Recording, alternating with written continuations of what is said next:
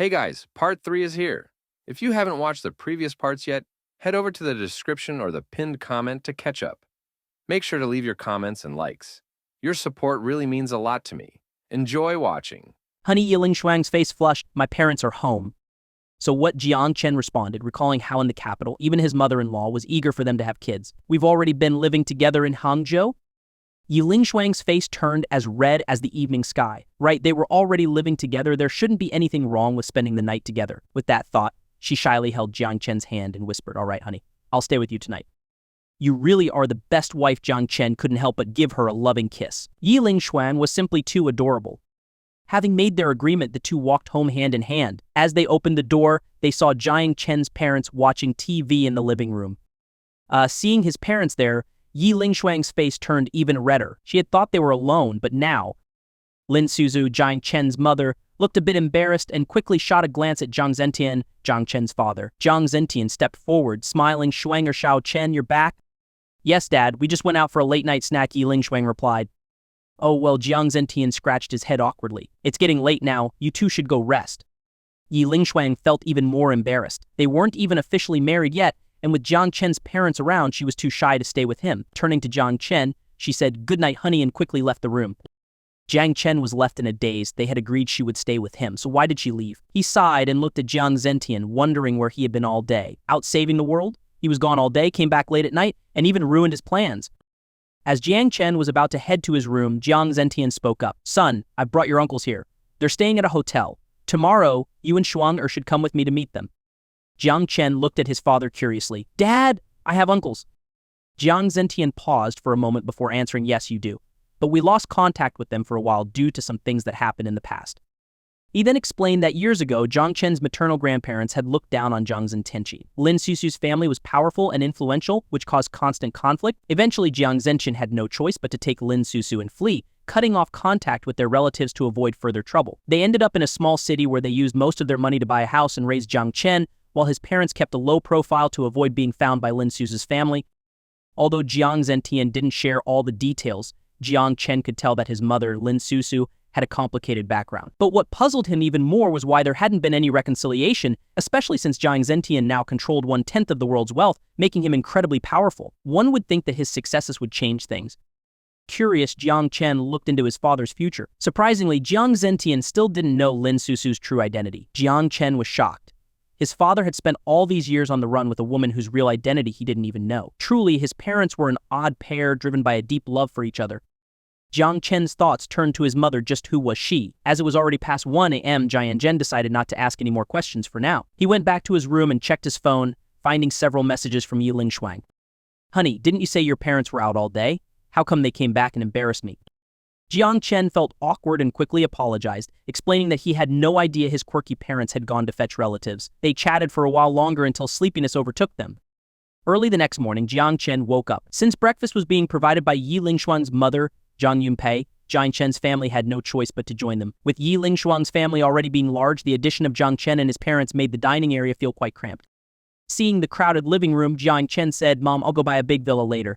That way we can all live together without feeling so cramped." Zhang Yunpei smiled and replied, "Good child.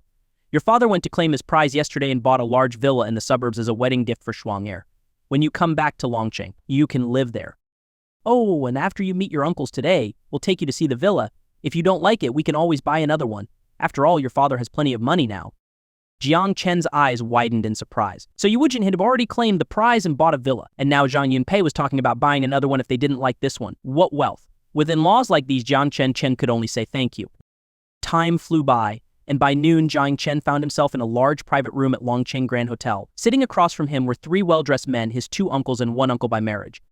After Jiang Zentian's introductions, Jiang Chen learned their names. The bald one with glasses was his eldest uncle, Jiang Haoyan, who was the dean of a private high school. The other 2, dressed like businessmen, were his 3rd and 4th uncles, Jiang Lin and Jiang Shui, who owned a company in Hangzhou. Upon meeting Jiang Chen and Yiling Shuang, Jiang Lin and Jiang Shui were visibly excited. Initially, Jiang Chen thought they were just happy to see their nephew, so he chatted warmly with them. But as the conversation went on, something felt off. The 2 uncles were actually hoping for financial help. They needed money to expand their business, and knew from TV that Yiling Shuang was wealthy, and that Jiang Chen's father had recently won a huge prize. "Xiao Chen, we're not asking for much. Just lend us 30 million. We promise to pay you back 35 million in 3 years.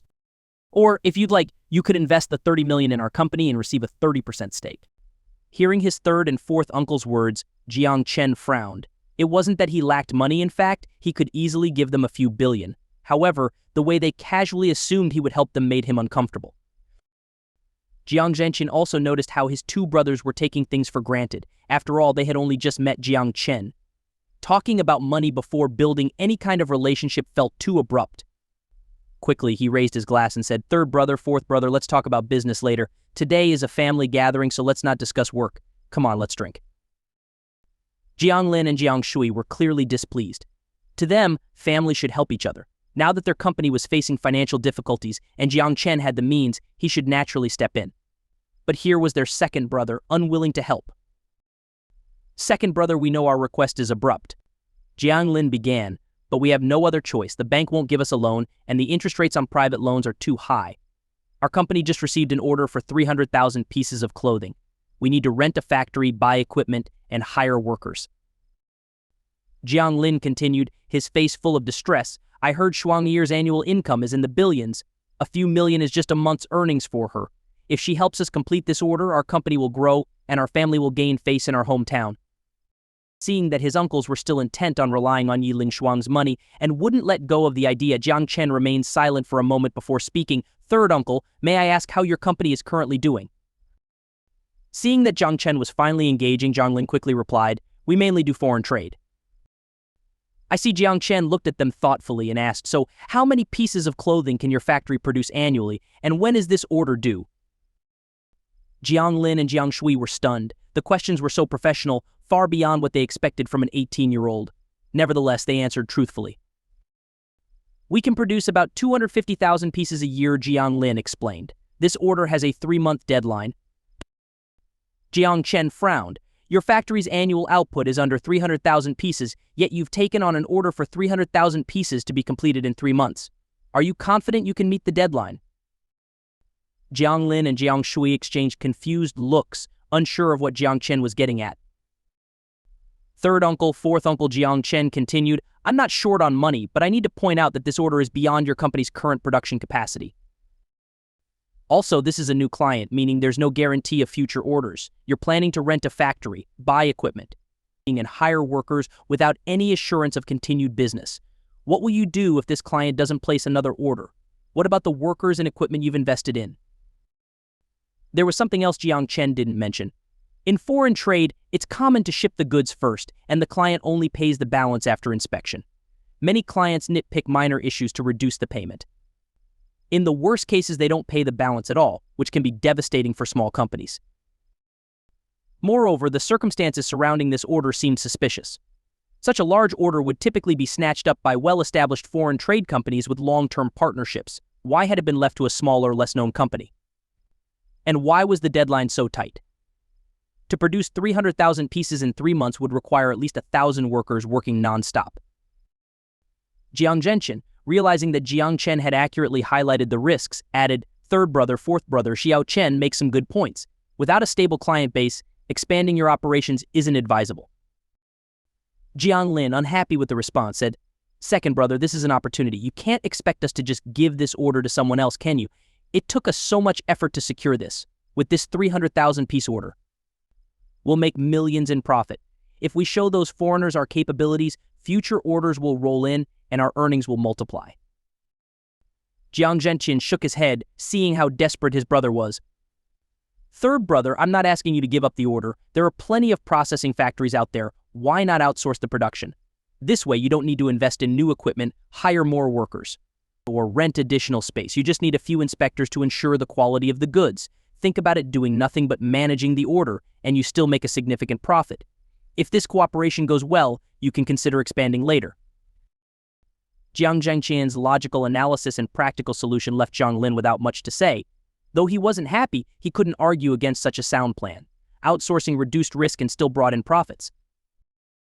However, Jiang Shui was less satisfied. His face darkened as he said, "Second brother, are you worried we won't be able to pay back the money if you lend it to us?" Jiang Hoqian, who had been silent up until now, glanced at Jiang Chen's family and then at his younger brother, saying, "Third brother, fourth brother, It took you 8 years to build a company capable of producing 250,000 pieces annually. Now you want to produce 300,000 in just 3 months. It's too much for you to handle. I understand you see this as an opportunity, but it's also a huge risk. Listen to second brother, take the order, outsource the production, and grow your business step by step. Once you have a stable client base, you can expand. By then, Xiao Chen and Shuang will surely help you financially. Jiang Shui hadn't expected his eldest brother to side with Jiang Zhenqian. A few million was nothing to Yi Ling Shuang, just a month's income, but for him it was a chance to change his life. Now they weren't even willing to help with that, hiding behind excuses of risk. What risk? Even if they lost a few million, it wouldn't hurt them at all. Furious, Jiang Shui stood up and said coldly, "Second brother, I see how it is. If you don't consider us family, why even bother inviting us here?" After his words, Jiang Shui stormed out of the private room, leaving everyone else looking at each other in confusion. Jiang Chen frowned, unable to understand why Jiang Shui was so angry. He didn't owe Jiang Shui anything, and he had already explained the risks clearly, even promising to provide funds if the client relationship stabilized. But now Jiang Shui had left in a huff, slamming the door. His temper was really over the top. Jiang Lin, seeing his brother leave, glanced at Jiang Zentian. Noticing the dark expression on Jiang Zentian's face, Jiang Lin said, "Second brother, I know fourth brother's temper is a bit hot-headed, and your analysis makes sense, but a few million is nothing to you now. It's just a drop in the bucket, isn't it? Are you really so afraid that we won't be able to repay you? Is our brotherly bond worth so little?" With that, Jiang Lin also left angrily. Jiang Haoshan, seeing the gloomy expressions on Jiang Chen and Jiang Zentian's cases, quickly tried to smooth things over. "Xiao Chen, second brother, don't take it to heart. They're just..." Before he could finish, Jiang Chen interrupted, "Uncle, let me ask you this, if we didn't have money and invited you to the wedding, would you still have come?" Jiang Haoshan was taken aback by Jiang Chen's question. "Xiao Chen, what do you mean?" "Uncle," Jiang Chen continued, "from the moment we met, third uncle and fourth uncle have only talked about money. When we tried to discuss their company's issues, they became impatient and said hurtful things.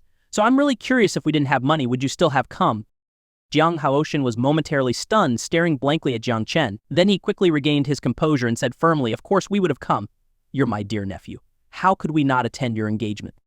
Even though Jiang Haoshan's response sounded righteous, Jiang Chen had already made up his mind about the truth. He was deeply disappointed. Come to the wedding? That was just talk. If they truly valued family, they wouldn't have asked for money the first time they met. Seeing the disappointment in Jiang Chen's eyes, Jiang Zentian stepped in to ease the tension. "Big brother, let's eat. Afterward, we'll go check out the new house Xiao Chen's father-in-law bought for him." Jiang Haoshan awkwardly smiled, then raised his glass and continued making small talk. Throughout the meal, Jiang Chen's mother, Lin Suzu, remained silent, knowing that it was better to let the men handle this family matter. When the meal ended, they all left the private room. Given the earlier unpleasantness, Jiang Haoshan felt too embarrassed to Punduris to join them in viewing the new house, so only Jiang Chen and Yiling Shuang's parents got into the car. As they drove, Shan Shan was at the wheel. Jiang Chen turned to Jiang Zentian and asked, "Dad, are you close with Uncle and the others?" Jiang Zentian hesitated for a moment, understanding what was on Jiang Chen's mind, and sighed. "When you have a lot of brothers, there are bound to be conflicts. Give it some time, and things will be okay." With this one sentence, Jiang Chen understood that his father's relationship with his brothers wasn't very good, but he couldn't understand why his father had bothered to invite them if they weren't close. "Dad, I think third uncle and fourth uncle are only interested in our money.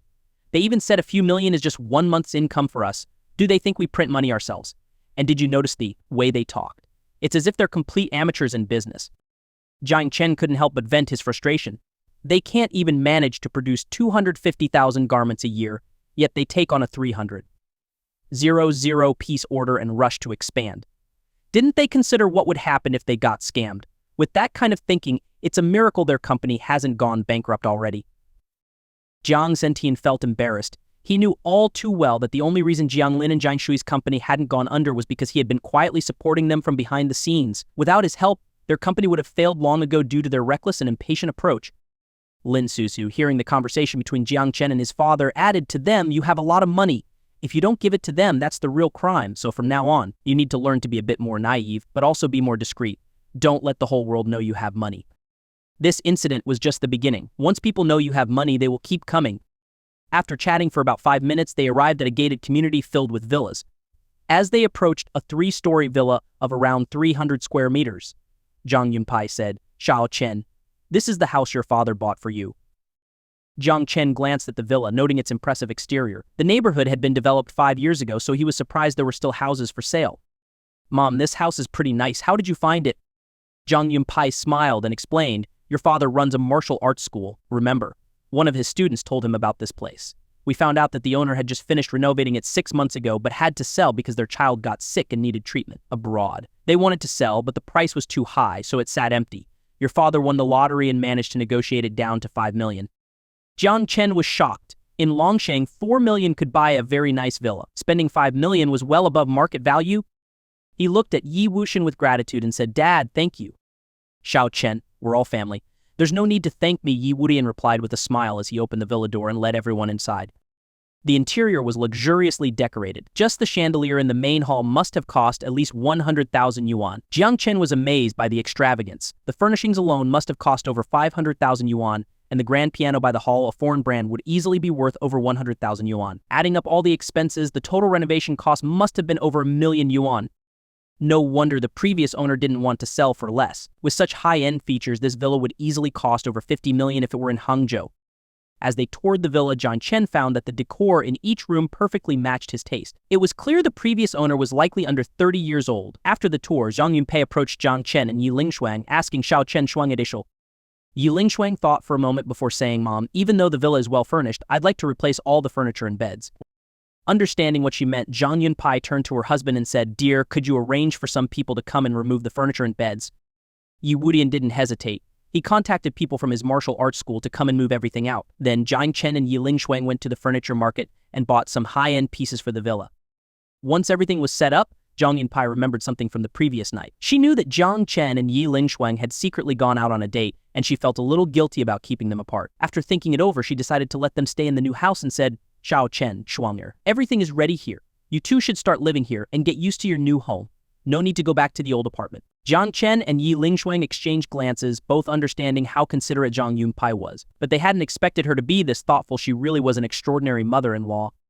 Jiang Zentian, however, frowned when he saw Zhang Yunpei arranging for the young couple to live alone together. According to their local customs, it was improper for an unmarried couple to live together before the engagement. While it might not matter in the city where no one knew them, in their hometown, it was frowned upon for the bride to be to stay overnight at the groom's house. Thinking of this, he immediately sent a message to Jiang Chen, warning him not to do anything inappropriate. After all, the engagement was just a few days away. Jiang Chen read his father's stern warning on his phone and couldn't help but feel a bit frustrated. His father wasn't as understanding as his mother-in-law. Didn't he know how to show some sympathy for his son? They were both men. Why couldn't his father be a bit more considerate? Noticing Jiang Chen's change in expression, Yi Lingshuang asked curiously, "What's wrong, honey?" Jiang Chen reluctantly handed her the phone. After reading the message, Yi Lingshuang blushed. It was true small towns had many rules, especially when it came to marriage customs, and they had already broken quite a few. Thinking this over, she quickly went over to her mother and playfully clung to her arm. "Mom, we haven't even had a good chat yet, and you're already trying to send me away." Zhang Yunpei couldn't help but roll her eyes. Last night, who was it that didn't want to come home? If Jiang Chen's parents hadn't returned, the two of them would have been off enjoying their own world, probably forgetting she even existed. Yi Lingshuang, sensing her mother's thoughts, leaned her head on her mother's arm. "Mom, I love you the most. I don't want to leave you." Despite her inner grumbling, Zhang Yunpei couldn't bring herself to insist further after hearing this from her daughter. After the group finished tidying up the villa, Yi Wudian turned to Jiang Chen's father with a smile. "Old Jiang, now that the new house is ready and the wedding arrangements are almost complete, how about we go for a drink?"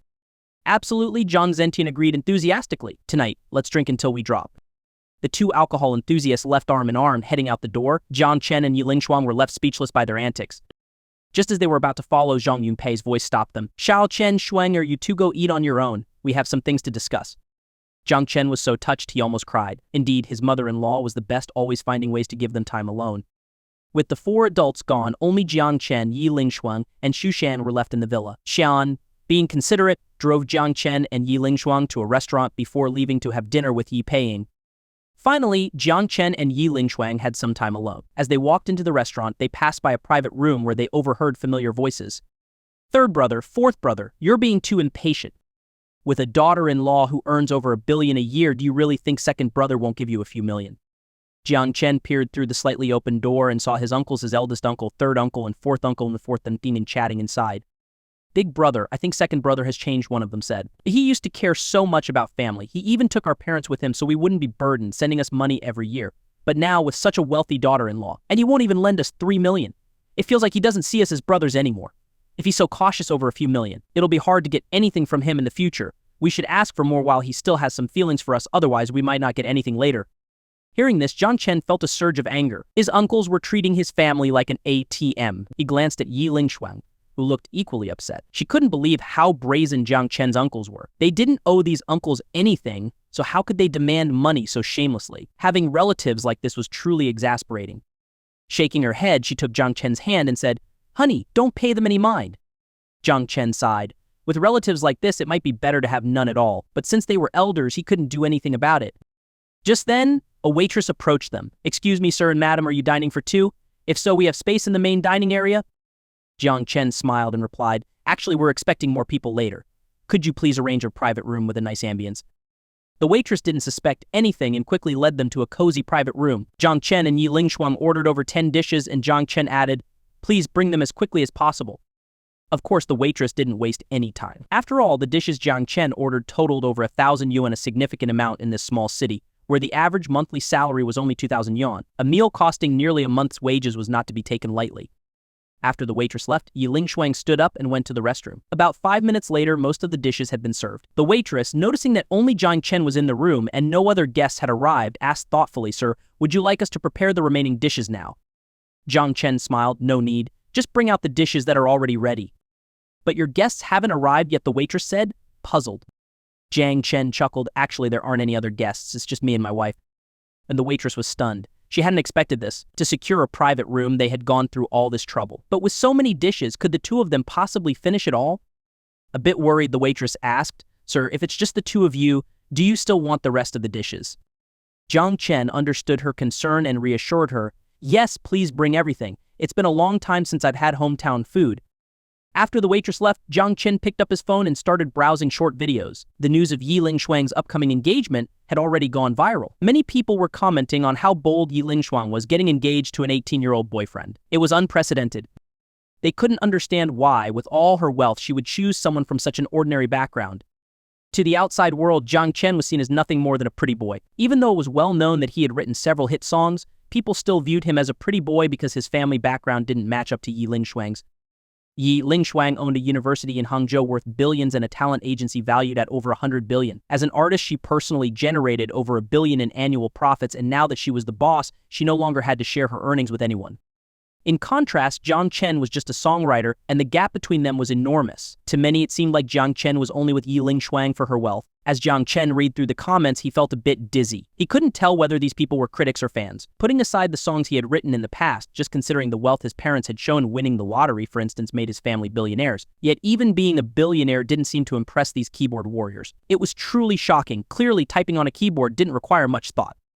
As he continued browsing the news, he noticed there were plenty of people calling him a pretty boy. Even some entertainment media had jumped in, claiming that Yi Lingshuang, an actress worth billions, was really lowering herself by being with Jiang Chen. According to them, there were plenty of billionaires, even trillionaires, pursuing her. So why had she chosen a young man like Jiang Chen, who had neither power nor influence? It just didn't make sense.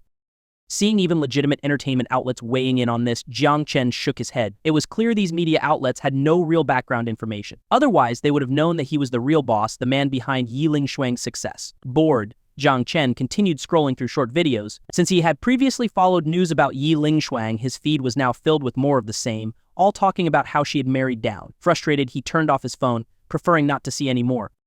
Just then, Yi Lingshuang entered the private room, and with her was Jiang Chen's eldest uncle, Jiang Haoxian, whom they had overheard earlier. Seeing Jiang Chen's stunned expression, Jiang Haoxian quickly put on a warm smile. "Xiao Chen, what a coincidence. We meet again." Jiang Chen felt a wave of disgust at his uncle's feigned enthusiasm. Just moments ago, they had been treating his family like a money tree, and now they were acting so friendly. The hypocrisy was too much. Standing beside him, Yi Lingshuang looked helpless. She had only gone to wash her hands and had run into Jiang Haoxian on the way back. Not wanting to be rude, she couldn't refuse when he insisted on joining them. "Uncle, please have a seat," Jiang Chen said reluctantly. Now that Jiang Haoxian was here, it would be hard to ask him to leave, so he had no choice but to offer him a seat. Shuang-ear Jiang Haoxian continued, "Your third and fourth uncles are in the next room. Why don't I invite them over to join us and make it more lively?" Earlier, Jiang Haoxian had told Yi Lingshuang that he hadn't eaten yet, which had left her speechless because she had clearly seen him and his brothers eating and drinking together. Now he wanted to invite them all over. Tilting her head innocently, Yi Lingshuang asked, "Uncle, are you saying my third and fourth uncles haven't eaten either?" "Yeah, the food just arrived. They probably haven't started yet. Let's have them join us." Jiang Haoxian's shamelessness was more than Jiang Chen could handle. "Uncle, since your food has already been served, Why don't you go back and enjoy it? We're expecting some very important guests here, and it wouldn't be convenient for you to stay. Jiang Haoxin was taken aback. Guests? What important guests could be more important than them? His uncles. At that moment, he felt a surge of displeasure. Jiang Chen showed no respect for his elders, treating them like they were less important than these so-called guests. Seeing the darkening expression on Jiang Haoyin's face, Jiang Chen remained indifferent. These relatives had conspired against his family, treating them like a money source. What use were such relatives? Uncle, I'm sorry, but could you please leave now? Our important guests are about to arrive, Jiaman. Even with all his thick-skinned persistence, Jiang Haoxin couldn't stay any longer. Embarrassed, he left the room. Yi Lingshuang, watching Jiang Chen send his uncle away, felt a bit uneasy. Honey, don't you think you were a bit harsh just now? After all, they are our elders. Jiang Chen responded with a cold smile. Do they act like elders? To me, they're nothing but leeches. Closing the door, Jiang Chen led Yi Lingshuang to their seats. She sighed, knowing that Jiang Chen's relatives were indeed quite troublesome and manipulative. Without using some firm measures, dealing with them would be impossible. At that moment, the restaurant staff began bringing out the dishes Jiang Chen had ordered. As they ate, the couple discussed their upcoming wedding.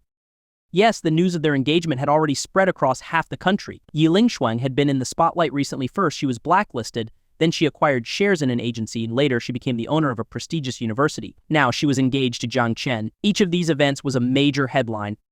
Honey, now that everyone knows about our engagement, is there anyone you haven't invited yet? Make sure not to miss anyone. Everything you do is being watched closely. Yi Lingshuang knew well that if anything was overlooked in the engagement preparations, it would be criticized. While she didn't care much about public opinion, her position as the owner of a top university meant that she had to maintain a certain standard. As they continued eating, Yi Lingshuang thought back to some people she hadn't invited yet. One particular woman came to mind, a co-star she had worked with before. Although this woman was known for being two-faced, Yi Lingshuang decided to invite her anyway, if only to rub her success in her face. This woman had tried to undermine her multiple times, but Yi Lingshuang wanted to show her that not only had she survived, she had thrived. Imagining the woman's frustration upon seeing her happiness, Yi Lingshuang felt a sense of satisfaction. After finishing their meal, the two of them walked out of the private room hand in hand. To their dismay, they were greeted by Jiang Chen's uncles standing outside with broad smiles. Yi Lingshuang's heart sank. Why did it feel like they just couldn't shake these people off? Honey, she murmured, leaning closer to Jiang Chen, clearly on edge. Jiang Chen smiled reassuringly and told her not to worry. Walking up to his uncle, Jiang Haoxin, he asked with a smile, Uncle, have you and the others eaten yet? Should I order another table for you? Jiang Haoyin and his brothers perked up at Jiang Chen's words, their eyes lighting up with anticipation. Jiang Haoxin and his two brothers were eager to stay on Jiang Chen's good side, hoping to secure the 30 million yuan they wanted. So whether they were full or not, they weren't about to leave. Of course, they had to put on an act. Feigning embarrassment, Jiang Haoyin rubbed his stomach and said, Xiao Chen, to be honest, we didn't really eat our fill earlier. Jiang Chen felt exasperated. He had just been trying to be polite and subtly get rid of them, but these three were shamelessly taking advantage of the situation. Since they were so determined, he decided to go along with it. 1,000 yuan was no big deal. He called the waiter and ordered 8 dishes and 2 bottles of locally brewed liquor, spending a total of 600 yuan. Seeing how readily Jiang Chen paid for everything, Jiang Haoyin smiled and said, Xiao Chen, come join us for a bite.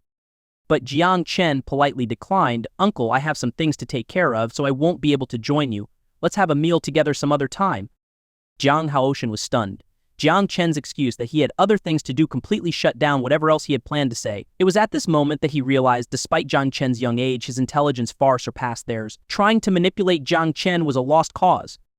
Uncle, third uncle, fourth uncle will be leaving now. Enjoy your meal, Jiang Chen said, clearly uninterested in how they reacted. They wanted to treat him like an ATM, not a chance. Yi Lingshuang also politely said goodbye and followed Jiang Chen out of the restaurant. As they walked, she linked her arm with his and said, a bit worried, honey, if you treat them like this, it might make things awkward in the future. Sweetheart, Jiang Chen replied, some people will keep pestering you if you show even a little hesitation because they don't know the meaning of shame. Jiang Chen had seen through his uncles and realized they were driven purely by self-interest. They didn't care about maintaining dignity or respect, they only cared about what they could gain. Seeing how resolute Jiang Chen was, Yi Lingshuang fell silent. She too had once been too kind, and a certain green tea actress she had worked with took advantage of that kindness, doing many things to harm her before she finally realized what was happening. Jiang Chen's relatives were just like that actress, they liked to exploit others' kindness for their own benefit.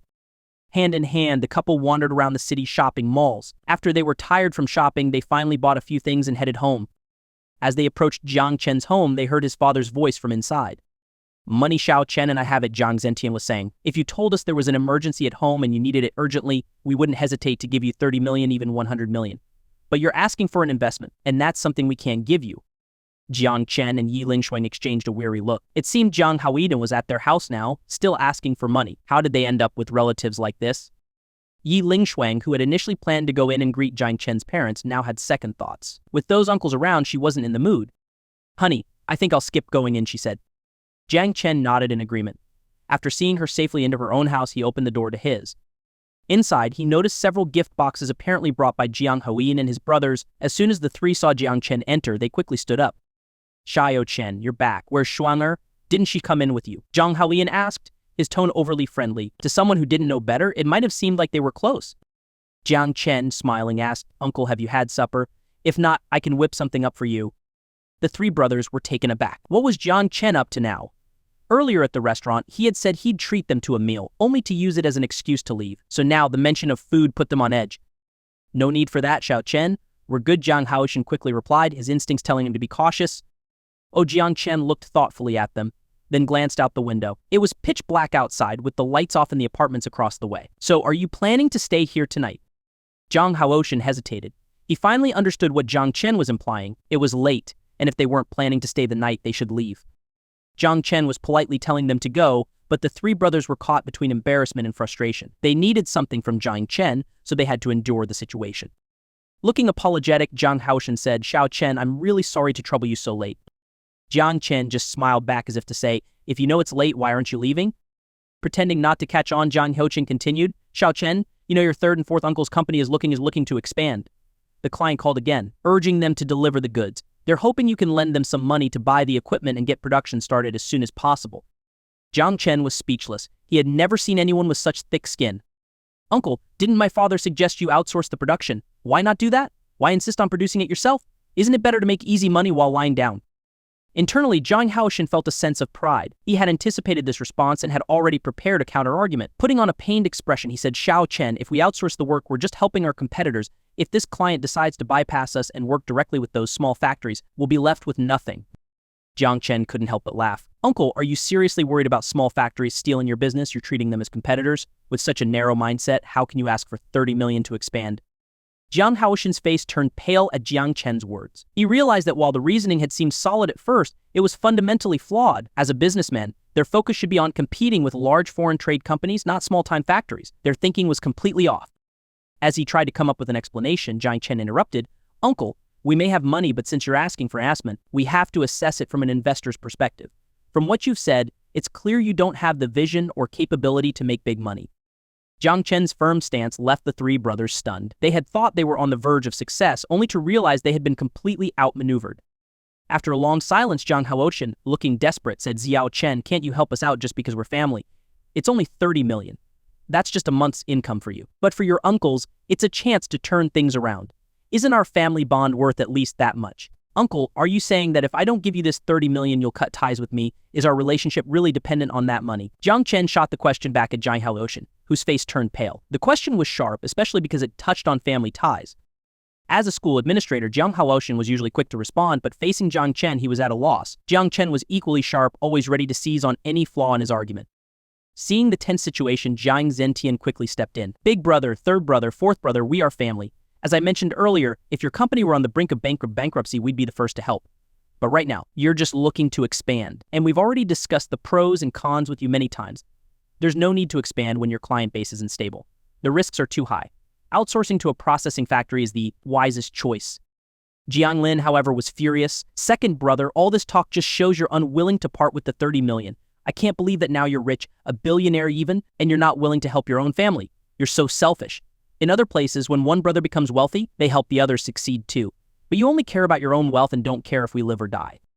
Jiang Zentian was also angry now. These brothers really had no conscience. He had provided the initial funding for their clothing business and even brought them their first client. Without his support, they would still be struggling. "Third brother, fourth brother, where's your conscience? Who gave you the 1 million startup capital for your clothing business? Who found your first client? You say I haven't helped you. Do you even have the ability to succeed?" On your own, Jiang Zentian's words made the three brothers hang their heads in shame. But soon they looked up again. "Second brother, how can you say we don't have the ability? You only introduced us to one client. Now, our factory has 300 workers, and we built this business on our own." "Your own business?" Jiang Zentian was so angry he laughed. "The brands you've worked with from MGWMI. And now DH, do you really think they chose your factory because they liked it? Don't kid yourselves. I arranged for those brands to work with you. You took the money. But your quality control was so poor that word spread in the industry. If it weren't for me, you would have been sued into bankruptcy even after I intervened. They refused to give you any more work. If I hadn't guaranteed a portion of the domestic orders for you, you would have gone bankrupt long ago. And now you have the nerve to say I haven't helped you. Has your conscience been eaten by dogs? The three brothers were stunned. They hadn't realized that the critical order they received during a difficult time, worth 100,000 yuan, was thanks to Jiang Zentian. Jiang Shui, after a moment of silence, said, "Second brother, if you have such connections and obviously aren't short on money, why didn't you just give us the money instead of making us work so hard to build this company?" Jiang Chen and Jiang Zentian were both shocked into silence. Was Jiang Shui suggesting that they should just be given money without having to work for it? This was absurd. Jiang Haoyan felt ashamed by Jiang Shui's words. They had been given $1 million to start their business and had clients handed to them, clients that could have made them billionaires if they hadn't messed up. Jiang Zentian had done more than enough for them, and now Jiang Shui was complaining about not getting handouts. It was utterly ridiculous. Jiang Chen was thoroughly disappointed in his uncles. He turned to Jiang Zentian and said, "Dad, I'm going to bed." Jiang Zentian, equally frustrated with his brothers, felt ashamed. If he had known they would turn out like this, he wouldn't have invited them. It was embarrassing. He had no words left after Jiang Shui's comments, so he decided to end the conversation. "Big brother, I'm tired too. I'm going to rest. If you want to stay here, you can sleep on the couch for the night," he said, effectively kicking them out. As brothers, what else could he do? Beat Jiang Shui up? That wasn't realistic, so avoiding them seemed like the best option. Jiang Zentian went to his room, leaving the three brothers standing there, looking at each other. Jiang Shui wanted to say something, but a glare from Jiang Haoyan made him swallow his words. With Jiang Chen and Jiang Zentian both retreating to their rooms, the brothers had no choice but to leave the house. After they left, Jiang Zentian opened his door and muttered, "Looks like we need to find a way to get rid of them." This was his honest thought. Based on what Jiang Shui had said, he knew this issue wasn't over. With so many people expected at the engagement party, if these three caused trouble, it would ruin everything. Yiling Shuang's parents had treated Jiang Chen like their own son even before knowing his family's wealth. They had agreed to let their only daughter marry him without asking for a dowry or anything else. They had even prepared a wedding house. If anything happened at the engagement party, especially if it was caused by Jiang's own brothers, her parents would be devastated. In his room, Jiang Chen was chatting with Yiling Shuang over a messaging app. "Honey, do you think they'll ruin our engagement party? If they don't get the money, they might cause a scene, and that would be so embarrassing. Maybe we should just give them the money. It's only 30 million after all. It's not that much." Jiang Chen replied, "Sweetheart, if we give them 30 million today, next time they'll ask for 300 million, and then 3 billion. These people will keep using our family ties as a way to get money. It's a bottomless pit that we can't afford to feed. So what do? It looks like they won't give up." Jiang Chen fell silent for a moment. Yes, it was clear that his uncles had no shame. They were like a fortress with walls as thick as those of an ancient city. Actually, no, they had no shame at all.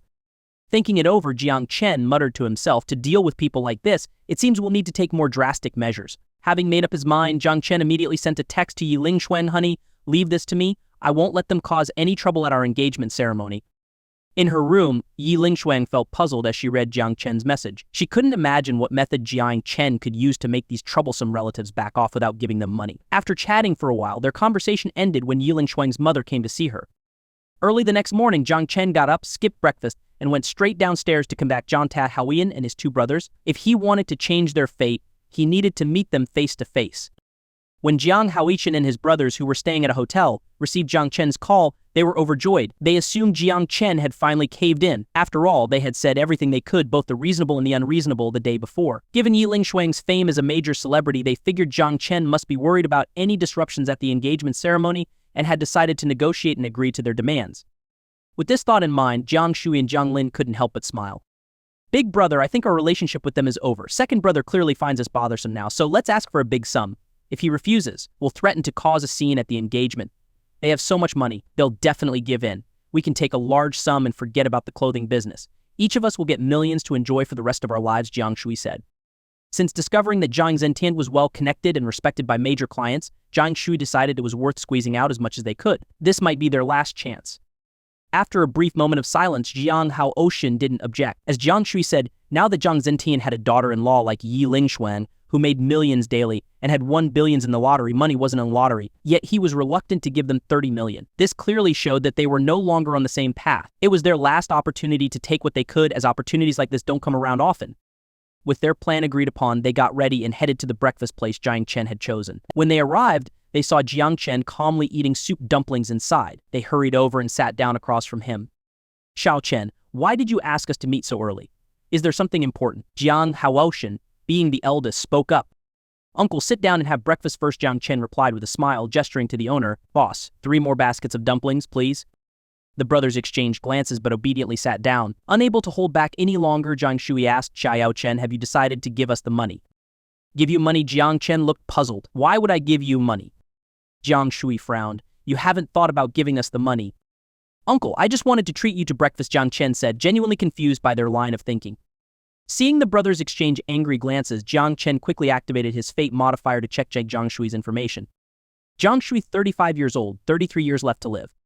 Scrolling down to see what Jiang Shui was planning next, Jiang Chen frowned. The brothers were planning to disrupt the engagement ceremony if he didn't give them money, using the threat of public embarrassment to pressure him into paying up. Reading further, Jiang Chen saw that this disturbance would significantly damage Yi Lingshuang's reputation and brand his family as heartless and ungrateful. Good grief. Are these really my dad's brothers? Jiang Chen thought. His father may be difficult at times, but he would never stoop so low. Jiang Chen then checked Jiang Lin's fate, which revealed a similar plan threatening to cause a scene at the engagement if they didn't get the money, ultimately leading to negative headlines.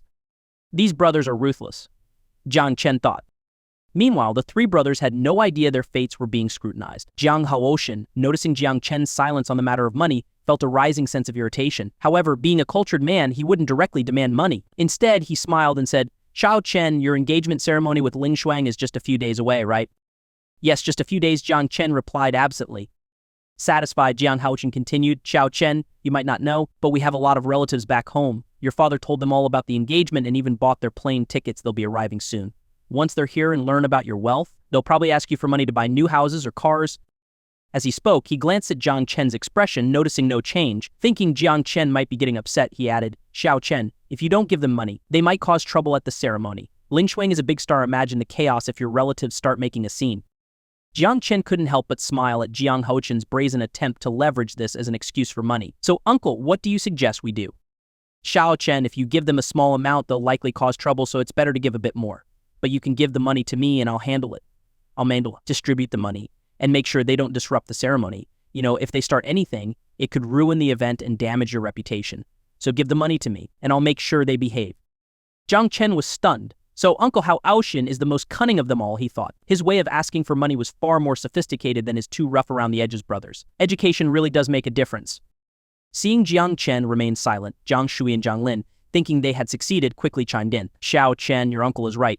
If the relatives find out how much money you have, they'll definitely want loans for houses and cars, loans they'll likely never repay. So let us handle it, and we'll keep them from causing any trouble at the ceremony. What do you think? Helping out relatives in need is the right thing to do, Jiang Chen said generously. Seeing the eager looks on their faces, he smiled and asked, so how much do you think I should give?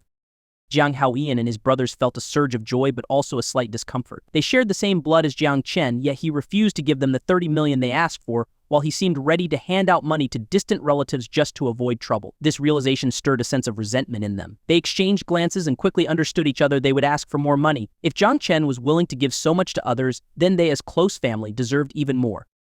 After a moment of silence, Jiang Haoshan spoke up. Xiao Chen, there will be around 100 people coming this time. I think 1 billion yuan should be enough to cover everything. Jiang Chen was stunned. 1 billion yuan? The sheer audacity of the request was mind-boggling. For most people, earning that amount would take lifetimes of hard work, yet Jiang Haoyan mentioned it so casually as if it were barely sufficient. Their greed was insatiable. At that moment, Jiang Chen realized that these men no longer saw him as a nephew but as a mere cash cow. It was sad to see how short-sighted they were. If they had been patient, they would have been well taken care of. But now they were trying to scam him for a quick gain. As Jiang Chen sat in silence, staring at them, the brothers sensed that perhaps they had gone too far. But they were too deep into their scheme to back out now. They envisioned splitting the billion 3 ways, each of them taking 300 million. Even if they just put that money in the bank, the interest alone would be more than enough to live on comfortably for the rest of their lives. They could even sell off their factory equipment worth over 1 million and retire in luxury. Pushing forward, Jiang Haoqin tried to appeal to Jiang Chen emotionally. Xiao Chen, our relatives have helped the Jiang family a lot over the years. Now that you're doing well, it's only right to repay them generously. You don't want people to talk badly about us, do you? You're right. Uncle Jiang Chen nodded in agreement. People should be grateful and repay kindness. Pleased with this response, Jiang Haoshan eagerly asked, so when will you give me the money? I need to start making arrangements. By this point, Jiang Chen was utterly disappointed in his uncles. How could people be so shameless? But he didn't show his frustration. Smiling, he said, Uncle, since these relatives have been so good to our family, I'll give the money to them personally. The brothers panicked. Jiang Chen giving the money directly to the relatives. That would ruin their plan to take the billion and run. They grew increasingly anxious. After a moment of desperation, Jiang Hoshin's eyes lit up with an idea. He leaned forward and said, "Xiao Chen, in our family, I'm the eldest, the head of the family, right?" Jiang Chen frowned, unsure of where this was going. "Of course, uncle, you're the eldest." Jiang Haoshin narrowed his eyes and asked in a low voice, "So, don't you trust me? Are you afraid I'll take the money and run?" This accusation hit Jiang Chen like a slap. He realized that Jiang Haoshin was now using his position as the eldest to pressure him into handing over the money. How twisted could things get?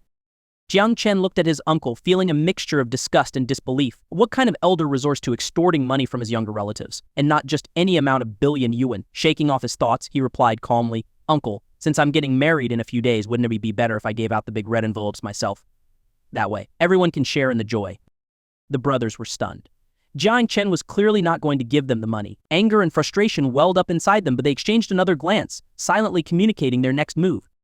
They stood up together and said, "Xiao Chen, since you insist, we'll let you handle it. We'll be leaving now." Jiang Chen was curious about their sudden change of heart. He quickly checked Jiang Lin's fate and noticed that their plans had shifted. Instead of inciting the relatives to demand money, they now planned to use a burner phone to blackmail his father, Jiang Zhengtian. Yes, blackmail. The reason? It dated back to when Jiang Zhentian and Lin Susu fled, pursued by dangerous people who had left contact information with Jiang Zhentian's family. Those people had promised a huge reward for any information leading to Lin Susu. For 18 years, Jiang Zhentian's brothers had no idea where he and Lin Susu were. Now, seeing that Jiang Chen wouldn't give them money, they decided to blackmail Jiang Zhentian for millions and then sell his family's whereabouts to those people for even more. As he processed this information, Jiang Chen's expression darkened. How could anyone be so heartless, putting their own brother's family in danger just because they didn't get money? As the brothers were about to leave, Jiang Chen quickly modified their fates, giving them cancer. Yes, cancer. He decided this was the only way to teach them a lesson. Jiang Chen made sure to give Jiang Haoshin the most severe case. As soon as they stepped out of the breakfast shop, Jiang Haoshin suddenly collapsed.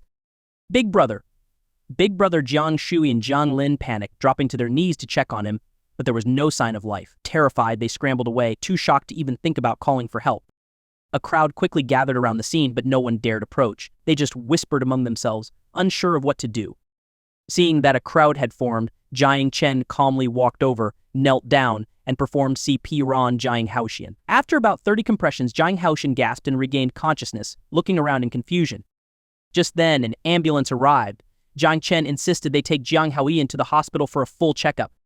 At the hospital, the doctor reviewed the results and solemnly told Jiang Chen and his uncles, "Since you're family, I won't hide anything. The patient has late-stage lung cancer. He doesn't have much time left. There's no point in continuing treatment. You should focus on making his remaining time as comfortable as possible." Hearing this from outside the room, Jiang Haoshin, who had been eavesdropping, turned pale with fear. Shaking, he pushed the door open, stumbled into the office, and stammered, "Doctor, that can't be true. How could I have lung cancer? I don't smoke or drink. This has to be a mistake." "You don't drink or smoke," the doctor looked at Jiang Haoshin in shock. If that were true, it would indeed be unusual, since lung cancer is typically linked to smoking or heavy drinking. Could there have been a mix-up with the scans? The doctor quickly checked the computer records. Nowadays, all test results are directly recorded into the system. After a moment, the doctor confirmed, "Sir, the test results are correct." No way, Jiang Haoshin refused to believe it. "I don't drink or smoke. How could I possibly have lung cancer?" The doctor began to have some doubts as well. After all, lung cancer cases without a history of smoking or drinking are extremely rare. After a brief pause, the doctor suggested, "Sir, if you don't believe the results, you can undergo another test." Frustrated and still in disbelief, Jiang Haoshin stormed out of the office to pay for another round of tests, but the results were the same late-stage lung cancer. He had only a short time left to live. Unable to accept this reality, Jiang Haoshin collapsed onto the floor, his strength seemingly drained from his body. He sat there in a daze, staring blankly at Jiang Chen and the others. Seeing their elder brother unable to get up, Jiang Lin and Jiang Shui were too scared to help him, fearing they might catch the disease themselves. Jiang Chen observed their behavior with a sigh. These men were so selfish, completely devoid of any sense of family loyalty. Cancer isn't contagious, yet they wouldn't even help their own brother. The ugliness of human nature was on full display before him. Jiang Chen walked over, lifted Jiang Haoshin into a chair, and stammered as he asked the doctor, "Doctor, do I really only have a few days left?" The doctor glanced at the scans and tried to offer some comfort. "You don't need to worry too much. Many patients, even in the late stages, have lived for years without any major issues. The key is maintaining a positive mindset. A good attitude can be more effective than any treatment. The doctor had encountered cases like this far too often, and his words of comfort were well rehearsed. His calm demeanor could have put many actors to shame. But Jiang Hochin wasn't convinced. He knew of a colleague at his school who had died of lung cancer within a month of being diagnosed. Clinging to a sliver of hope, he asked, "Doctor, if I undergo chemotherapy now, could I get better?" The doctor glanced at Jiang Chen and Jiang Hochin's brothers. Chemotherapy? At this late stage, it was unlikely to make a difference. Here, at this public hospital, they didn't push expensive treatments just to make a profit. Speaking plainly, the doctor said, "Sir, I'm from Beijing First Hospital. If you were in the early or middle stages, I would recommend chemotherapy. But at this late stage, I must be honest with you, no treatment can cure cancer at this point. The best medicine is your mindset. A positive attitude can be 100 times more effective than any drug or chemotherapy." The doctor's sincerity shone through. He clearly didn't want Jiang Hochin to waste his money, but his words only deepened Jiang Hochin's despair. Was he really just supposed to wait to die? Desperate, Jiang Hochin pleaded, "Doctor, please, I don't want to die. Isn't there anything you can do to save me?" The doctor shook his head. At this stage, there was nothing more he could offer. Realizing that the doctor couldn't help him, Jiang Hochin's mind raced. Suddenly, he thought of Jiang Chen. After all, Jiang Chen's wife Yi Lingshuang was a star with an annual income of billions. Surely spending 70 million yuan a year on his treatment wouldn't be a big deal for her. With newfound hope, he turned to Jiang Chen, pleading, "Xiao Chen, I'm your uncle, your father's own brother. You'll help me, won't you? You'll pay for my medical treatment, right?" Jiang Chen felt a wave of frustration. Now he was asking for help. Wasn't this the same uncle who had been plotting to sell information to dangerous people looking for his mother just a moment ago? Seeing Jiang Chen's hesitation, Jiang Hochin grew increasingly anxious. In his mind, Jiang Chen was his only lifeline. With a desperate smile, he continued, "Xiao Chen, I'm your uncle, your own flesh and blood. Ling Shuang is a superstar, your wife, with an annual income of over 5 billion. All I need is 70 million a year, just a fifth of her income." When Jiang Chen still didn't respond, Jiang Hochin panicked even more, his voice trembling as he added, "Xiao Chen, if you don't help me, you'll lose your uncle forever. People will call you ungrateful. Say you let your own family die without lifting a finger. You'll carry that shame for the rest of your life. So please, I'm begging you, save me." Moral blackmail, huh? Jiang Chen found it amusing. Even now, Jiang Hochin was trying to manipulate him with guilt. It was pitiful, really pathetic and laughable. He looked at Jiang Hochin for a moment and then said, "Uncle, you need to calm down. The doctor mentioned that your mindset is crucial. Being this agitated isn't good for your condition." "Calm down?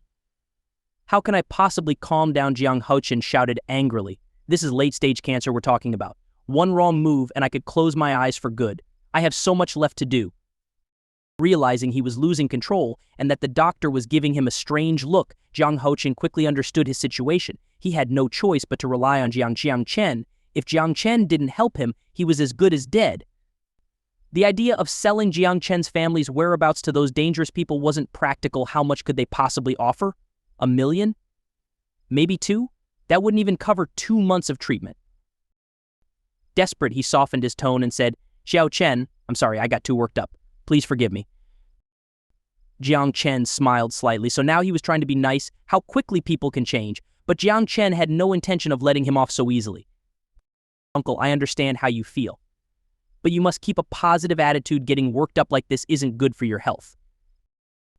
Jiang Chen avoided mentioning any help and kept emphasizing the importance of a positive mindset, which only made Jiang Hochin more anxious.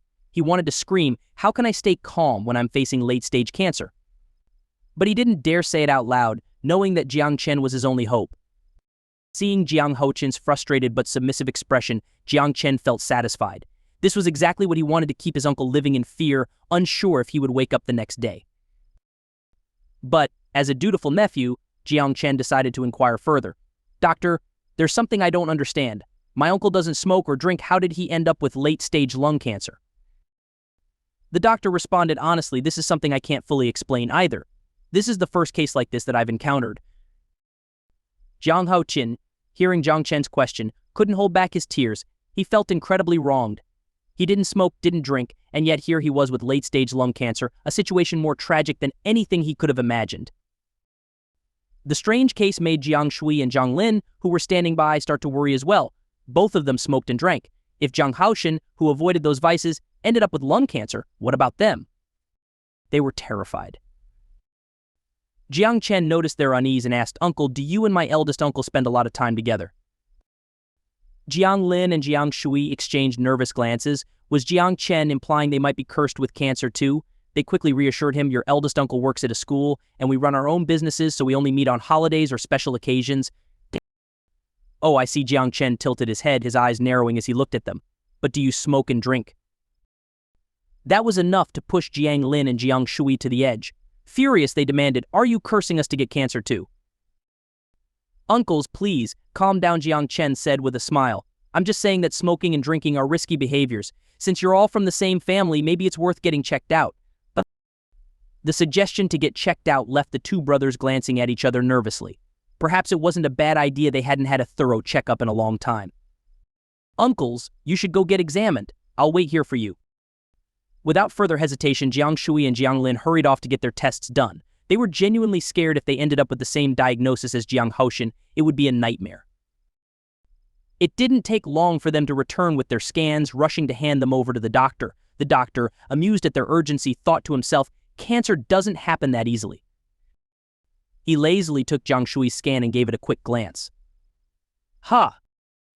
Thinking he must have misread it, the doctor took off his glasses, rubbed his eyes, and looked again. To his shock, he saw the same dark spots on the scan that he had seen in Jiang Haoshan's. Jumping out of his chair, he held the scan up to the light. It was confirmed Jiang Shui also had lung cancer, and it was in the same late stage as Jiang Haoshan's. The doctor stared at Jiang Shui in disbelief. How could it be? Two brothers with the same diagnosis. Could cancer really be contagious? Carefully examining the scans again, the doctor was dumbfounded. There was no mistake, Jiang Shui had late-stage lung cancer. Not wasting a moment, he quickly checked Jiang Lin's scan. As he feared, it revealed the same fate, late-stage lung cancer. The doctor, now questioning everything, stood up slowly, walked over to the brothers, and after a heavy pause said, "I'm sorry, but both of you also have lung cancer. Just like your eldest brother, it's in the late stage." Jiang Shui and Jiang Lin, already on edge from the doctor's earlier behavior, were in complete shock. They stared blankly at the doctor, stammering, "Doctor, you must be mistaken. We have cancer too." The doctor sighed. "I've been in this profession for 30 years. Please trust my expertise." Hearing the confirmation, the two brothers couldn't handle the truth. They both fainted on the spot. Jiang Chen was surprised that the two of them fainted just from hearing the diagnosis. Their hearts were really that weak? The doctor quickly stepped forward. After confirming that they were not in any immediate danger, he had the nurses move them to a hospital room to rest. Then he turned to Jiang Haoshan and said, "The condition of all three of you is similar. Chemotherapy would just be a waste of money.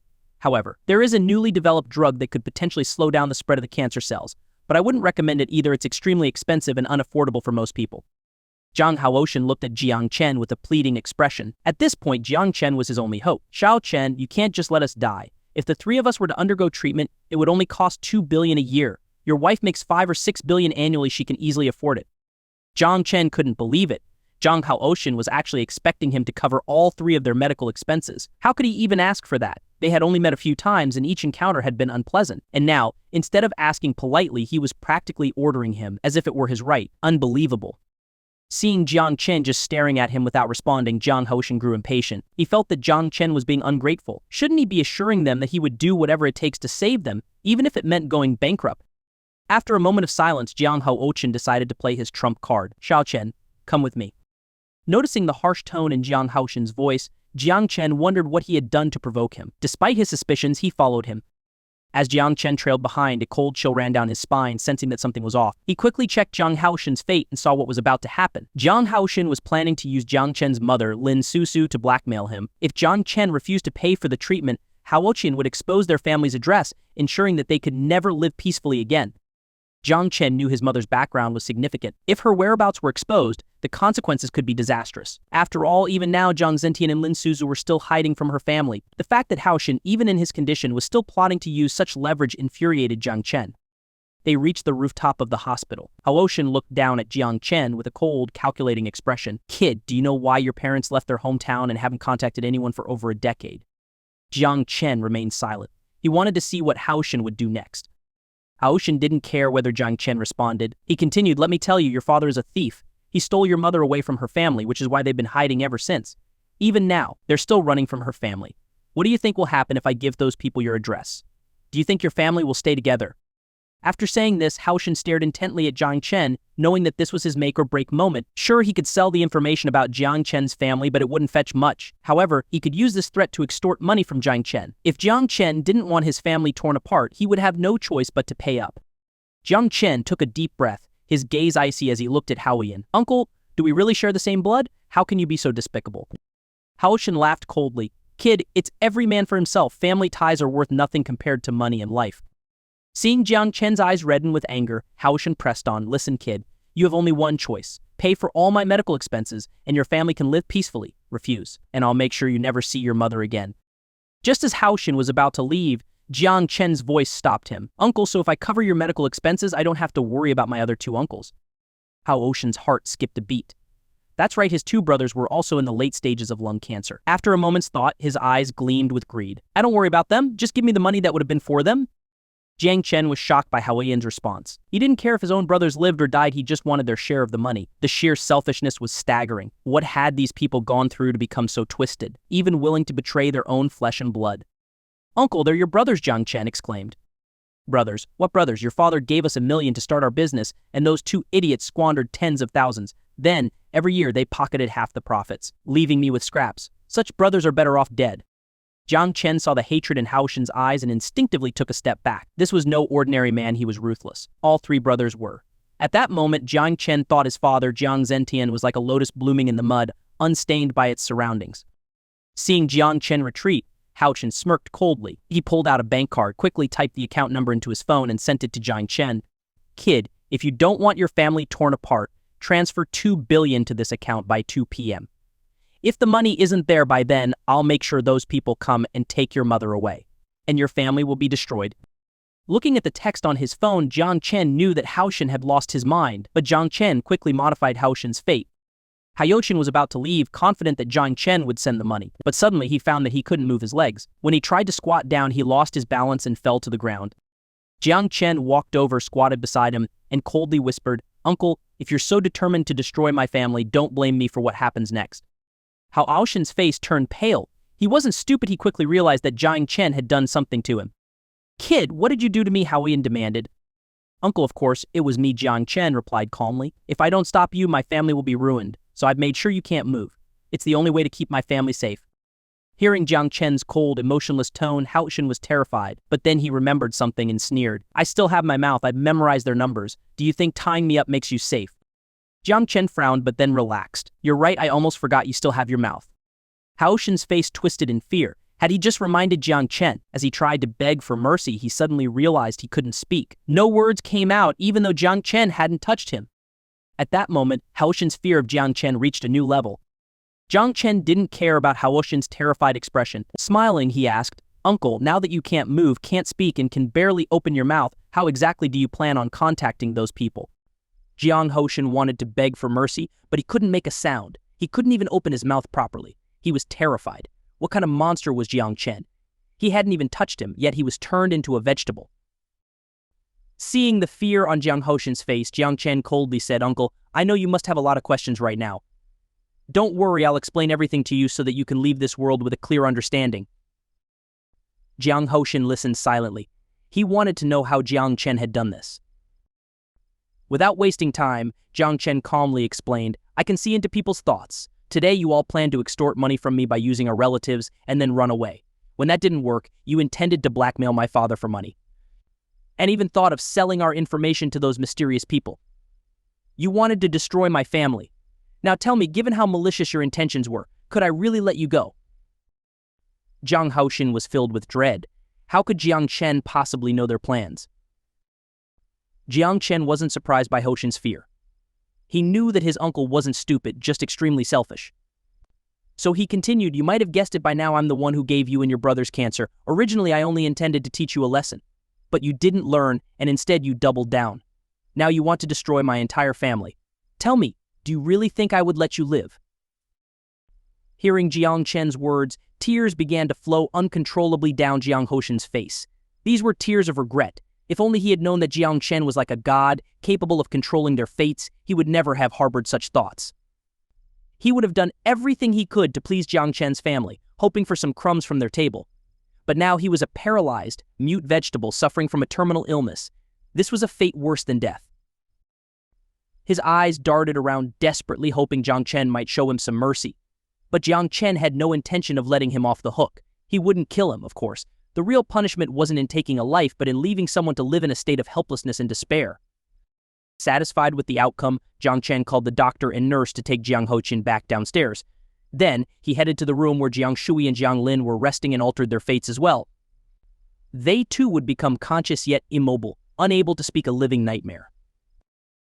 As Jiang Chen finished altering their fates, the doctor hurried over, anxious and confused. He asked Jiang Chen what had happened, why they suddenly couldn't move or speak. "I'm not sure," Jiang Chen replied, feigning innocence. "We were just about to leave when he suddenly collapsed and couldn't get up." Jiang Chen was making things up as he went along. After all, there were no cameras on the hospital rooftop, and given Hoqin's condition, even the most advanced medical equipment wouldn't be able to detect what was wrong with him. Especially not in this small city, where such equipment was unavailable. The doctor, getting no useful information, decided to drop the questioning.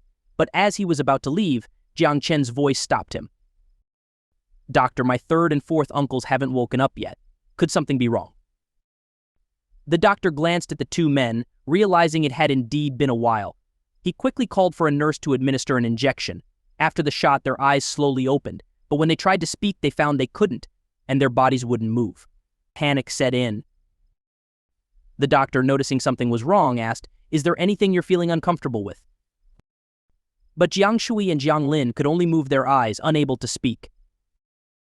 The doctor's face darkened. This was just like what had happened with Jiang Hoqin. Since when did cancer cause symptoms like this? Was it possible that the disease had mutated? In disbelief, the doctor examined them again.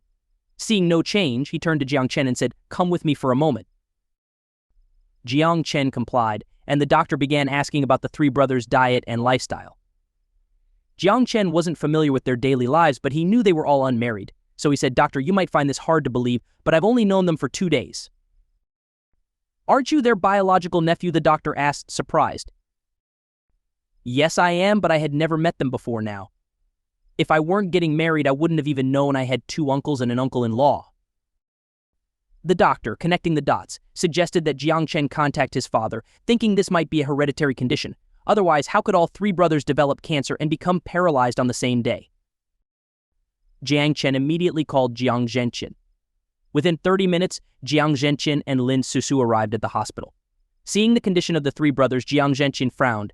It was too much of a coincidence for all 3 to have cancer and become vegetative simultaneously. "Xiao Chen, what happened here? They were fine yesterday, and now this." Jiang Chen explained everything in detail. With that, he left the situation in his father's hands. After all, Jiang Zhenqin was their brother, had money, and had connections. He could decide how to handle things from here. Jiang Chen had already taken care of these troublesome relatives, and not even the latest technology could change their fate now. Returning home, Jiang Chen found Yi Lingshuang's family having dinner. Without hesitation, he joined them. "Mom, your cooking is getting better and better," Jiang Chen praised Jiang Yunpei, who beamed with pride. "Xiao Chen, eat as much as you like. After your wedding, when you're back in Hangzhou, who knows when you'll get to eat my cooking again."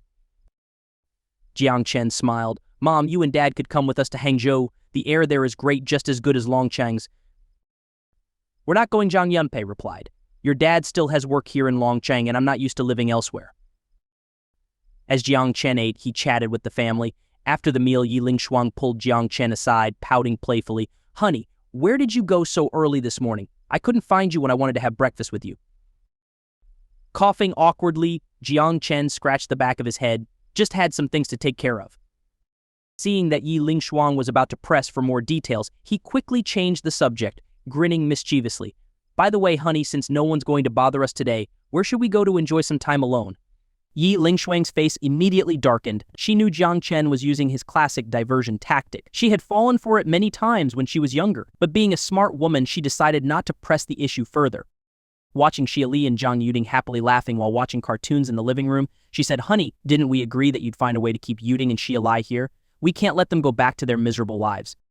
Jiang Chen was reminded of this responsibility by Yi Lingshuang's words. That's right, he needed to change their fates. Even though it would only take a few minutes, he still needed to put on a show for Yi Lingshuang, so he suggested, how about we go out together later? I'll talk to them and see what I can do. Feeling a bit embarrassed, Yi Lingshuang replied, honey, I actually have something to do later. What is it? Jiang Chen asked curiously. Xiao Xiao is coming over, and I need to go to the airport with Paying to pick her up. Jiang Chen's face fell.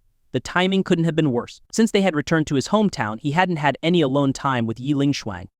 Seeing Jiang Chen's disappointment, Yi Lingshuang quickly added, honey, we're just busy for a few more days. Once the engagement ceremony is over and we return to Hangzhou, things will be better. Jiang Chen had no choice but to accept this. After chatting for a while, Jiang Chen took Zhang Yuting and Xia Li out of the house. Yi Lingshuang checked the time, realized Lin Xiaoxiao was almost here, and quickly had Xu Shan drive her and Yi Ping to the airport to pick her up. In the car, Yi Ping noticed Jiang Chen wasn't around and asked curiously, hey, where's our little brother? I've missed him these past few days. Yi Lingshuang's face turned dark. Why was her best friend always thinking about her husband? Listen, if you keep obsessing over my husband, we're going to have to break up this friendship, Yi Lingshuang warned. Ping giggled. What can I say? He's just so special. He's the only man who's ever turned me down. Lingshuang was growing concerned. Was Ping still hung up on Jiang Chen? Seeing the anxiety on Lingshuang's face, Ping couldn't help but laugh. I don't worry, I'm just teasing. I wouldn't actually steal your husband. But remember how we always said we'd share everything? Doesn't that include your husband too? Thinking back to their conversations from the past, Yi Lingshuang blushed. That was just a joke. You didn't take it seriously, did you? Seeing that Ping wasn't letting go of her, Lingshuang became more serious. I'm warning you, our country only allows one wife. Don't get any ideas. Ping responded confidently. There are ways around that rule, you know. Lingshuang frowned. Was Paying actually serious? Had she really been thinking about this all this time? Paying saw Lingshuang's puzzled expression and smiled mischievously. All we have to do is get our hubby a foreign nationality. Some countries allow multiple wives. Lingshuang was stunned. Paying wasn't joking, there were indeed countries where polygamy was legal. For a moment, Lingshuang's face turned pale. Seeing Lingshuang's reaction, Paying continued playfully, sweetheart, don't feel bad or think I'm being unfair. I don't mind being the second wife. Lingshuang couldn't take it anymore and jokingly grabbed Ping by the throat, shouting, you little troublemaker, I thought you were my best friend, but you want to be my husband's concubine. I'll kill you. The two women began playfully wrestling in the car, much to Xu Shan's amusement. These two always found new ways to bicker, and it was usually Lingshuang who ended up frustrated. But this time, the stakes were higher. Lingshuang was genuinely protective of Jiang Chen, and Paying's teasing had hit a nerve. After about 10 minutes of playful fighting, they finally tired themselves out and collapsed on the back seat. Seriously, if you try to seduce my husband, I'll knock your teeth out and dump you in Africa, Lingshuang warned, still catching her breath. Paying laughed. With your temper, even the lions in Africa would be too scared to come near you. You'd fit right in over there. The two started bickering again, leaving Xu Shan shaking her head in exasperation as she continued driving. As they neared the airport, Paying turned serious. But honestly, you shouldn't be worried about me. You should be worried about Xiao Xiao. Somehow from our conversations, I can tell she's really interested in your husband. Unlike me, who just talks. Xiao Xiao is a woman of action. You'd better warn him to keep his distance. Otherwise, she might just drug him and take what she wants.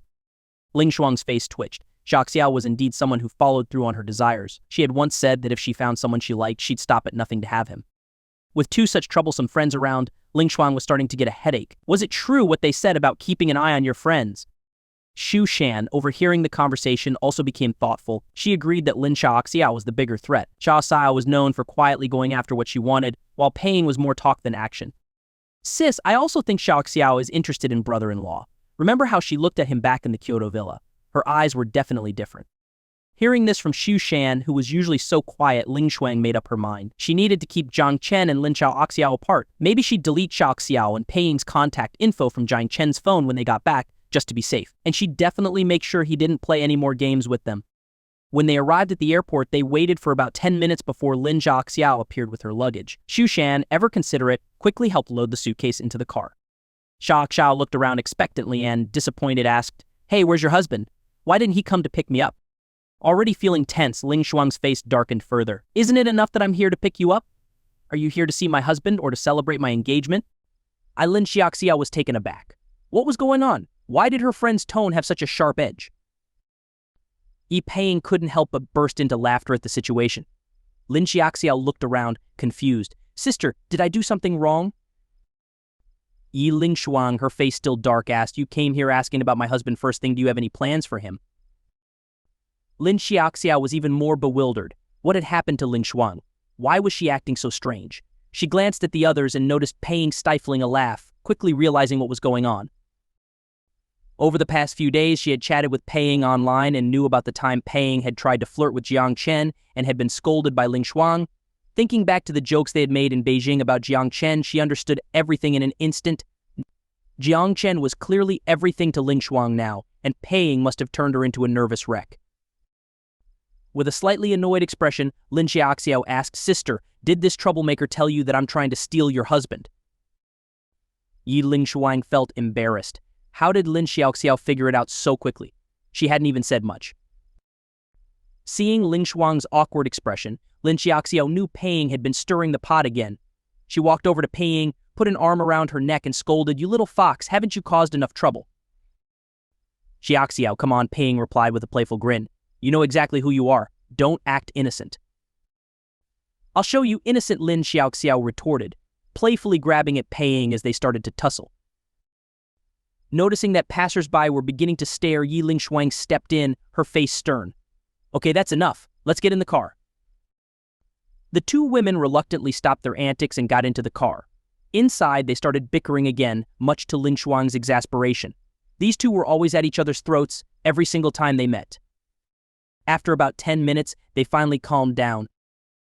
So Ling Xiaoxiao began, "Where's your little brother? Why didn't he come to pick me up? Don't tell me you actually believed this troublemaker and kept him away because you're afraid I'll steal him."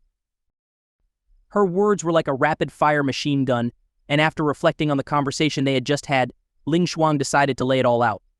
"You two," she said seriously, "should probably stay away from my husband from now on." Paying and Lin Xiaoxiao exchanged surprised glances.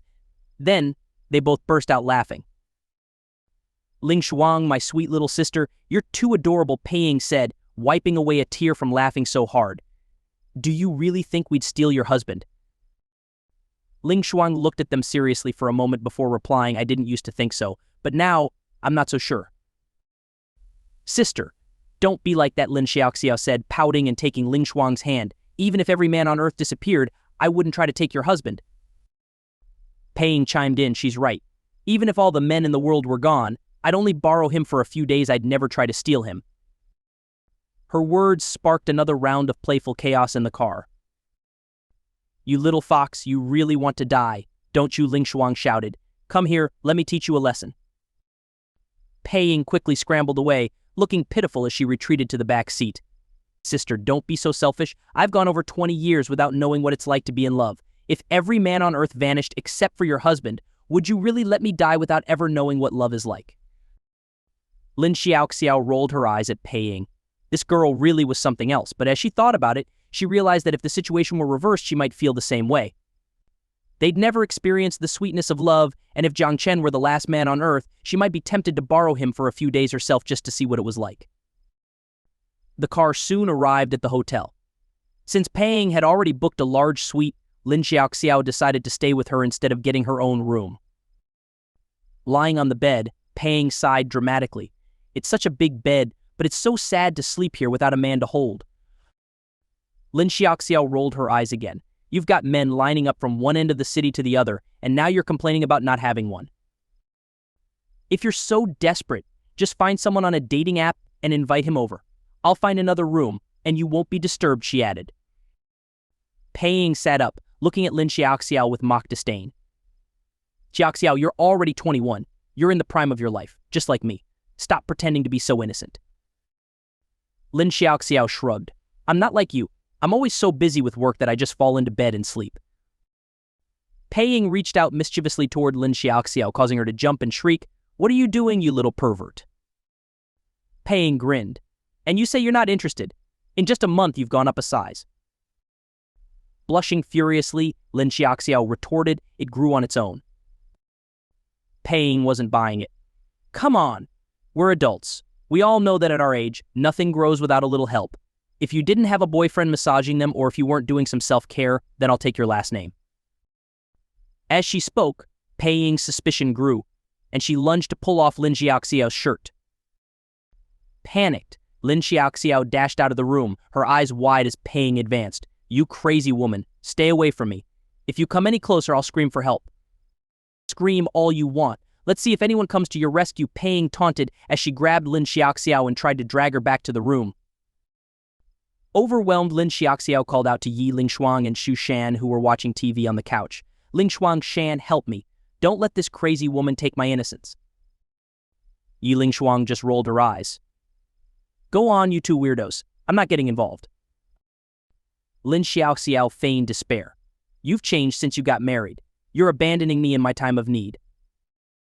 Soon enough, Ping managed to drag Lin Xiaoxiao back into the room. From inside, there were sounds of struggle and Ping's voice teasing, just look at yourself. In just a month, you've grown a full size. Don't pretend you're so pure. If it wasn't your boyfriend giving you massages or you doing some extra care, I'll take your last name. Yi Lingshuang and Xu Shan sat in the living room, listening to the commotion coming from the bedroom. The conversation between Yi Ping and Lin Xiaoxiao was getting a little too inappropriate. Sis, maybe we should head to my room until they're done playing around, Xu Shan suggested. Lingshuang nodded in agreement. Those two could go on forever, and with Xiaoxiao clearly on the losing end, it was only a matter of time before she fought back. Who knew how long it would take for them to finish? Just as they were about to leave, Lin Xiaoxiao suddenly burst out of the room, with Yi Ping hot on her heels. Both women looked disheveled, far from their usual elegant, goddess-like selves. Xiaoxiao ran to Lingshuang's side and shouted angrily at Ping, "You crazy woman! Look at Lingshuang, she's grown too. We're only 21. We're still growing, okay? It's perfectly normal to go up a size in a month." Ping glanced at Lingshuang, noticing the obvious change. Wow, she said, her eyes widening with exaggerated admiration. Unable to resist, Ping reached out to touch, but a sharp pain stopped her. "What do you think you're doing?" Xiaoxiao snapped. "Lingshuang is married now. You can't just treat her like before. She belongs to her husband now. Keep your filthy hands to yourself." Ping frowned, annoyed, and said, "So what if she's married? She's still my friend, and I can do whatever I want." She reached out again, but this time Lingshuang caught her hand, her face darkening. "Dear, I haven't been intimate with my husband in days. I'm really on edge. If you don't want any bones broken, you better stop." Ping pouted, her face full of mock hurt. "You've changed, doggy. Ever since you got married, you've forgotten all about us. Remember how we used to compare sizes? Now you won't even let us look."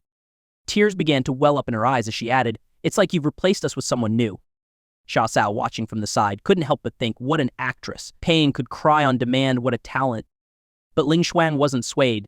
She laughed and replied, "Dear, I'm a married woman now. I have to stay faithful to my husband. We haven't been together for days, and you really think I'd let you mess around?" Ping, still pouting, said, "You've become so heartless. You're breaking the sister code. We used to share everything. You found a husband and now you're keeping him all to yourself. You don't even let us look." Lingshuang chuckled, "Fine then. Xiaoxiao, let's get changed and head out for lunch." Xiaoxiao nodded, quickly freshening up and changing into a casual outfit that made her look even more approachable. She wasn't as flashy as Ping, but her sweet smile made her just as charming. Ping, seeing Xiaoxiao's fresh look, quickly attached herself to her arm, leaning her head on Xiaoxiao's shoulder. "My goddess," she whined, "Lingshuang has betrayed us. She's given all her love to her husband, and now we only have each other. Promise you won't abandon me too." Xiaoxiao gently pushed her away. "Don't say things like that. People might get the wrong idea and think we've done something scandalous." Ping's antics reminded Xiaoxiao of their college days. Back then, Ping was always the one leading them into trouble, even challenging them to compare their bodies, which had embarrassed them to no end. It was Ping who had corrupted their innocence. If Ping were to go wash in the Yangtze River, she might just pollute it. But those wild days were behind them, or at least they should be. Pushing Ping away, Xiaoxiao walked over to Lingshuang. "Let's go."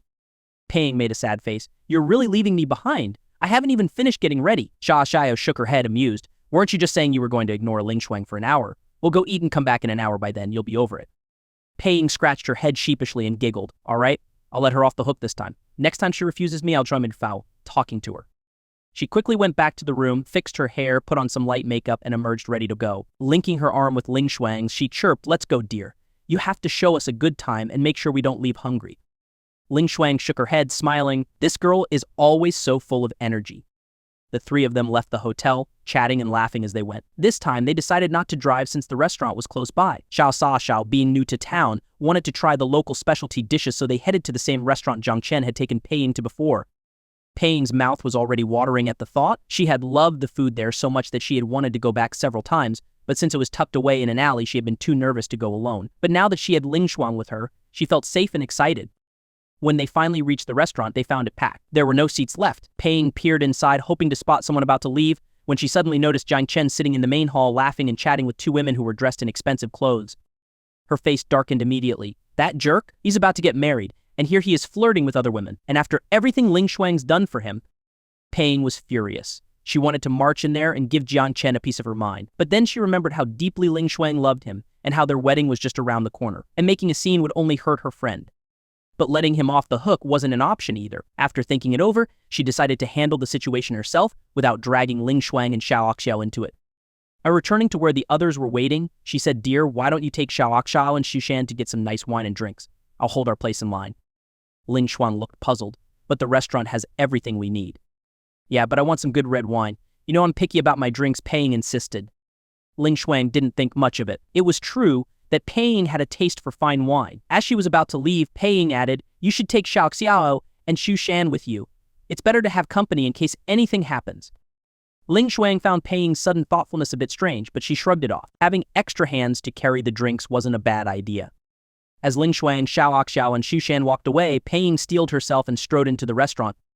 Seeing Jiang Chen still happily chatting with those two women, her anger flared up again. Clenching her fists, she muttered, "Cheating scumbag, you're dead meat."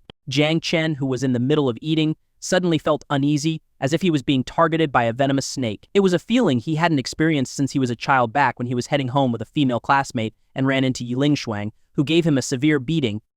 The memory jolted him, and Jiang Chen quickly scanned his surroundings, wondering if Ling Shuang was nearby. But after looking around, he didn't see her. Instead, he noticed Yi Paying glaring at him coldly.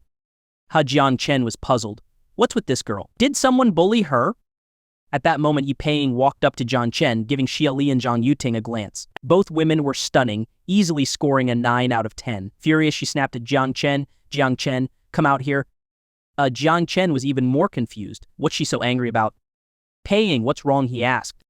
But Yi Paying was growing more annoyed by his bewildered expression. She grabbed Jiang Chen by the collar and dragged him out of the restaurant. She was actually tempted to beat him up on the spot, but there were too many people around, and she was worried Ling Shuang might show up unexpectedly. Given how much Ling Shuang liked Jiang Chen, she couldn't imagine how heartbroken she'd be if she found out he was cheating. So, dragging him outside seemed the safest option.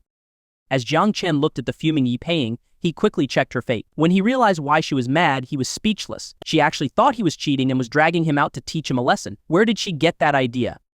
Ling Shuang was beautiful and had a great figure, better than 99% of the women out there. Why would he look elsewhere when he had such a perfect girlfriend? He would have to be out of his mind. When they reached an alley outside, Yi Paying angrily said, "Jiang Chen, what the hell are you thinking? Ling Shuang treats you so well, and you're about to get engaged, yet here you are fooling around with two women at once. Has your conscience been eaten by a dog?" Jiang Chen was exasperated. "Paying, it's not what you think." But Yi Paying practically roared, "Don't try to fool me. I saw you laughing and joking with them, even personally wrapping meat and mint leaves for them. Do you think I'm blind?" Her mind flashed back to the time she had tried to flirt with Jiang Chen, only to be met with indifference, even disdain. In terms of looks and figure, she could easily outshine Xia Li and Zhang Yuting, and the more she thought about it, the angrier she got. She swung her bag at Jiang Chen's head, but he dodged just in time. Jiang Chen stared at her, baffled. This woman was fierce. "Paying, why won't you believe me?" Jiang Chen tried to explain, but she wasn't listening at all. "You act all high and mighty when I offer to keep you company with Ling Shuang, but now you're sneaking around behind her back, and with women who aren't even as pretty as me. I'll kill you." Jiang Chen was stunned. What was she really mad about? Was it because he had rejected her, or was she defending her friend? He checked her fate again, but still didn't find the answer he was looking for. Stepping aside, Jiang Chen hesitated before weakly suggesting, "Paying if you're upset because I didn't agree to your offer. And now you feel hurt that I'm with two women who don't measure up to you. Well, I'll agree now, okay? Tonight you can join my wife in taking care of me." What Yi Paying was furious. Had this pervert finally shown his true colors? Did he really think he could have both her and Ling Shuang at the same time?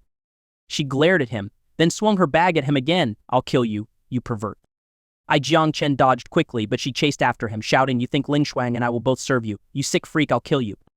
Seeing how aggressive she was, Jiang Chen actually felt a bit relieved. He had been worried she might actually have feelings for him. If she did, he'd have to make sure Ling Shuang stayed far away from her. After all, anyone who lusted after their best friend's husband couldn't be trusted. Unable to land a hit, Yi Paying grew even more frustrated. She finally stopped chasing him and said coldly, "If you can't control yourself and still want to marry Ling Shuang, why don't you just take the money and go play around outside? Why ruin her life?" Seeing the hatred in her eyes, Jiang Chen fell silent. It seemed Yi Paying really did care about Ling Shuang, and their friendship was genuine. Just as he was about to explain, she interrupted. "Jiang Chen, I'm giving you two choices. Either break up with Ling Shuang and continue your wild life, or stay loyal to her and settle down. If you can't control yourself and don't break up with her, I'll find someone to fix you so Ling Shuang won't have to cry herself to sleep every night." Her words sent a chill down Jiang Chen's spine. This woman was actually threatening to castrate him.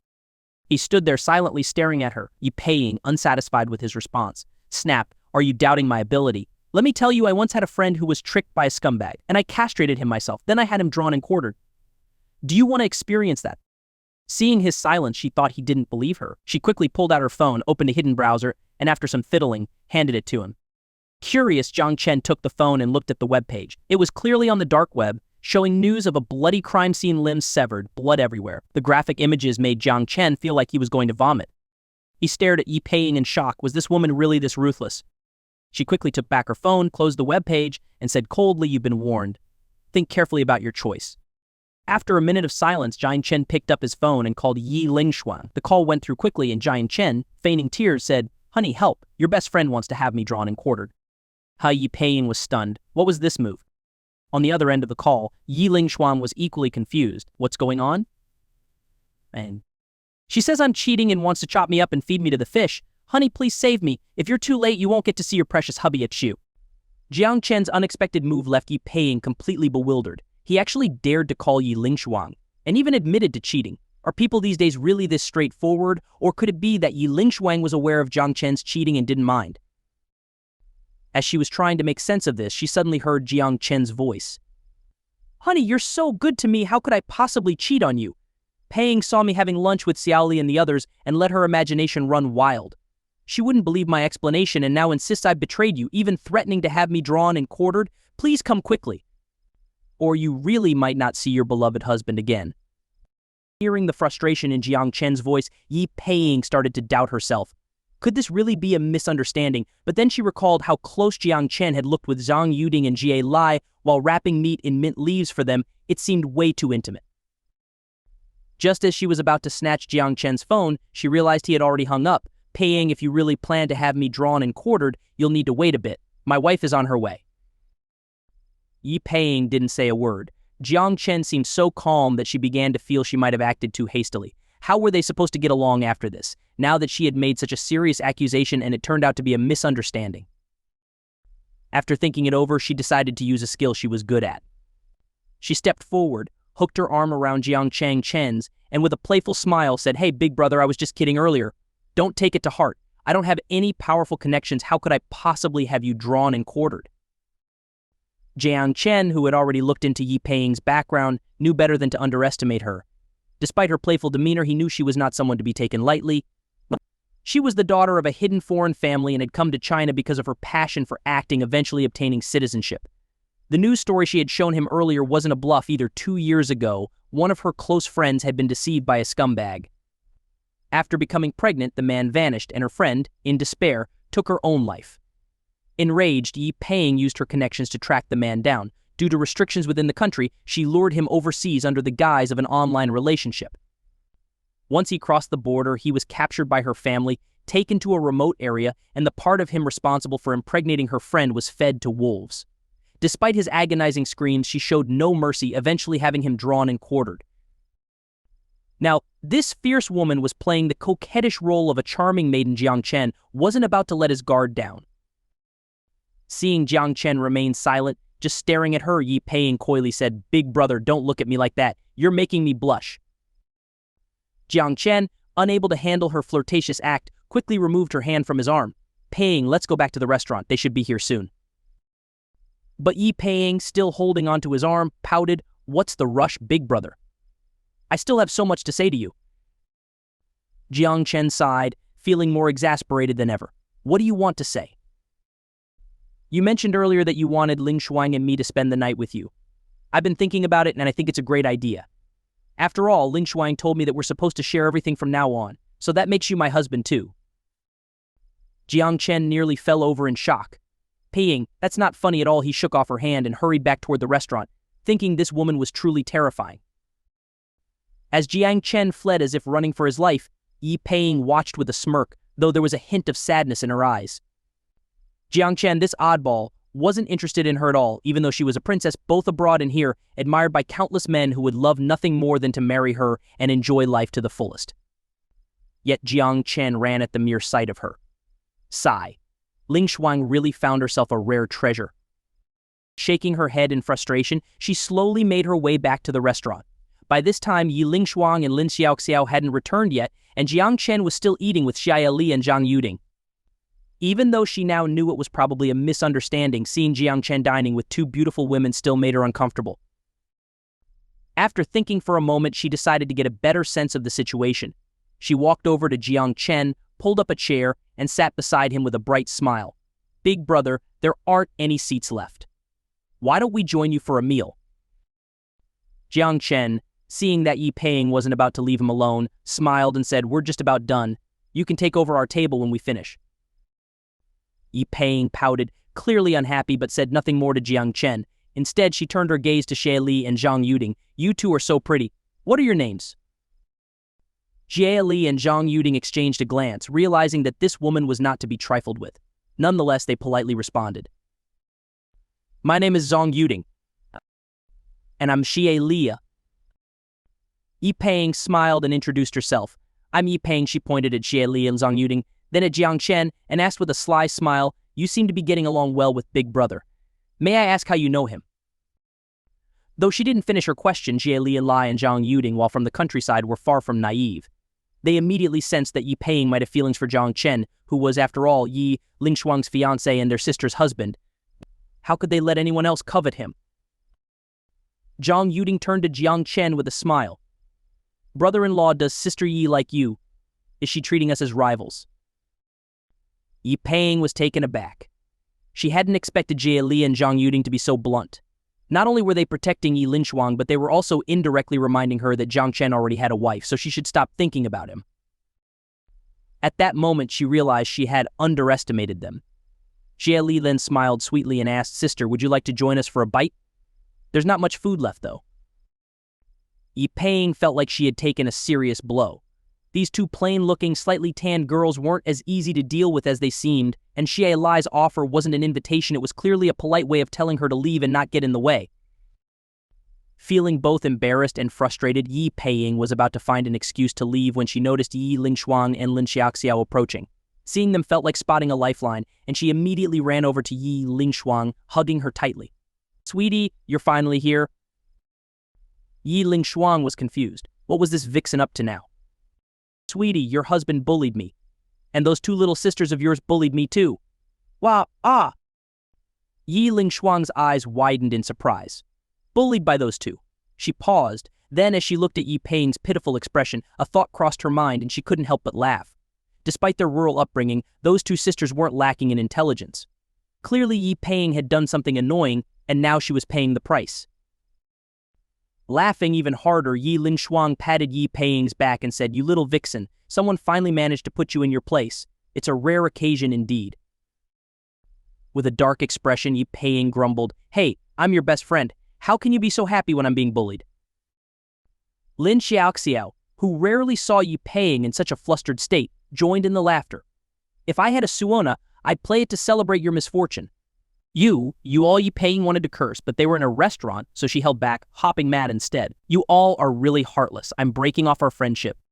Lin Xiaoxiao and Yi Lingshuang exchanged glances and saw the satisfaction in each other's eyes. This was a rare moment. Seeing Yi Peiing so flustered and hopping with anger was something they didn't witness often. Without missing a beat, they both pulled out their phones, activated the recording function, and captured this historic moment. Yi Peiing was furious. "These two troublemakers. You think you're clever, huh? Want to record it? I'll show you." With that, she lunged to snatch their phones, but Yi Lingshuang and Lin Xiaoxiao ran off in opposite directions, leaving Yi Peiing out of breath and unable to catch either of them. "Ha ha ha," Yi Lingshuang and Lin Xiaoxiao laughed even harder. "Sweetie, the video's already uploaded to the cloud," Lin Xiaoxiao teased. "We'll treasure this priceless recording like a family heirloom." Realizing that retrieving the video was now impossible, Yi Peiing's face darkened. "You two are really heartless." "Ha ha ha," the two of them made funny faces at Yi Peiing before heading back to where Jiang Chen was seated. Yi Lingshuang sat down naturally beside Jiang Chen and asked softly, "Honey, did you finish eating?" "No, we were just starting when your bestie dragged me out for questioning. I just got back," Jiang Chen replied with a smile. Yi Lingshuang glanced at Yi Peiing, who was trailing behind. At that moment, she understood why Yi Peiing had insisted they go out to buy something. It was because she saw Jiang Chen dining with Zhang Yuting and the others and thought he was cheating, so she took it upon herself to handle the situation alone. Although her approach was a bit clumsy, she was genuinely looking out for her friend. Yi Lingshuang smiled sweetly and said, "Sweetie, come over here. Big sis loves you." Yi Peiing turned her face away proudly. "You heartless woman. I don't want to talk to you for the next hour." Come on, enough already. Lin Xiaoxiao dragged over a chair and pushed Yi Paying down into it. The table they were at could seat 6 at most, but with Xu Shan there were 7 of them, making it too crowded. Just then, a private room became available as the guests finished their meal. Jiang Chen quickly negotiated with a couple waiting for a table, suggesting they take the spot in the main hall while he and his group moved to the private room. Since everyone was local, they were easygoing about it, and soon the group relocated to the private room. Once inside, Yi Lingshuang formally introduced Xie Li and Zhang Yuting to Lin Xiaoxiao and Ye Paying. Zhang Yuting, feeling a bit awkward, said, "Sis, so you guys are best friends. I thought Sister Paying was your love rival." Yi Lingshuang laughed. "Yuting, your Sister Paying flirts with everyone she sees. Don't pick up her bad habits." "I got it." Zhang Yuting nodded obediently. Yi Paying grinned mischievously. "Sister, it's not flirting, it's genuine affection. I just can't help wanting to grow old together with our hobby." Yi Paying's little performance left Zhang Yuting and the others even more impressed by her audacity. Thus, a playful verbal sparring match began among the women at the table, with Jiang Chen reduced to a mere spectator, quietly enjoying his food and drink. The meal ended on a relatively cheerful note. As they left the restaurant, Lin Xiaoxiao smiled and said, "Xiao Chen, earlier Shuang mentioned that there's a rafting spot nearby. How about we go rafting?" Jiang Chen looked at Yi Lingshuang for her input. "Honey, Xiao and Piying's hometown is in the plains, so they don't have rafting activities there. Now that they're finally here, let's go and have some fun." Since Yi Lingshuang had spoken, Jiang Chen couldn't refuse. However, Zhang Yuting and Xie Li weren't interested at all. Growing up in the mountains, they thought rafting was just a reckless game with their lives, so they opted out. Xu Shan also decided not to go since she had a lot of work to handle. Since Yi Lingshuang had become the owner of a talent agency, there was plenty to manage. As her assistant, Xu Shan had to handle the simpler tasks while Ye Lingshuang was out having fun, leaving the important matters for Yi Lingshuang to address later. With that, Xu Shan took Zhang Yuting and Xie Li with her and left. Yi Lingshuang, Jiang Chen, and the others returned to the hotel, got into the Mercedes, and headed for the rafting spot. In the car, Yi Paying couldn't hide her discontent. "I say, little brother, you're a grown man. How can you let a lady drive? Does that seem right to you?" Jiang Chen smiled slightly. "Ping, I'm not even old enough to get a driver's license yet, and besides, I don't know how to drive. To recommend bolt a bike, you really think it's appropriate for me to take the wheel?" Hearing this, Yi Paying rolled her eyes and said, "You can't drive, you're bad at conversation, and you have no idea how to please others. What on earth did Shuang see in you?" Jiang Chen grinned. "Isn't being handsome enough?" Yi Paying was at a loss for words, feeling completely defeated. "Shuang, you have such basic taste." Yi Lingshuang smiled. "Sweetie, why don't you lower your standards and find a boyfriend like my hubby, someone who can write songs, sing, play multiple instruments, and is handsome too?" Yi Paying wisely shut her mouth. How could she even respond to that with all those talents stacked up? Before long, they arrived at the rafting spot. This time, they were well prepared, having changed into casual clothes before following the staff inside. They paired off with Yi Lingshuang and Jiang Chen in one group and Ye Paying and Lin Xiaoxiao in another. As Jiang Chen and Yi Lingshuang were about to get into their raft, a delighted voice called out, "Jiang Chen, is that really you? I thought I was seeing things?" Jiang Chen turned to see a girl about 18 wearing the uniform of the scenic area looking at him with excitement. He recognized her immediately. Gu Xiaoman, his classmate from elementary through middle school. Gu Xiaoman had been his deskmate in middle school, and they had always been close. Jiang Chen was curious. Gu Xiaoman should be in college by now, so why was she working at a scenic spot? And her skin looked a bit tanned, clearly from the hot weather. What had happened? "Xiaoman, what are you doing here?" Jiang Chen asked, surprised. Gu Xiaoman noticed his astonished look and touched her face, feeling the roughness. Her heart ached.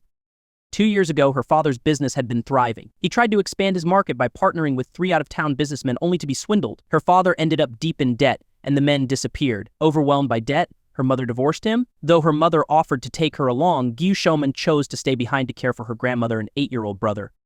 Then her father vanished, leaving the family without support. As the older sister, she had to step up. She chose to work at the scenic spot because the hours were short and the pay was decent. By day, she worked at the scenic area, and by night, she waited tables to support her family. The hard work and sun exposure, coupled with the inability to afford skincare products, had left her face dry and weathered. Seeing how much his once brilliant classmate had changed, Jiang Chen felt a pang of sadness. "Sweetie, hold on a moment. This is my classmate Gu Xiaoman. You've met her before," Jiang Chen explained to Yi Lingshuang. Yi Lingshuang remembered. Back then, Jiang Chen and Gu Xiaoman used to walk home together. Worried that Jiang Chen might be taken from her, she had found an excuse to give him a beating. Now, seeing them meet again, with Jiang Chen's face full of concern for Gu Xiaoman, she felt the pangs of jarring within her. Even though she felt a pang of jealousy, Yi Lingshuang was mature enough now to not drag Jiang Chen into the woods for a beating like she might have in the past. "Honey, you go ahead. I'll stick with Xiaoxiao and the others." Jiang Chen was eager to catch up with Gu Xiaoman and find out what had happened to her over the years, but he didn't want to leave Ye Lingshuang behind. "Sweetie, won't it be inconvenient for the 3 of you?" he asked. "Just wait a moment, I won't be long." Yi Lingshuang smiled gently. It's fine, really. We'll manage. Besides, they've never done this before, so it'd be better if I stay with them in case the raft tips over halfway. She was lying, of course. Rafting didn't require any special skills since there were safety staff along the river. She just figured that Jiang Chen and Gu Shouman hadn't seen each other in a long time and it won't take more than a few words to catch up. She wanted to give them enough time to reminisce. Seeing how considerate Yi Lingshuang was and noticing Gu Xiaoman's worn and tired appearance, Jiang Chen didn't argue further. At a cafe in the scenic area, Jiang Chen ordered 2 cups of milk tea, and they sat down to chat. They had always been close, so Gu Xiaoman knew that Jiang Chen had gone to high school out of town to avoid Yi Lingshuang. Now, learning that Jiang Chen and Yi Lingshuang were actually together, she was completely shocked. "You've got to be kidding me, Jiang Chen," she exclaimed.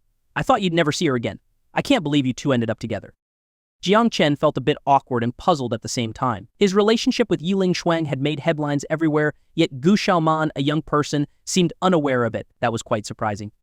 "Xiaoman, have you not been on your phone much lately?" he asked. Gu Xiaoman fell silent. Her younger brother needed to attend school, and her grandmother required hospital treatment. She barely had enough time in the day, as it was where would she find time to use her phone? Smiling, she replied, "Yeah, it's been a while."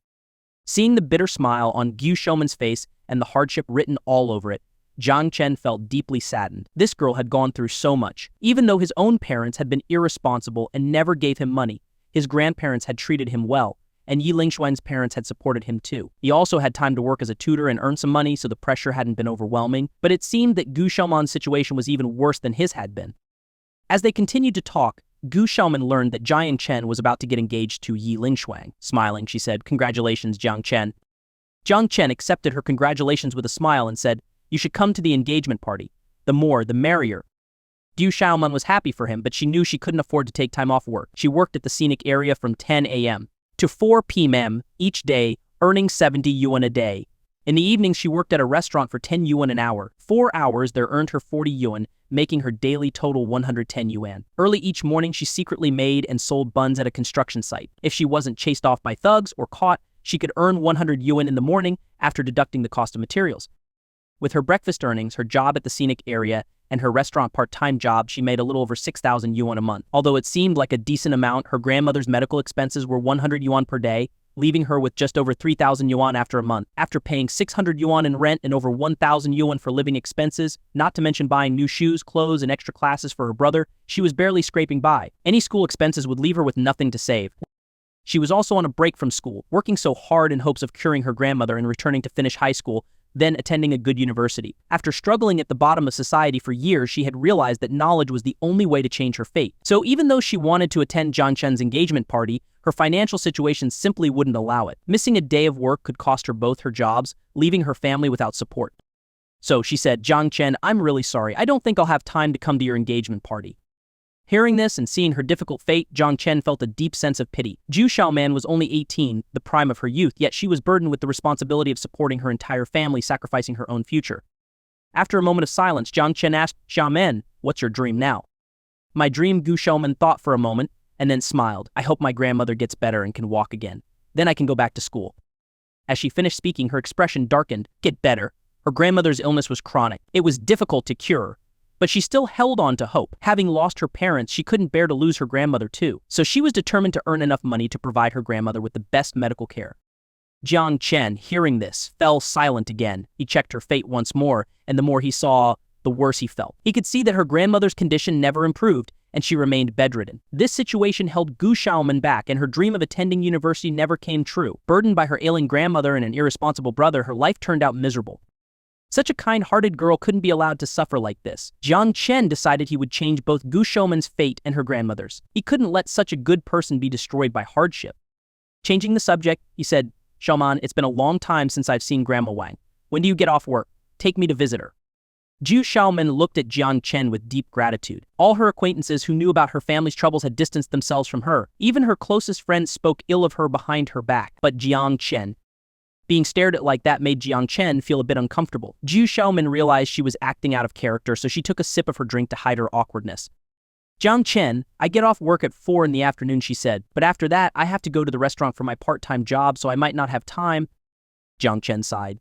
This girl was working herself to the bone, smiling. He said, "It won't take long." Seeing how sincere he was, Gu Xiaoman started calculating the time. She usually rode her bike to work. If she pedaled quickly, it would take about 30 minutes to reach the hospital. She could stay there for 20 minutes and then take another 10 minutes to bike to the restaurant. and change into her work clothes. It seemed doable, so she nodded in agreement.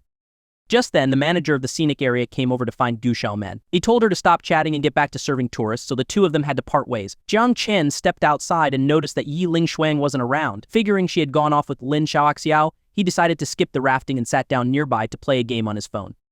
He had just finished a round of Honor of Kings when a well-dressed man approached him and said, "Hey, are you a friend of Xiaoman?" Jiang Chen looked at the man curiously, then put away his phone and asked, "What's this about?" The man, displaying a refined demeanor, said, "Here's the thing, I've liked Xiaoman for a long time. If you help me convince her to be my girlfriend, I'll give you 10,000 yuan as a reward. What do you think?" Jiang Chen sized up the man in front of him. The guy was dressed well and was reasonably good-looking, but his smile seemed forced and insincere. Jiang Chen disliked dealing with people who had that kind of fake, smiling facade, so he replied, "If you want to pursue Xiaoman, then go ahead and pursue her." "She's not interested in me," the man complained. Seeing that Jiang Chen wasn't interested in helping him, he pulled out a stack of cash, a full 10,000 yuan, and placed it on the table. "Kid, you look like a student. To earn this much, it would probably take you at least 6 months. But if you can convince Xiaoman to be my girlfriend, I'll give you another 10,000. The man's arrogant and self-important attitude left Jiang Chen speechless. He stood up and started walking away, not wanting to waste any more time on this idiot. But the man didn't get the hint and followed him to the entrance. "Kid, I'm serious about Xiaoman," he insisted. "I saw you two chatting and laughing earlier. It's clear you have a special relationship. You must know about her family situation. If you help her become my girlfriend, I'll solve all her family's problems." Jiang Chen stopped and looked at the man, who was undeniably handsome but incredibly annoying. This guy was like a ghost that wouldn't go away. Realizing the man wasn't going to leave him alone, Jiang Chen reluctantly activated his fate modifier to check the man's future. Wanjun Peng, 34 years old, 38 years remaining. Jiang Chen dug deeper into Wanjun Peng's future and saw that he was married with 2 daughters. Jiang Chen's face darkened as he realized Wanjun Peng's true intentions. He wanted to make Zhu Yu Xiaoman his mistress and have her bear him a son. Jiang Chen also discovered why Yu Xiaoman had become so tanned. It turned out that Wanjun Peng was the one responsible. Here's how it happened. Wanjun Peng was alive and son-in-law. His wife was disabled, but she had given birth to 2 daughters. Unable to have any more children, Wanjun Peng was frustrated. He wanted to leave, but his wife's family was too powerful. The position of manager at the scenic area had been arranged by his wife's family. Without a son, Wanjun Peng felt inferior and came up with the idea of keeping a mistress to give him a son. When he first saw Gu Xiaoman with her pure looks, smooth skin, and alluring figure, he decided to target her, knowing she was in desperate need of money. He pursued her relentlessly, but despite her financial struggles, Gu Xiaoman refused his advances. Upset by her rejection, he used his limited power to assign her to work under the scorching sun, greeting tourists. Gu Xiaoman, needing the money for her family, endured it in silence. At this point, Wanjun Peng had no idea that Jiang Chen already knew everything about him and what he had done to Gu Xiaoman. Seeing Jiang Chen's dark expression, Wanjun Peng felt a surge of anger but forced himself to smile, recalling Gu Xiaoman's tempting figure and the humiliation of being rejected over 100 times. "Kid, if you think I'm not offering enough, we can negotiate," he said, still smiling. Jiang Chen's voice turned cold. "You're married with 2 daughters. Don't you have any shame?" Wanjun Peng was stunned. How did Jiang Chen know he had 2 daughters? He stared at Jiang Chen as if he had seen a ghost, then seemed to realize something. He decided to drop the act and pulled out another stack of cash from his briefcase, flashing it at Jiang Chen. The smile vanished from his face, replaced by a smug sense of superiority. "Yeah, I have 2 daughters. But what does that have to do with me pursuing her?" he said, smirking. "You take the money. As long as her grandmother gets the treatment she needs, what does it matter whether I'm married or have daughters?" Jiang Chen was thoroughly disgusted.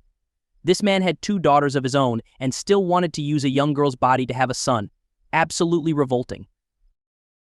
"Kid, Xiaoman has been working here for nearly 2 years," Wanjun Peng continued. "I've never seen her with any other man. You're the first guy she's met in all that time and the first one who's made her smile in years." He shoved 2 stacks of cash into Jiang Chen's hands. "Take this 20,000, help me out, make her my girlfriend, and get her to have my son. Afterward, I'll give you a big bonus enough to buy an apartment in the city." Jiang Chen was furious at Wanjun Peng's shameless proposal. Seeing people walking by, he said, "Follow me." Wanjun Peng, thinking Jiang Chen was about to accept his offer, followed him without hesitation. Jiang Chen led him to a secluded corner. Once they were alone, Jiang Chen swung his hand and slapped Wang Jinpeng across the face with a loud crack. Wang Jinpeng's face caved in and his teeth clattered to the ground. He was stunned Jiang Chen had actually hit him. "Kid, how dare you hit me," Wang Jinpeng began, but before he could finish, Jiang Chen slapped him again, hard. The force of the blow sent Wang Jinpeng spinning in place before he collapsed to the ground, his left cheek now as swollen as his right, and his remaining teeth scattered around him.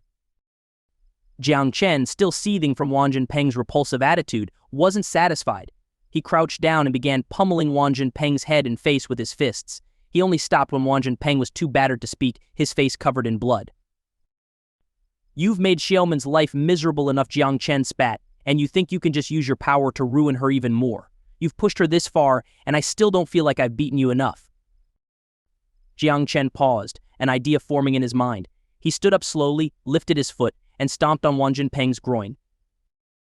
Wang Jinpeng screamed in agony, but Jiang Chen quickly stuffed a handful of leaves into his mouth. From now on, Jiang Chen said coldly, "You can forget about touching any other woman ever again." With that, Jiang Chen stomped on Wang Jinpeng's chest and quickly modified his fate. He didn't want to kill Wang Jinpeng, he wanted him to remember this day for the rest of his life. But Wang Jinpeng would be too afraid to tell anyone about it, only reliving the shame and fear every time he thought about what happened today until the day he died. With Wang Jinpeng's fate adjusted, Jiang Chen looked at the terrified man and gave him a cold smile before leaving the corner. He headed to the parking lot near the entrance to Rafting City, planning to wait there for Yu Xiaomen to finish work. As he sat down, he overheard two women nearby chatting. "Sister Ling Shuang, I haven't seen you in years. You've become so beautiful I almost didn't recognize you." "Xiaomen, are you saying I wasn't beautiful before?" "Sister Ling Shuang, how could you twist my words like that?" Gu Xiaoman said anxiously. Back in middle school, she had liked Jiang Chen and even dreamed of being his wife. She had also harbored some resentment toward Yi Lingshuang for always beating Jiang Chen up, but now, after learning that Jiang Chen and Yi Lingshuang were getting engaged, those feelings had vanished. The reason was simple: she no longer had parents to care for her, and she had a grandmother and a younger brother to look after. She felt that she was no longer worthy of Jiang Chen. Seeing how flustered Gu Xiaomen had become, Yi Lingshuang felt a bit awkward and said, "Xiaomen, I was just teasing you." But Gu Xiaomen wasn't naive. She could tell that Yi Lingshuang was jealous, so she quickly reassured her, "Sister, you don't have to worry at all. I'll definitely keep my distance from him." Yi Lingshuang felt even more embarrassed. Was she really so petty as to be jealous of an 18-year-old girl? Jiang Chen, overhearing their conversation, couldn't help but shake his head. Yi Lingshuang really was the jealous type. Smiling, he walked over and said, "Honey, didn't you go rafting just now?"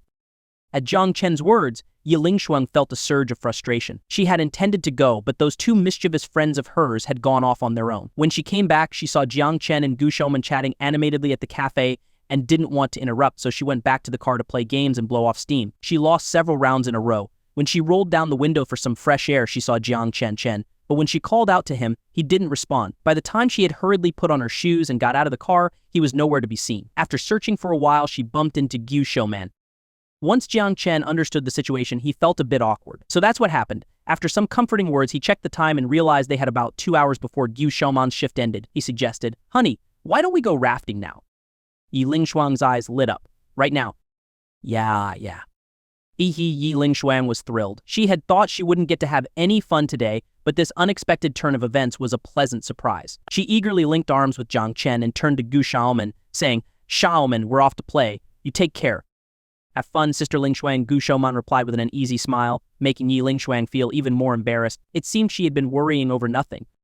As Gu Xiaoman waved them goodbye, Jiang Chen called out, "Xiaoman, if I'm not back by 4, just wait for me by the car."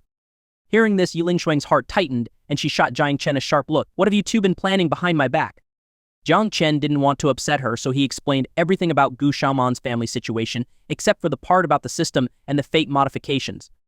Yi Lingshuang was stunned. She hadn't realized how much Gu Xiaoman's life had changed. She remembered that Gu Xiaoman's family used to be well off and her parents were very much in love. But now, after going bankrupt, they had divorced. It was a stark reminder of how, when disaster strikes, even the closest couples can fly apart. After hearing about Gu Xiaoman's difficult circumstances, Yi Lingshuang said, "Honey, we have to help her. I remember she used to buy fruit for you and your grandparents all the time. She even borrows at art supplies and notebooks. Now, you can't just stand by and do nothing." As Yi Lingshuang recalled those memories, Jiang Chen found himself lost in thought. Yes, back in elementary school, Gu Xiaoman had always been there for him. She knew that his parents rarely came home and that he didn't have money for things like sketchbooks and watercolor pens. Gu Xiaoman would often share her supplies with him, eventually buying 2 of everything just so he could have his own. "Honey, I know what I need to do," Jiang Chen said, holding Yi Lingshuang's hand tightly. It seemed his wife wasn't so petty after all. They reached the deck at the start of the rafting course, listened to the staff's instructions and safety tips, and then got into a raft. "Honey, if I'd known it would be like this, I wouldn't have come down here," Yi Lingshuang complained. "How is this different from a water slide?" Watching the raft slowly drift down the river, Yi Lingshuang was full of disappointment. Rafting was supposed to be thrilling, but this river had been artificially modified. There were no rocks or sharp turns, nothing like the excitement of a real river. It felt more like a slow ride in an amusement park. Just as they were about to leave out of sheer boredom, they suddenly heard people screaming from up above. Lots of people. In fact, Jiang Chen and Yi Lingshuang exchanged confused looks. Then the raft suddenly picked up speed and they noticed the water rushing much faster behind them. Both of them were stunned. So the slow pace earlier had been due to a lack of water. Now, the water was surging down the river. The raft sped up and they had to use their paddles to keep it steady and avoid capsizing. The river, though man-made, featured many sharp turns, causing several women to scream in fright. Yi Lingshuang wasn't immune either. She had completely forgotten about using the paddle to maintain balance and was clinging tightly to Jiang Chen. "Honey, you have to keep me safe, don't let me fall in," she cried. Looking at the beauty in his arms, Jiang Chen couldn't help but smile. It turned out that no matter how strong a woman seemed, she still had her vulnerable side. "Don't worry, honey," Jiang Chen reassured her. "The water may be fast, but it's all designed to be safe. Nothing bad will happen." Yi Lingshuang slowly lifted her head from Jiang Chen's chest, sneaking a peek with one eye, but when she saw how steep and fast the current was, she quickly buried her head back in his chest. Jiang Chen could only smile wryly and focus on keeping the raft balanced by himself. After an intense, thrilling ride, they finally reached the pool at the end of the course. Many of the women were pale and trembling, clinging to their boyfriends or husbands. It was clear that the sharp turns had scared them out of their wits. Just then, someone on the shore called out through a megaphone, "If you need a private shower for 2, you can buy a ticket here. It's 30 yuan per person. There aren't many available, so get them while you can." The shower was really just a place to rinse off. After such an intense and sweaty ride, even if they hadn't been splashed by the water, a shower was definitely necessary. The scenic area had set up this service to make even more money, quite the savvy business move. Jiang Chen and Yi Lingshuang exchanged glances. Yi Lingshuang instantly understood what Jiang Chen was thinking, and her face flushed red like a blooming rose, making Jiang Chen's heart race just looking at her. Yi Lingshuang felt embarrassed as Jiang Chen stared at her. With her head lowered, she asked, "Honey, should we rinse off?"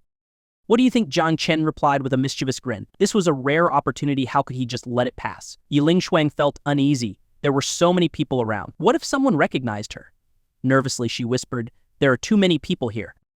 "Don't you think that makes it more exciting?" Jiang Chen teased. Unable to hold back, Yi Lingshuang lightly hit Jiang Chen's chest. "You're terrible," she exclaimed. Jiang Chen burst out laughing. "Isn't this something I learned from you?"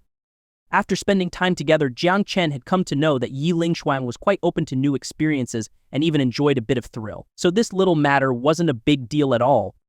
They paddled their boat to the shore and bought 2 tickets. Most of the people who came here were couples, so the couples' shower rooms were in high demand. When they entered their shower room, they hadn't even started undressing when they heard suggestive sounds from the room next door. Yi Lingshuang and Jiang Chen exchanged an awkward glance. They knew there were couples who would think of doing such things, but they hadn't expected the walls to be so thin. And they'd just gotten here. Did the others start right away? How intense. They quickly undressed and turned on the shower. Jiang Chen, with a swift motion, pulled Yi Lingshuang into his arms, leaning in for a kiss. She closed her eyes, wrapping her arms around him and responding tenderly. Perhaps it was the special environment that stirred their desires, but Yi Lingshuang was unusually cooperative, allowing Jiang Chen to once again experience the joys of being with his exceptional wife. Time flew by. Half an hour later, they finally finished up and stepped out of the shower room. As they prepared to take the park shuttle back to their parking spot, they spotted Yi Ping and Lin Xiaoxiao watching them from a distance with dark expressions on their faces. Jiang Chen and Yi Lingshuang were stunned. Why were they still here? And what were those looks about? Lin Xiaoxiao and Yi Ping exchanged glances and checked the time. 40 minutes. They were thunderstruck. Most people were done in 15 to 20 minutes, but these 2 had doubled that time. Yes, they had been waiting here for Jiang Chen and Yi Lingshuang. When they finally saw them arrive, they were about to say hello, but the couple had gone straight into the private shower room, leaving them feeling frustrated. To make matters worse, they stayed inside for so long that it was obvious what they had been up to. At that moment, the 2 of them felt utterly wronged. Other people came here to have fun, but they had just come to witness this public display of affection. How annoying. As Yi Lingshuang and Jiang Chen approached, Lin Xiaoxiao sniffed around Yi Lingshuang curiously. No scent. That puzzled her. The shower rooms had shower gel that was quite fragrant, yet Yi Lingshuang didn't smell like anything. Clearly, she hadn't used it. Lin Xiaoxiao guessed that they must have been so caught up in their passion that they didn't even notice the shower gel. Yi Lingshuang was confused by Lin Xiaoxiao's behavior and quickly pulled away. "Xiaoxiao, what are you doing? Are you a dog?" "Yes, a single dog," Lin Xiaoxiao replied with a resentful look. She and Yi Ping exchanged glances, then leaned in close to Yi Lingshuang, mischievously asking, "Little devil, how many games did you 2 play in the shower room?" What Yiling Shuang finally realized they knew she and Jiang Chen had gone into the private shower. How embarrassing. She quickly pulled away, her face flushed. What are you talking about? Tisk Gek, embarrassed are we?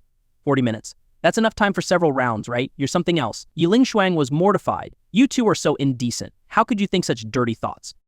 Seeing that they weren't going to let her off, she added, we were just washing up, nothing else. Nothing else, and it took 40 minutes. Nothing else. And you didn't even notice the shower gel and shampoo provided by the park. Yi Peiying and Lin Xiaoxiao looked at her skeptically. The longer they stared, the more frustrated they became. After hearing Lin Xiaoxiao's words, Yiling Shuang finally understood why she had been sniffing her earlier. She was checking for the scent. She really hadn't noticed the shower gel and shampoo. Trying to stay calm, she defended herself. I'm not used to using things from outside. Lin Xiaoxiao and Yi Peiying rolled their eyes. Since when were you so particular? They had known each other for so long that they were well aware of each other's habits. Seeing Yiling Shuang at a loss for words, Lin Xiaoxiao and Yi Peiying were quite pleased with themselves. They grinned and moved closer, teasing, so tell us, what kind of high-level moves did you show off in there? How's your little husband's stamina? Fed up with their teasing, Yiling Shuang couldn't take it anymore. She lunged at them, and they quickly ran away. Yiling Shuang was skilled in martial arts, and if she really wanted to take them down, it would be as easy as pie. I don't run. Didn't you want to know? Come back. I'll tell you. But of course, they didn't dare. They ran far away. Just then, the park shuttle arrived, and they stopped their banner to board it and returned to the entrance. It was nearly 4 o'clock by now, and since they were in the mountains, the park had stopped selling tickets for the day. As they prepared to relax in the air-conditioned comfort of their Mercedes, Jiang Chen spotted Gu Man pushing her old folding bike from her school days toward the park entrance. Gu Xiaoman also noticed Jiang Chen and smiled as she approached to greet him. Since Yi Peiying and Lin Xiaoxiao hadn't met her before, Jiang Chen and Chen introduced them. After the introduction, Yi Peiying and Lin Xiaoxiao started to feel a bit concerned. They had just learned that the reason Jiang Chen and Yiling Shuang had been delayed was because of Gu Xiaoman. They began to scrutinize her carefully. Despite being a little tanned by the sun, Gu Xiaoman had a great figure. If she rested and took care of herself, she could easily become a beauty. At that moment, they started to worry that Yiling Shuang might be in trouble. After all, these two had been desk mates from elementary through middle school. Their relationship must have been special. What if Gu Xiaoman was Jiang Chen's first love? Seeing Yi Peiying and Lin Xiaoxiao's anxious expressions, Jiang Chen couldn't help but feel exasperated. They were overthinking things. He walked up to Gu Xiaoman and said, Xiaoman, why don't you join us in the car? Gu Xiaoman looked at her bike and then at the Mercedes in front of her. She hesitated. No, I'll just ride my bike. We can put the bike in the trunk, Jiang Chen insisted. Gu Xiaoman tried to refuse, but Jiang Chen was firm. He opened the trunk and folded up her bike, placing it inside. Gu Xiaoman was nervous. Chen, what if the bike scratches the car? I should just ride. Jiang Chen smiled. You won't have to pay for it. Get in. Gu Xiaoman still felt a bit uneasy, but with Jiang Chen insisting and the bike already in the car, she reluctantly agreed and got into the car with him. Jiang Chen and Gu Xiaoman were so close that it made Yi Peiying and Lin Xiaoxiao worry. They were afraid Gu Xiaoman might steal Jiang Chen away, leaving Yiling Shuang without a husband. However, they were too embarrassed to ask directly, so they tried to find out in a roundabout way. Xiaoman, the salaries in this small town are quite low. Would you like to move to the capital and work as my assistant?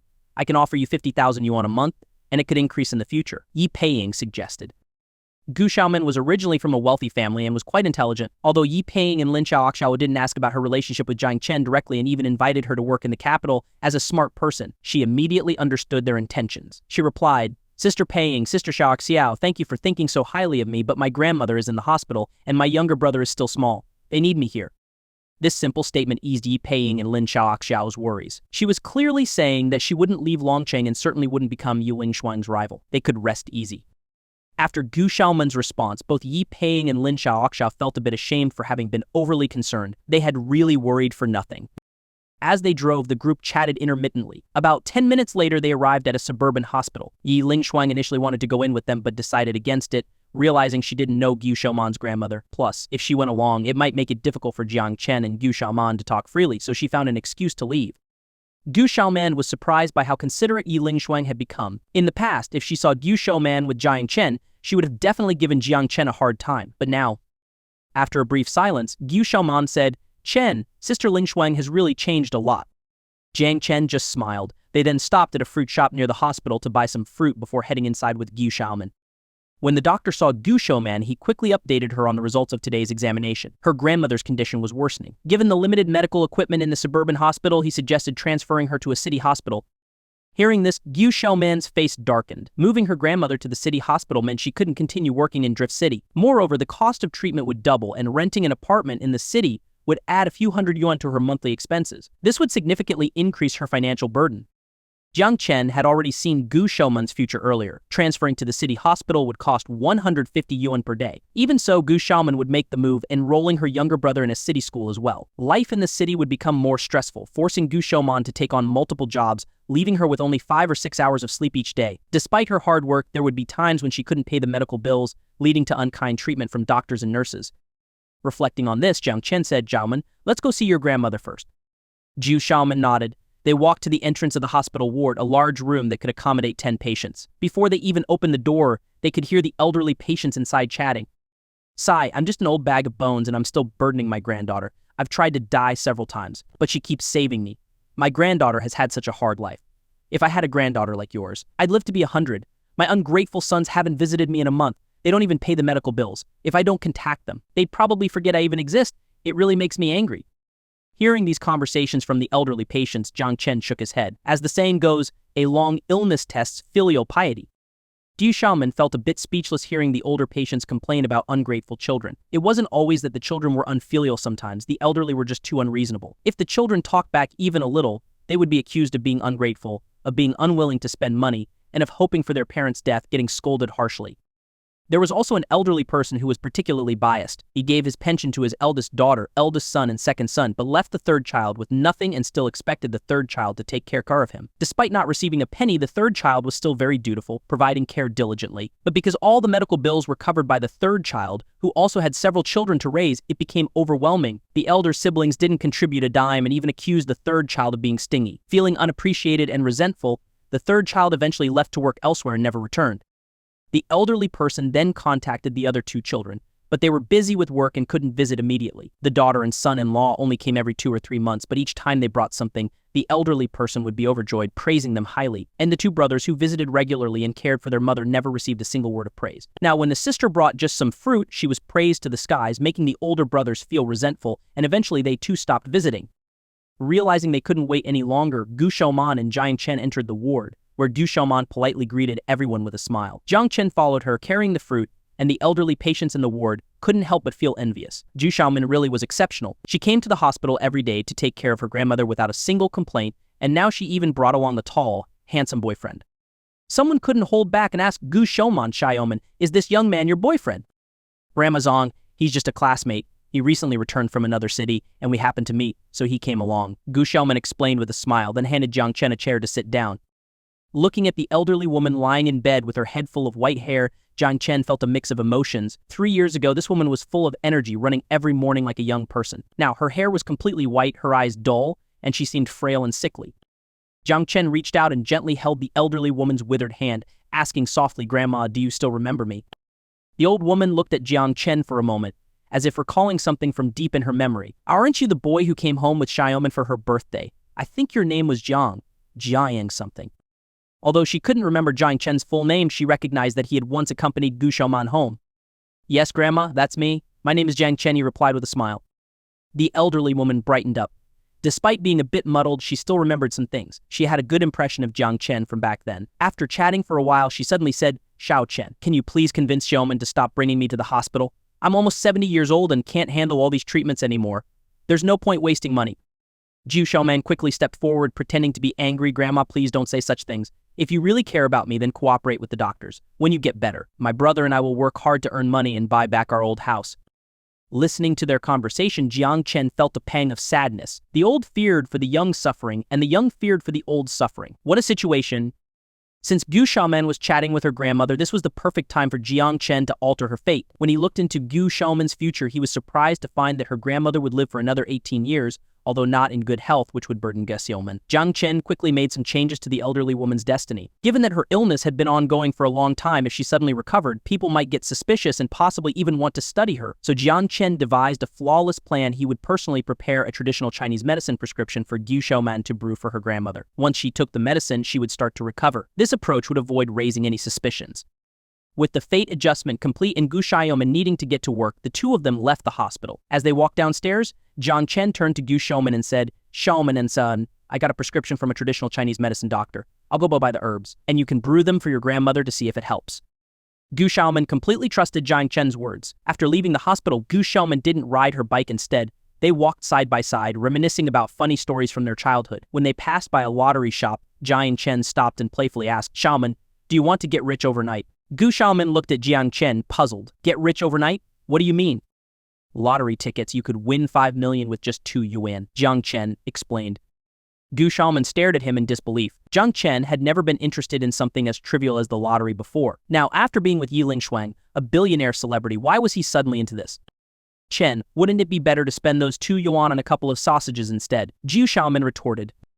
Jiang Chen was at a loss for words. After all, he used to say the same thing to Gu Xiaoman when they were together. After thinking for a moment, he said, it's still early before you need to go to work. Let's give it a try. Who knows, maybe we'll turn a bike into an aircraft carrier. Gu Xiaoman found this behavior odd, but since Jiang Chen wanted to try, she figured it wouldn't hurt to spend 2 yuan on it. Well, that meant her brother would be short 2 yuan for snacks tonight.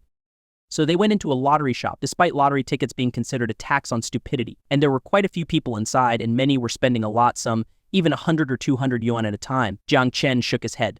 If it weren't for his system, which allowed him to manipulate fate, he would never buy a lottery ticket. There had been countless reports about lottery scandals, yet people still clung to the hope of winning. It was truly astonishing. Gu Xiaoman looked at the numbers on the wall, confused. Chen, how do we pick?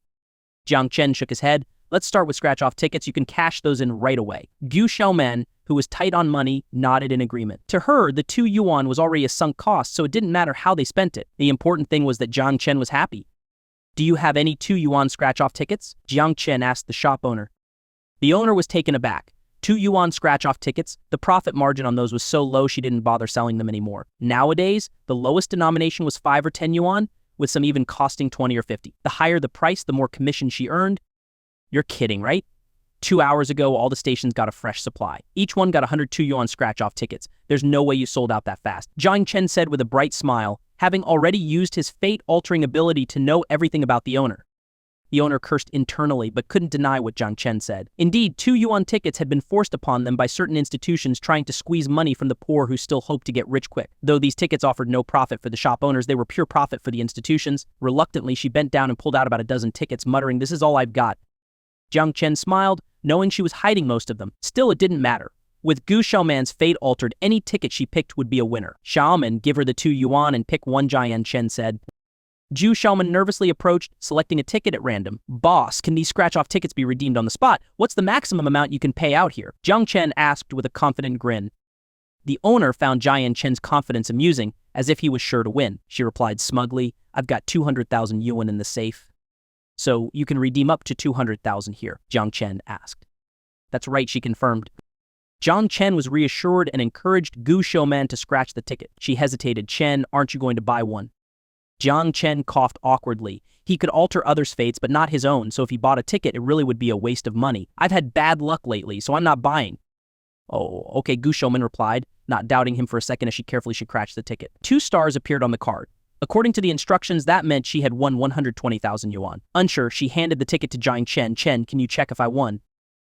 Jiang Chen took a look and confirmed it. Just as he had altered fate, 120,000 yuan, the highest prize for a 2 yuan ticket. Boss, can you check if this is a winning ticket? Jiang Chen asked. The owner lazily took the ticket, but her eyes widened when she saw it. 120,000 yuan. In all the years she had run this shop, selling nearly 1 million yuan worth of scratch-off tickets, none had ever won more than 100,000. And now, Gu Xiaoman had hit the jackpot. Boss, can this be cashed here? Jiang Chen asked, seeing the owner's sour expression. The owner, now feeling as though she had swallowed a fly, forced a smile. Young lady, you're really lucky, winning such a big prize on your first try. Jiang Chen could sense the owner's displeasure and asked with a grin, Boss, how many tickets would you say it normally takes to win this prize? The owner's smile froze as Jiang Chen caught her in her own words. Not wanting to continue the conversation, she quickly said, Young lady, I can cash out the prize for you right now, but we'll have to deduct 20% for taxes, 24 taxes. Gu Xiaoman, who had just started to feel excited, suddenly felt her heart sink at the thought of losing over 24,000 yuan, almost a year's worth of income. It was a bitter pill to swallow, but there was no way around it. Taxes were mandatory. Seeing her disappointment, Jiang Chen smiled and said, Xiaoman, you've got great luck. Why not try buying a few more tickets? You might win even more and make up for the taxes. The owner's eyes lit up at Jiang Chen's suggestion, eagerly adding, Yes, young lady. With your luck, buying a few higher value tickets might bring in an even bigger prize. Jiang Chen chuckled to himself. The shopkeeper was really trying to hustle Gu Xiaoman. What a savvy businesswoman. Jiang Chen turned to Gu Xiaoman and said, Did you hear the boss? Buy a few more tickets, who knows, you might win even more. Zhu Xiaoman wasn't greedy and knew full well that the lottery was essentially a tax on those who weren't thinking straight. The odds of winning again were incredibly low, but seeing Jiang Chen so excited, she decided to spend another 2 yuan on a scratch-off ticket just to see what would happen. The shopkeeper was frustrated. She had hoped to make a bit more commission, but Gu Xiaoman was being stingy, only spending 2 yuan. It was infuriating. Still, she kept a smile on her face.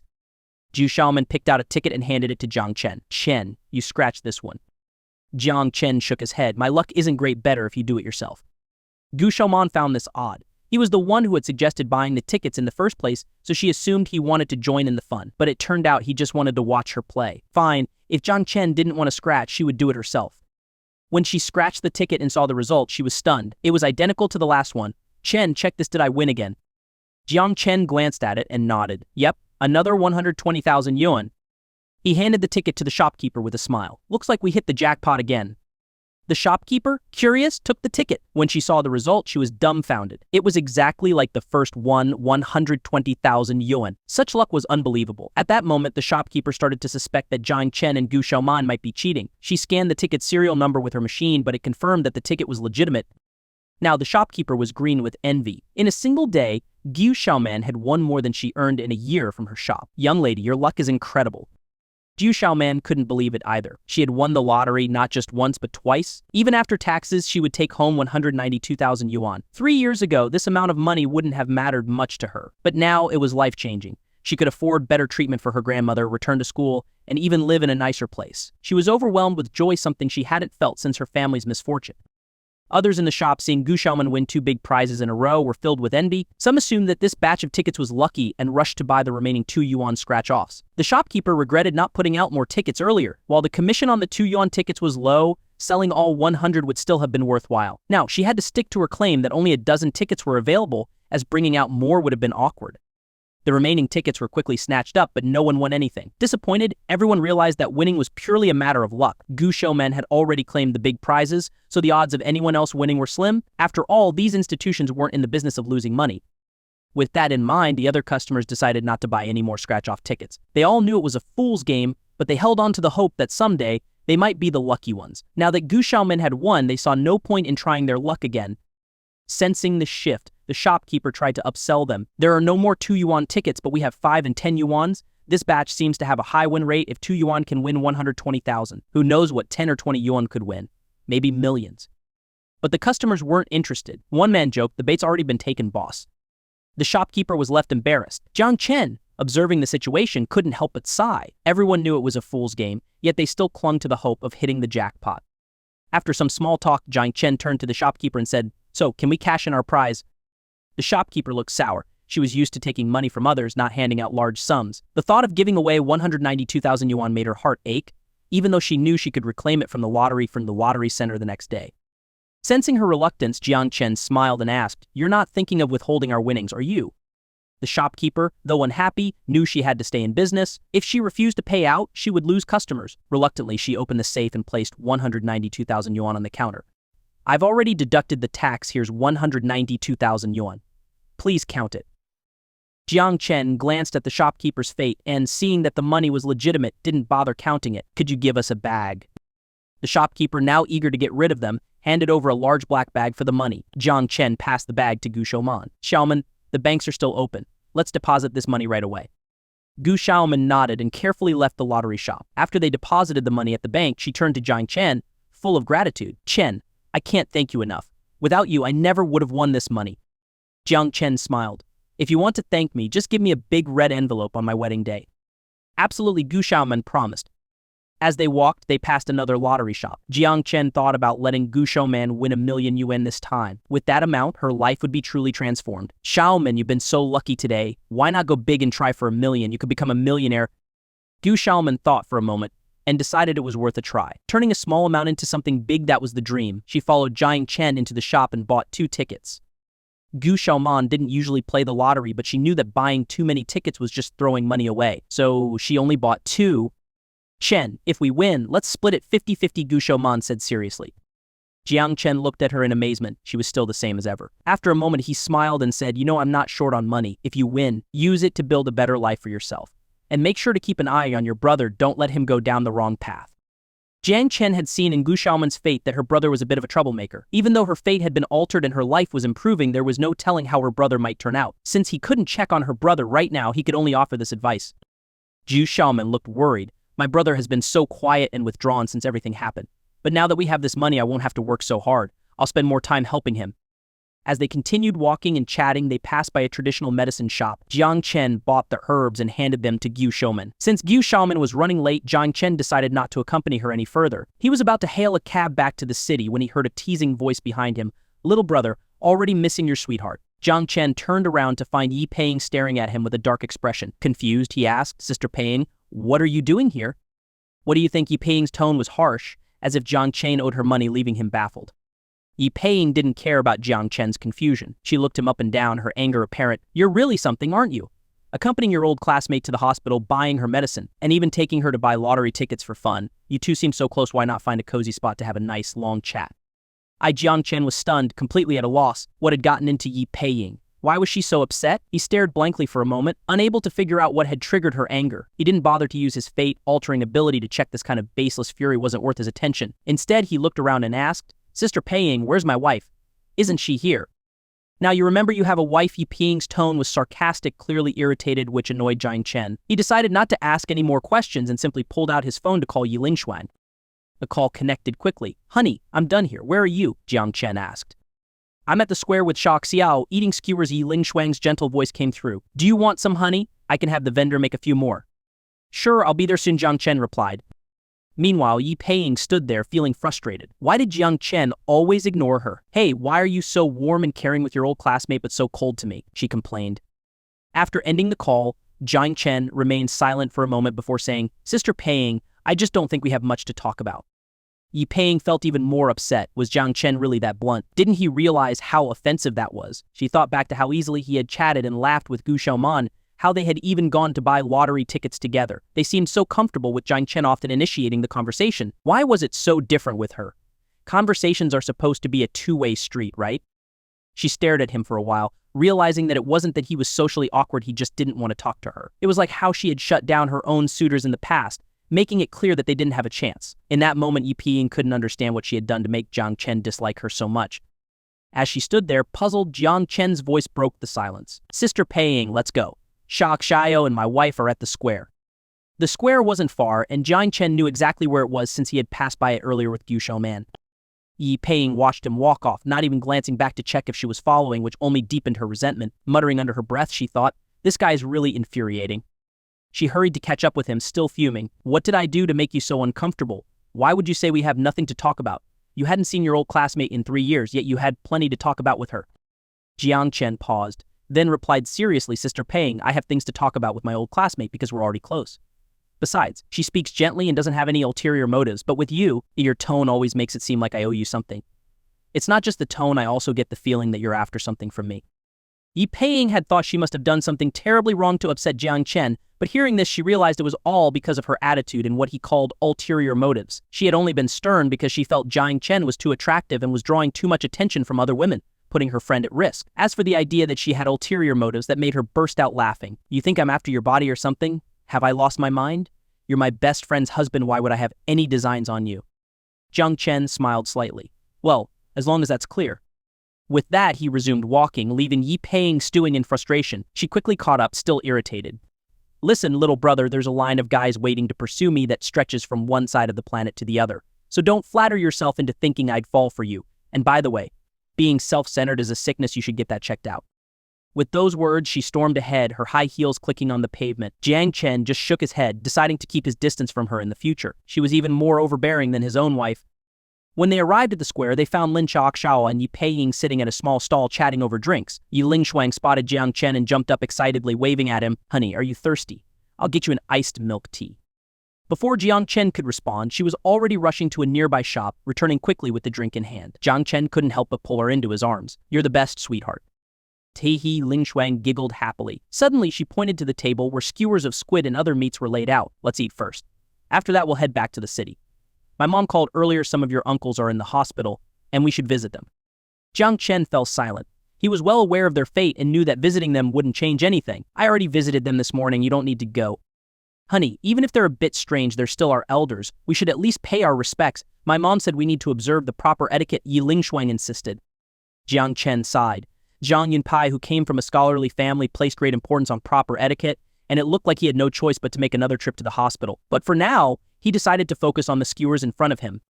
All right, let's eat first. We can talk about it afterward. Blushing, Yi Lingshuang hesitated. I'll pass. I have a fitting for my dress tomorrow. If I eat too much, it might not look good. Jiang Chen was exasperated. Then why did you order so much? I ordered it for you, she replied, grinning. Their playful banter made Lin Xiaoxiao and Yi Paying uncomfortable. Hey, can you two knock it off? Yi Paying snapped. We're still here, you know. If you want to be all lovey-dovey, do it at home. Yi Lingshuang blinked innocently. What? We're not doing anything. But her wide-eyed innocence only made Lin Xiaoxiao and Yi Paying more annoyed. They wanted to punch something but restrained themselves. Yi Paying rolled her eyes and said, if hugging and sweet-talking isn't doing anything, then what is? Giggling, Yi Lingshuang replied, we're just showing you how nice it is to have a husband. With that, she sat down beside Jiang Chen, placed his hand on her waist and teased, honey, give me a kiss. It's been so long, I really miss the taste of your lips. All right, Jiang Chen held Yi Lingshuang by the waist, gently pulling her head to rest on his arm as he bent down to give her a deep, affectionate kiss. Seeing Jiang Chen and Yi Lingshuang so lost in each other, Yi Ping and Lin Xiaoxiao couldn't take it anymore. It was as if they didn't even exist, completely ignored in this public display of affection. The two single women had had enough and left in a huff, feeling utterly exasperated. Being single really does have its disadvantages. As they walked away, Jiang Chen and Yi Lingshuang finally let go of each other. Watching Yi Paying and Lin Xiaoxiao leave, Yi Lingshuang smiled, thinking to herself, now you two should realize just how deep the love between my husband and me really is. Maybe you'll think twice before joking about sharing a husband in the future. Indeed, earlier, after Jiang Chen had left for the hospital with Guishou Man, the two women had teased Yi Lingshuang again, reminding her of a pact they had made when they were drunk. They had sworn that if any one of them got married, the man would have to marry all three of them so they could stay together forever. Now, Yi Paying and Lin Xiaoxiao had come to collect on that old joke, but Yi Lingshuang wasn't amused. She decided to flaunt her relationship to make it clear that the past was in the past, and such jokes wouldn't fly anymore. Jiang Chen noticed her smile but didn't ask about it. With the two light bulbs gone, he felt more at ease. Looking at the plate of skewers on the table, he asked, honey, why don't you have some?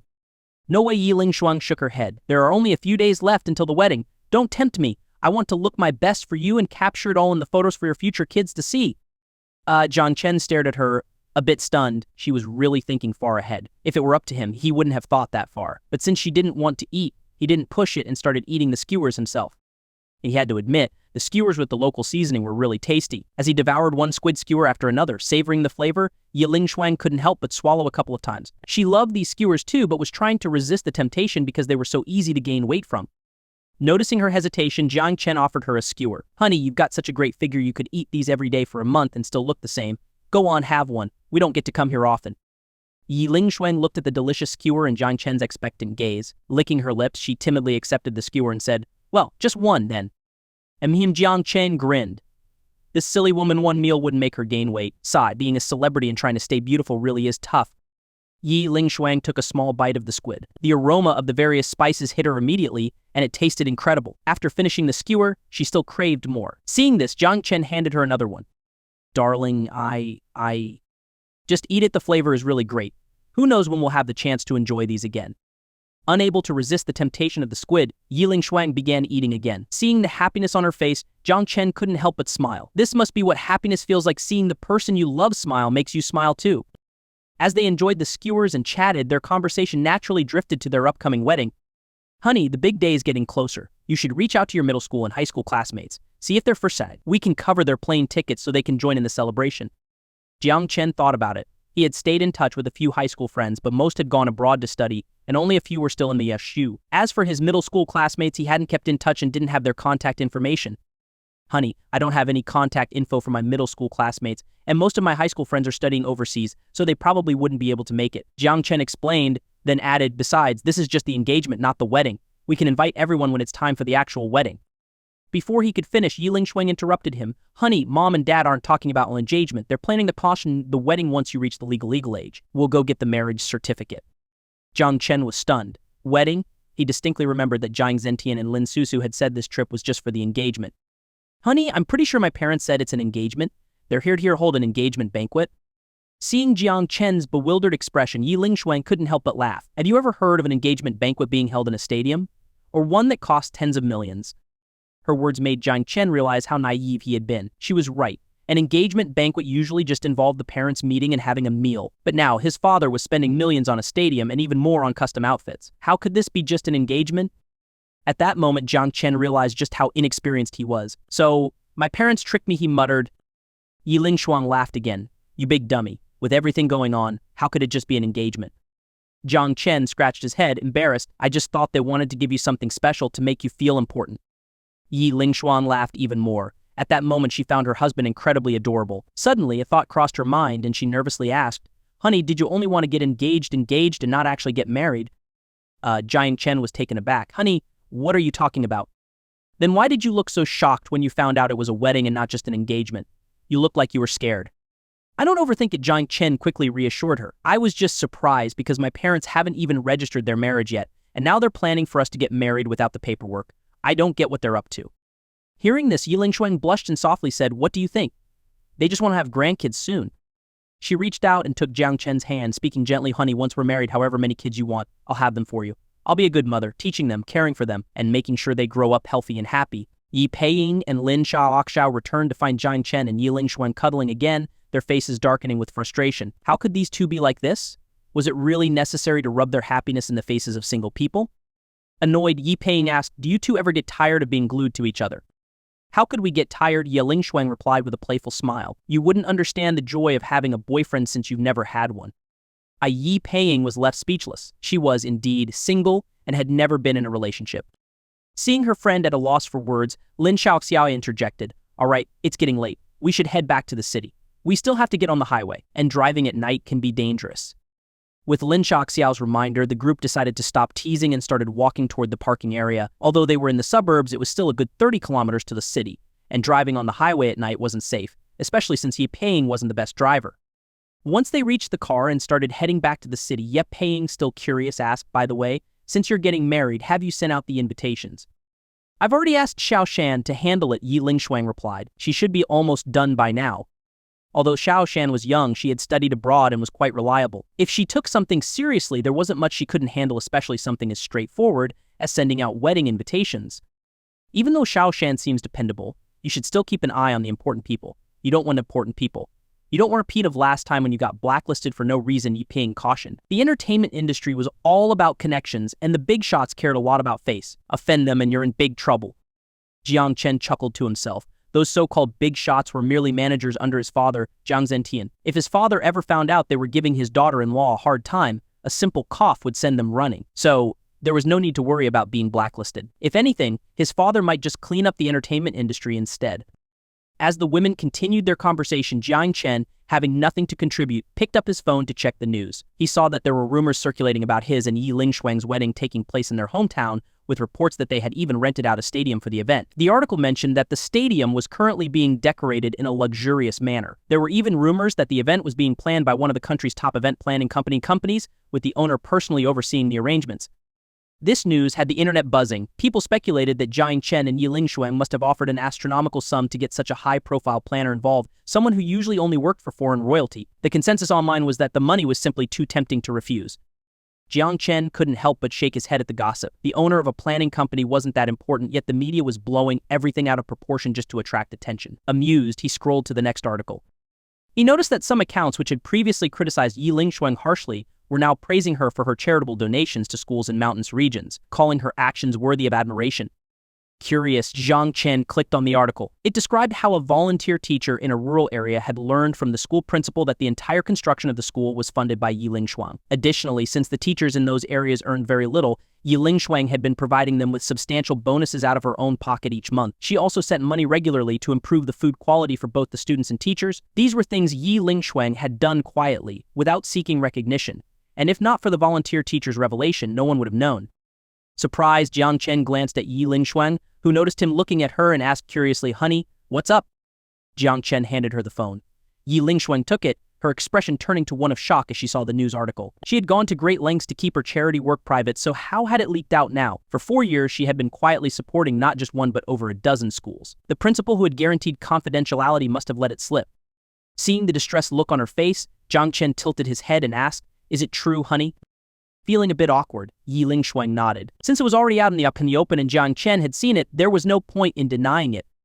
Jiang Chen was puzzled. Most celebrities try to find ways to avoid taxes, and even when they do charity, they make sure everyone knows about it, staying in the spotlight for days. But you quietly send money to rural areas and don't let anyone know. Should I say you're naive or just incredibly kind? Yi Lingshuang responded seriously, "Honey, I spend about 1,000,000 yuan a year on these students. For me, that's just the cost of a couple of handbags. But for those kids in rural areas, it can change their lives." Her words left Jiang Chen astonished. Indeed, for someone like Yi Lingshuang, who made 500 or 600 million yuan a year, 1,000,000 was nothing. But for those children, it truly could change their futures. Teachers with high salaries would be more dedicated to their students, and well-fed, worry-free students would be more focused on their studies. In rural areas, everyone knew that education was the only way out. From the passenger seat, Lin Xiaoxiao overheard their conversation and asked, "What are you two whispering about? Can you speak up?" Nothing much, Yi Lingshuang smiled. She knew that if she made a big deal out of her charity work, it would lose its meaning. It would be seen as a publicity stunt, not true charity. She didn't like those phony displays of charity. She decided that as soon as they got out of the car, she would contact the school principal to stop spreading the news and get the article taken down. Noticing Yi Lingshuang's evasiveness, Lin Xiaoxiao frowned. The two of them had been chatting away happily just a moment ago, but now they clammed up the moment she asked. "Shuang there, you've changed," Lin Xiaoxiao teased. "We used to tell each other everything. Now that you're married, you're keeping secrets from me." Seeing Lin Xiaoxiao pouting unhappily, Yi Lingshuang smiled playfully. "Xiaoxiao, I was just discussing with my husband how we can quickly have a baby. Do you really want to hear that?" She even raised her eyebrows suggestively, making Lin Xiaoxiao's face flush red. "You've really grown bold. Getting married means having cute babies with the man you love and raising them together, right? What's so embarrassing about that?" Lin Xiaoxiao couldn't find a retort. Yi Lingshuang had a point. Marriage usually led to having kids. Why get married if you weren't going to have children? Yi Paying, who had been listening, grinned and asked, "So, have you figured out how to have a baby quickly? I'd like to hear that too." Seeing Yi Paying eager to stir the pot, Yi Lingshuang playfully replied, "If you want to get pregnant quickly, the first step is to find a man, fall in love, and then get married." PFF Jiang Chen couldn't help but laugh at her response. It was logical and flawless. Yi Paying's face darkened immediately. She realized that ever since Yi Lingshuang got together with Jiang Chen, she couldn't win any verbal sparring matches with her. Her words had become sharper and more mischievous. "Seriously? That's like stating the obvious," Yi Paying retorted. "Everyone knows you need to fall in love first if you want to have a baby. What I want to know is, what's your secret method for getting pregnant quickly? Or maybe, what position you use?" "Sorry, we haven't figured that out yet," Yi Lingshuang teased. Yi Paying pouted. Yi Lingshuang was just too sly. After some more playful banter, half an hour later they arrived in Longcheng. Since Yi Lingshuang's mother had mentioned visiting Jiang Chen's uncle, Jiang Haochen, in the hospital to avoid being rude, Yi Lingshuang asked Yi Paying to drive them there. At 6:30 in the evening, they reached the first hospital. Jiang Zhenchen had arranged for his brothers to stay in VIP rooms. As they entered, Yi Lingshuang looked at Jiang Haochen and the others lying motionless on the beds, puzzled. "Dad, how are Uncle and the others? How did they suddenly get cancer? They can't speak or move, they're like living statues." Jiang Zhenchen sighed deeply, equally bewildered. The cancer had appeared suddenly, almost out of nowhere, and it was very strange. He had even used the newly developed special medication from his company, which could usually kill cancer cells with a single injection, but it had no effect this time. It was baffling. After chatting for a while, Jiang Zhenchen turned to Yi Lingshuang and said, "Shuangnier, it's getting late, since they're not conscious. There's no point in you staying. Take Xiao Chen and go have dinner and get some rest. The next few days might be tiring. Your mom and I will stay here and watch over them." Hearing this, Yi Lingshuang agreed. As Jiang Zhenchen said, there wasn't much she could do by staying. She was about to pull Jiang Chen to leave when he said, "Honey, you go ahead and have dinner with Xiaoxiao and the others. I'd like to stay here for a bit." Although curious about why Jiang Chen wanted to stay, Yi Lingshuang didn't press him and left with the others. Once they were alone, Jiang Chen approached Jiang Zhenchen, noticing his worried expression. "Dad, this isn't something that'll get better quickly. You should head home and rest." Jiang Zhenchen smiled bitterly. "If I leave and they wake up, who will be here to take care of them?" "You could hire a nurse," Jiang Chen suggested. Jiang Zhenchen shook his head. Xiao Chen were brothers. If they wake up and don't see any family around, how disappointed would they be? As he spoke, Jiang Zhenchen suddenly remembered that Jiang Chen's wedding was just around the corner. Realizing how much Jiang Chen had to prepare, he said, "By the way, Xiao Chen, your wedding with Shuang Yi is coming up soon. Have you notified your friends and classmates? You'll need a few good friends to be your groomsmen. Jiang Chen was taken aback. Groomsmen?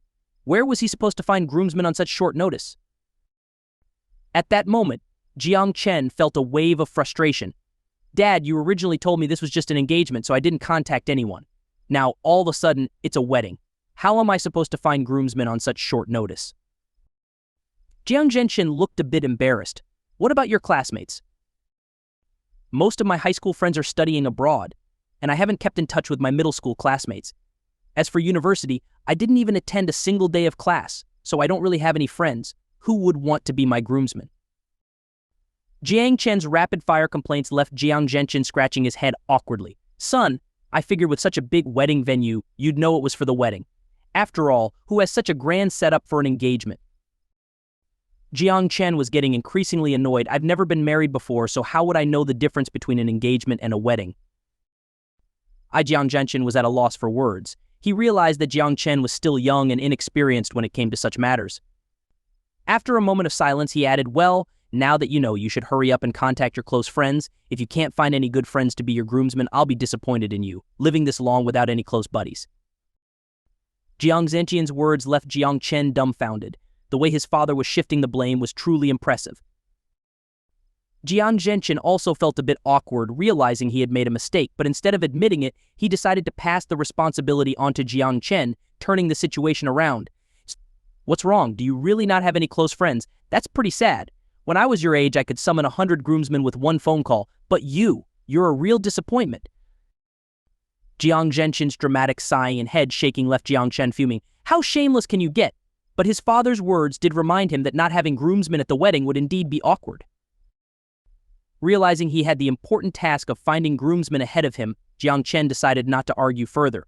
He left the hospital, went to a noodle shop, and ordered a bowl of noodles. While waiting, he opened his messaging app and scrolled through his friends list. The last time he had chatted with his high school friends was about a month ago when they were saying their goodbyes before heading abroad. Seeing all their profile pictures grayed out, he knew they were offline. After some thought, Jiang Chen decided to send them messages anyway. They had been good friends in high school, and if they found out later that he got married without telling them, it could strain their friendship. So he sent out messages to each of them. Meanwhile, Yi Lingshuang, Lin Xiaoxiao, and the others were at a sauna, wrapped in towels, chatting about more personal matters. Shuangyi, you still haven't been intimate with your husband? Isn't he upset? Lin Xiaoxiao asked. Blushing, Yi Lingshuang replied, he does get a little moody sometimes. Both Yi Peiying and Lin Xiaoxiao leaned in, curious. And how do you deal with his moods? Yi Lingshuang lowered her head shyly. I just give him some special attention, make sure he feels cared for and happy. Yi Peiying and Lin Xiaoxiao could easily imagine what Yi Lingshuang had been doing for Jiang Chen, and the thought left them stunned. After all, Yi Lingshuang was a proud and famous celebrity, yet now. Yi Peiying stared at Yi Lingshuang in disbelief, a thought forming in her mind. With a hopeful expression, she asked, Hey, what have you been learning lately? Come on, share some tips with us. What Yi Lingshuang looked at them, completely confused. What are you two up to? We want to learn, Yi Peiying said with a mischievous grin. You're the only one of us who's married and has done all these things with your husband. Teach us so we'll know how to take care of our future husbands too.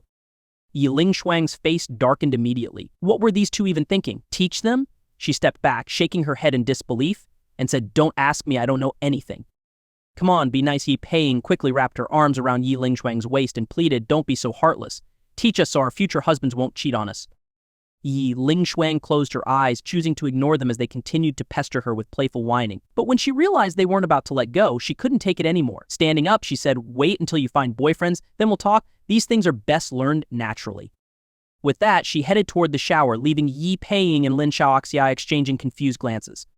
She just left. They had hoped to get some tips from Yi Lingshuang, but she wasn't playing along. Realizing they weren't getting anywhere, the two quickly left the sauna as well and headed to the showers. As they entered, Yi Peiying snuck up behind Yi Lingshuang and hugged her from behind. Startled, Yi Lingshuang instinctively grabbed Yi Peiying's hand and twisted it.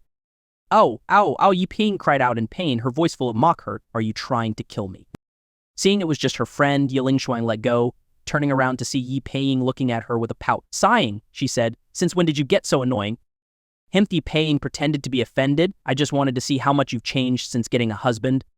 Yi Lingshuang was momentarily speechless. Come on, hurry up and wash off, you're all sweaty, Yi Paying added, sniffing herself. Though she wasn't smelly, the sweat was uncomfortable, so she quickly started rinsing off. After they finished and got dressed, Yi Paying linked her arm with Yi Lingshuang's, grinning playfully. I noticed you've gotten a bit fuller, having a husband must really be good for you. Yi Lingshuang rolled her eyes. When did Paying get so obsessed with this kind of talk? If you think having a husband is so great, why don't you go find yourself a boyfriend? Lingshuang teased. Paying pouted. The one I love doesn't love me, and the ones who love me I don't love. Lingshuang's curiosity was piqued. You have someone you like? Yep, Paying replied with a sly smile. I like our husband, but he doesn't like me. Realizing what she said, Paying noticed Lingshuang's face darken and she bolted before Lingshuang could retaliate. Lin Xiaoxiao, watching the two jocksters bicker, could only shake her head in exasperation. Shuang are you heading back now, or do you want to hang out for a bit? Lingshuang looked around. It was the same old town with nothing particularly exciting, so she replied, Longsheng is too small, and there aren't many places to have fun. I can't really think of anywhere else to go. So, are we just going back to the hotel to sleep? Xiao asked, a bit disappointed. Her work was usually very demanding, so she didn't want to waste this rare free time. Seeing Xiao's downcast expression, Paying fell silent for a moment before something clicked in her mind. Hey, I remember that 3 years ago, the city started building an amusement park. It should be finished by now. If it's open, it might be lively tonight. Xiao's eyes lit up at the idea of going to an amusement park. She hadn't been to one in years. The last time was after her middle school exams when her parents took her to Shanghai's amusement park as a reward. After that, she got busy with school and never had the time to go again. Let's go check it out then. It's not even 8 yet, so we still have plenty of time to have fun, she suggested. Lingshuang nodded but felt that just the three of them going to an amusement park might not be as fun. She thought about inviting Xiao Shan and Jiang Chen too. She had been with Jiang Chen for so long, but they had never really gone out to have fun together. Meanwhile, Jiang Chen had just gotten home. When he got Lingshuang's call, inviting him to the amusement park, he got up from the couch and headed downstairs. As he walked, he was also texting his friends in a group chat. Second bro, third bro, it's settled. You guys better come to my wedding and back me up. Otherwise, I'll be short on groomsmen. Second bro, of course. Fourth bro. If the teacher doesn't let me go, I'll beat him up. Third bro, yeah, these foreign teachers really need to be taught a lesson. Let me tell you, once there was this pretty teacher who always gave Big Bro a hard time. Big Bro so fed up that he beat her up, and she ended up crying and begging for mercy. After that, she behaved, remarking, John Chen was taken aback. Wait, Big Bro beat up the pretty teacher until she cried for her parents. Did he actually, beat? Ha ha ha. Everyone in the chat burst into laughter. Second bro, fourth bro, you've changed since getting a wife. Now you understand so much more. By the way, I'm in a school near Big Bro's. I'll go see him during lunch break. Once he hears you're getting married, I'm sure he'll bring that pretty teacher to your wedding. Jiang Chen was a bit dizzy from all this. Bring a foreign pretty teacher to the wedding? That guy might look like a giant gorilla, but he's only 19. And those university teachers have to be at least 25 or 26, right? No matter how well they take care of themselves, foreign women that age usually have freckles on their faces by then. Is this really going to work? Jiang Chen, second bro, third bro, is Big Bro serious? How old is that pretty teacher? Isn't Big Bro too young to handle this? Second bro, you'll find out when you see them. I'm telling you, when you meet her, you'll be seriously impressed. Third bro, yeah, when Big Bro introduced us to her, I was blown away. Big Bro really knows how to handle things.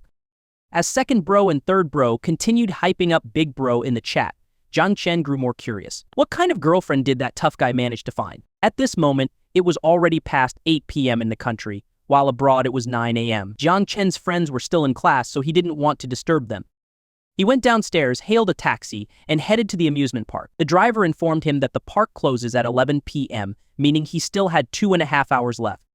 Driver, how many rides does our city's amusement park have? Which one is the most fun? Jiang Chen asked in the local dialect, which made the driver warm up to him. Our city's amusement park has plenty of rides, the driver said enthusiastically. There's the roller coaster, bungee jumping, haunted house, bumper cars, pirate ship, Ferris wheel. The driver listed off many rides without stopping. He even suggested that if Jiang Chen was taking a girl, he should definitely try the haunted house. Maybe he'd end up with a girlfriend afterward. Jiang Chen was stunned by the driver's bold suggestion. Truly, this was an experienced driver. They chatted all the way to the amusement park, and soon they arrived. Since this was the only amusement park within a 100-kilometer radius and there was no entrance fee, it was quite lively. In fact, to make it even busier, the park allowed vendors to set up stalls inside for a fee of 50 yuan per night. This attracted even more people, as vendors offering games like balloon shooting and ring toss set up shop inside. Of course, while the entrance was free, each ride required a separate ticket. At the entrance, Jiang Chen saw Yi Lingshuang, Lin Xiaoxiao, Yi Paying, and Shushan already playing at one of the ring toss stalls. Darling, aim a bit better, Yi Paying's voice called out. I look at that little doll, it's so cute. If you think you can do better, go ahead, retorted another woman. You're making me nervous. If I could hit it, would I still be here? The two women bickered as Jiang Chen approached. He glanced at the toy Yi Lingshuang was trying to win, a palm-sized porcelain roly-poly doll, which was indeed very cute. Smiling, Jiang Chen said, "Honey, how about I give it a try?" Yi Lingshuang, delighted to see Jiang Chen, quickly turned around and handed him the ring. "Sweetheart, that porcelain doll is so adorable. It even makes a sound. I really want it." Seeing her eyes light up like a child's at the sight of a beloved toy, Jiang Chen couldn't help but laugh. "Since you want it so much, I'll win it for you," he said, throwing the ring towards the doll. Unfortunately, he missed. Jiang Chen was frustrated. Even with the enhanced skills he'd gained from Yi Lingshuang, why couldn't he hit it? Could her skills really be that bad, even after a 100-fold boost? Yi Lingshuang didn't mind that he missed. "Keep trying, darling," she encouraged. Jiang Chen nodded, focused, and threw the ring again, but he still missed. It was getting awkward. Then a woman's skeptical voice rang out. "Boss, aren't these rings a bit too small? My husband almost got it, but it slipped right off." Her complaint was quickly echoed by others. The rings were indeed small, and no one had been able to win any toys. Faced with the crowd's doubts, the stall owner said, "These rings are definitely not too small," but no one believed him. Someone even tried fitting a ring around a toy, and it just barely fit. Seeing the growing dissatisfaction, the owner paused before saying, "All right, everyone, these rings really can fit around the prizes. Let me show you." He picked up a ring that had just been thrown, walked over to Jiang Chen's side, and casually tossed it. Amazingly, he landed every single one of his 10 rings on a prize. Though the rings were small, it was indeed possible to win. The crowd fell silent, convinced by the demonstration. Jiang Chen had been watching the owner closely. The man was incredibly skilled, able to land a ring on anything with a simple flick of his wrist. Jiang Chen felt a twinge of envy. Just then, a voice echoed in his mind. "Host, didn't I give you the plunder skill? Take the owner's ring-tossing skill for yourself. That way you'll be just as good as he is." The system's words made Jiang Chen realize his oversight. He still had the plunder skill. The system had given him several abilities, including plunder, modify, and enslave. Plunder allowed him to steal other skills, modify let him change someone's fate, and enslave could turn anyone into his servant. It seemed like the perfect time to use plunder. Smiling, Jiang Chen took a deep breath and glanced at the stall owner a few more times. Suddenly, the ring-tossing technique appeared in his mind. "System, have I successfully plundered the skill?" he asked. "Yes, host. The plunder skill automatically optimizes the ability, so you're now even better than the owner," the system replied.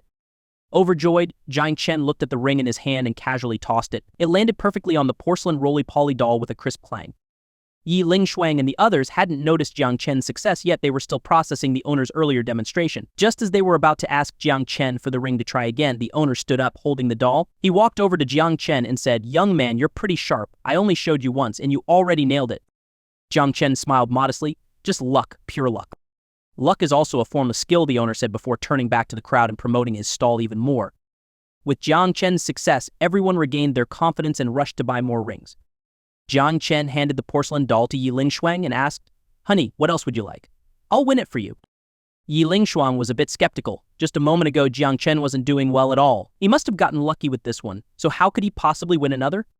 But being a smart woman, she knew better than to dampen the mood. She pointed to a bottle of iced tea in the second row and said, "Sweetheart, I'm a bit thirsty. Can you win that bottle of iced tea for me?" Jiang Chen was a bit puzzled. Just winning a bottle of iced tea? That didn't seem like Yi Lingshuang's usual style. Suddenly, Jiang Chen noticed a flicker of hesitation in her eyes. His mind whirred, and after a moment he figured out. "So you're worried I won't be able to win, and that's why you picked something close like the iced tea." The thought made Jiang Chen chuckle bitterly. It wasn't a big deal, but it felt a bit insulting. He decided it was time to set things straight. "Honey, iced tea isn't expensive. It's only 3 yuan. I'll buy it for you later." He then looked at the items on the stall and confidently said, "Actually, I'm pretty good at ring toss. I was just a bit rusty earlier, but now I've got my groove back. Pick something you really like, and I'll definitely win it for you." Realizing that Jiang Chen had seen through her, Yi Lingshuang felt a bit embarrassed, but seeing how confident he was, she decided not to hold back. Her eyes fell on a lucky cat piggy bank in the distance. She'd had her eye on it earlier, thinking it would be great for saving up small change. By the time their future children were 5 or 6 years old, it could amount to a decent sum, enough to buy them something nice. Pointing at the distant piggy bank, she said, "Sweetheart, I want that lucky cat." Lin Xiao, standing nearby, was surprised by Yi Lingshuang's choice of such a distant target. She whispered, "Shuang, your husband is just showing off. Are you trying to embarrass him?" "Xiao, my husband never brags. If he says he can do it, then he can definitely do it," Yi Lingshuang replied, though she was a bit nervous. She had never seen Jiang Chen play games like this before, but as a wife, she felt it was important to support him no matter what, and not let others think less of him. Lin Xiao shook her head. She thought Yi Lingshuang was being delusional. The lucky cat was at least 6 meters away. Even an expert might struggle to win it, let alone Jiang Chen, who seemed like a novice. Yi Peiing, on the other hand, watched Jiang Chen with keen interest. She sensed that he was hiding something, especially after he took Gu Shouman to buy lottery tickets earlier that day, and they won twice in a row, netting tens of thousands of yuan. Winning once could be chalked up to luck, but twice in a row. That wasn't luck, it was skill. Turning to Lin Xiaoxiao, Yi Peiing grinned and said, Xiaoxiao, how about we make a bet? Bet on what? Lin Xiaoxiao asked curiously. Do you think this young man can win the lucky cat? Yi Peiing asked. Lin Xiaoxiao looked at the target again and shook her head. It's 6 meters away. Even an expert would struggle to win it. How could he possibly manage? That was exactly what Yi Peiing wanted to hear. Smiling, she said, then let's bet. If he wins, you'll have to agree to whatever I ask, no questions. If he doesn't, I'll do the same for you. How about it? Lin Xiaoxiao was intrigued. She knew Yi Peiing was sharp, but Jiang Chen's previous attempts had been so poor that she couldn't imagine him succeeding now. Sure, I'm not afraid, Lin Xiaoxiao agreed.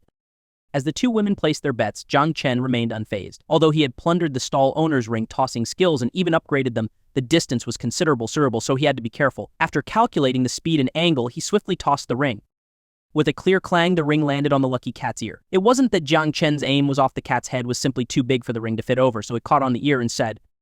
Lin Xiaoxiao was stunned. Wasn't Jiang Chen terrible at this just a moment ago? How had he suddenly become so skilled? Yi Peiing, seeing that Jiang Chen had performed just as she expected, grinned and wrapped an arm around Lin Xiaoxiao's waist. Xiaoxiao, you lost. Don't forget our bet. Lin Xiaoxiao, her face darkening, quickly pushed Yi Peiing away. Stop being such a tease. Yi Peiing withdrew her hand, smiling awkwardly, and turned her attention to Yi Lingshuang and Jiang Chen. Yi Lingshuang was beaming with joy as she held the lucky cat.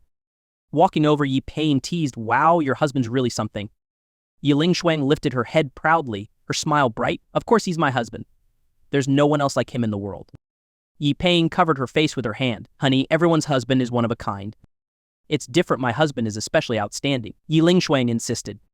Yi Peiing could only sigh in resignation. She thought her friend had truly become smitten after getting married. After a bit more playful banter, Yi Peiing noticed that Jiang Chen still had 2 rings left. She walked over and asked with a smile, hey there, could you win something for me too? Jiang Chen looked at Yi Lingshuang. Honey, is there anything else you want? Yi Lingshuang shook her head. She was satisfied with the roly-poly doll and the lucky cat. Seeing that Yi Lingshuang didn't want anything else, Jiang Chen turned to Yi Peiing. Sister Peiing, which one would you like? Yi Peiing felt a bit annoyed. Jiang Chen always prioritized his wife and only asked her after Yi Lingshuang declined. With a pout, she muttered, with that attitude, you're going to have a hard time making friends in the future. Jiang Chen just smiled, unfazed. Do you want something or not? If not, I'm leaving. Pouting, Yi Peiing grumbled, fine, I don't want anything. Seeing that he still had 2 rings left, Jiang Chen turned to Lin Xiaoxiao. Sister Xiaoxiao, is there anything you like? Lin Xiaoxiao was surprised. Jiang Chen was offering to win something for her. Since he was willing, she wouldn't refuse. She had noticed that Jiang Chen's throwing technique and strength earlier indicated he was quite skilled. Maybe she had misjudged him. Well, if you insist, I won't hold back, she said with a grin, eyeing a pair of lucky dolls in the front row. They looked festive and cheerful. Without hesitation, Jiang Chen tossed the ring, winning the pair with ease. Since the dolls came as a set, Jiang Chen used his last ring to secure the second one. Watching all of this unfold, Yi Peiing was utterly frustrated. Jiang Chen was so nice to Lin Xiaoxiao but seemed to be indifferent to her. She felt he must have something against her and was treating her this way on purpose. Finding the ring toss less interesting now, the group decided to continue exploring the amusement park. When they passed a balloon shooting stall, Yi Peiing's eyes lit up. She stopped and asked Jiang Chen with a playful smile, I've heard boys love playing with guns. How good are you at shooting? Jiang Chen grinned. I'm decent, I guess. Seeing him take the bait, Yi Peiing challenged, let's have a competition then. Whoever loses has to agree to whatever the winner wants, no questions asked. How about it? Jiang Chen looked at Yi Peiing with confusion. What was this girl up to now? Sister Peiing, this competition doesn't make any sense, he said. Yi Peiing was puzzled. Didn't most guys love a good bet? She looked him over and asked, little brother, are you afraid of losing to me? Seeing her confidence, Jiang Chen was speechless. After a moment of silence, he replied, sure, let's say I'm afraid of losing to you. To be honest, Jiang Chen found Yi Peiing a bit tricky to deal with. He didn't want to get too involved with her. Besides, there was no point in betting with her, there was nothing for him to gain. Yi Peiing grew more frustrated seeing how rational and unmoved Jiang Chen was. She turned to Yi Lingshuang with a teasing smile. Honey, your husband is so weak. Yi Lingshuang grinned and replied, Peiing, don't try to provoke him. My husband doesn't fall for those tricks. Yi Peiing was completely defeated. No wonder they were a couple, they understood each other so well. With no way to vent her frustration, she handed 10 yuan to the stall owner and began rapidly shooting the balloons on display. Bang, bang, bang! The sound of balloons popping echoed continuously as she hit every single target with all 30 plastic bullets in a matter of seconds. Her speed drew the attention of everyone around. It was faster than anything you'd see in an action movie. Even Jian Chen was shocked. He had read about Yi Peiing before. She came from an ancient and prestigious family and wasn't as fragile as she appeared, but he hadn't expected her to be this good at shooting. Yi Lingshuang and Lin Xiaoxiao were equally stunned. They had no idea their friend was so skilled with a gun. Seeing Jiang Chen and the others so amazed made Yi Peiing feel triumphant. Jiang Chen had been so difficult to deal with, constantly frustrating her, but now she finally had the upper hand. She smiled and said, "Little brother, you didn't need to admit defeat. You were never a match for me to begin with." Hearing this, Jiang Chen felt an inexplicable annoyance. He was actually quite good at shooting. After a moment of silence, he picked up the toy gun, aimed at the newly arranged balloons, and began firing. Tat-tat. His speed was comparable to that of a machine gun. In less than 10 seconds, all the balloons had been popped. Yi Peiing was stunned. Jiang Chen was even faster than she was. His speed was on par with the retired mercenaries employed by her family. Of course, this was just with toy guns. Real guns would be much more difficult to handle. Seeing Yi Peiing's shocked expression, Jiang Chen smiled and said, "Sister Peiing, I didn't refuse to compete with you because I wasn't good enough. I just thought it wasn't worth it." Yi Peiing's face burned with embarrassment. The skill she had been so proud of had just been utterly outdone by Jiang Chen. No wonder he was so confident he really had the ability to back it up. Yi Lingshuang, noticing Yi Peiing's disappointment, walked over and said, "Honey, losing to my husband is nothing to be ashamed of. When he was 10, he could win me dozens of stuffed animals. Shooting balloons is as easy as pie for him." Hearing this, Yi Peiing felt even more defeated. Jiang Chen had been winning plush toys since he was 10, while she was still playing with Barbie dolls at that age. Only now did she realize just how exceptional Jiang Chen really was. Whether it was writing songs, singing, dancing, he excelled at everything. No wonder Yi Lingshuang always talked so highly of him. If she had such a talented husband, she'd probably brag about him too. At that moment, the stall owner handed 2 life-size polar bear plushies to Jiang Chen and Yi Peiing. "Your shooting was amazing. These are your prizes, please enjoy," the owner said. Yi Lingshuang, excited by the huge plush bear, eagerly took it. The bear was about 1.6 meters tall, nearly as tall as her. Though Yi Lingshuang was 1.75 meters, she was already holding the roly-poly doll and lucky cat she had won earlier. "Sweetheart, let's put these in the car and then come back to play," she suggested. Jiang Chen nodded. They had too many things to carry to continue exploring the park comfortably. He took the bear, the lucky cat, and the roly-poly doll and headed to the car. Yi Peiing, carrying her own giant bear, followed behind. After putting everything away, she jogged to catch up with Jiang Chen, praising him. "Little brother, you're amazing. Is there anything you can't do?" Jiang Chen stopped, thought for a moment, and then smiled. "Sister Peiing, I'm not sure there is." His response left Yi Peiing speechless. Wasn't he just bragging about how great he was? But instead of calling him out, she playfully asked, "Little brother, have you ever been punched for saying something like that?" Jiang Chen just smiled and said nothing. Yi Peiing sighed internally. It seemed Jiang Chen really did have something against her. Otherwise, why wouldn't he respond? She ran to catch up with Yi Lingshuang. At that moment, Yi Lingshuang, Lin Xiaoxiao, and Shushan were standing by the carousel, watching it spin. Seeing their envious expressions, Jiang Chen asked with a smile, "Sweetheart, do you want to ride it?" Hearing Jiang Chen's voice, Yi Lingshuang turned around and gently said, "No, it's too crowded." Jiang Chen glanced around and saw many parents with children waiting in line. He decided not to push the idea and just stood by watching for a while before they moved on. As they passed the pirate ship, Ferris wheel, and other smaller attractions, they noticed the crowds were too large, so they didn't bother joining the queues. Eventually, they arrived at the haunted house, which surprisingly had no line at all, not even a single person in sight. Yi Lingshuang felt a bit nervous. She had never played such games before, let alone gone into a haunted house. But she had heard that it was quite thrilling inside and she wanted to experience the excitement. "Sweetheart, I'll go buy the tickets," she said, heading off with determination. Jiang Chen nodded. Now, only he, Yi Peiing, Lin Xiaoxiao, and Shushan were left at the entrance. "Brother-in-law, I'm not going in there. It's too scary." Shushan was the first to back out. Lin Xiaoxiao hesitated but then said, "I've never been in one before either. Count me in the first, don't want to miss out on something so fun." That left only Yi Peiing. At that moment, her face was pale and she was trembling. It was hard to tell whether it was from fear or something else as she stared blankly at the entrance to the haunted house. Lin Xiaoxiao noticed something off about Yi Peiing and took her hand, asking curiously, "Peiing, what's wrong?" Yi Peiing didn't answer. Instead, she started slowly backing away, as if she wanted to flee. Seeing this, Jiang Chen immediately checked her fate and realized the issue. She was scared. Yes, scared. The reason was simple. When she was a child, Yi Peiing had gone to a haunted house with some friends and gotten lost inside. It had terrified her, leaving her with a lasting fear. Now, just the sight of a haunted house brought those childhood memories rushing back.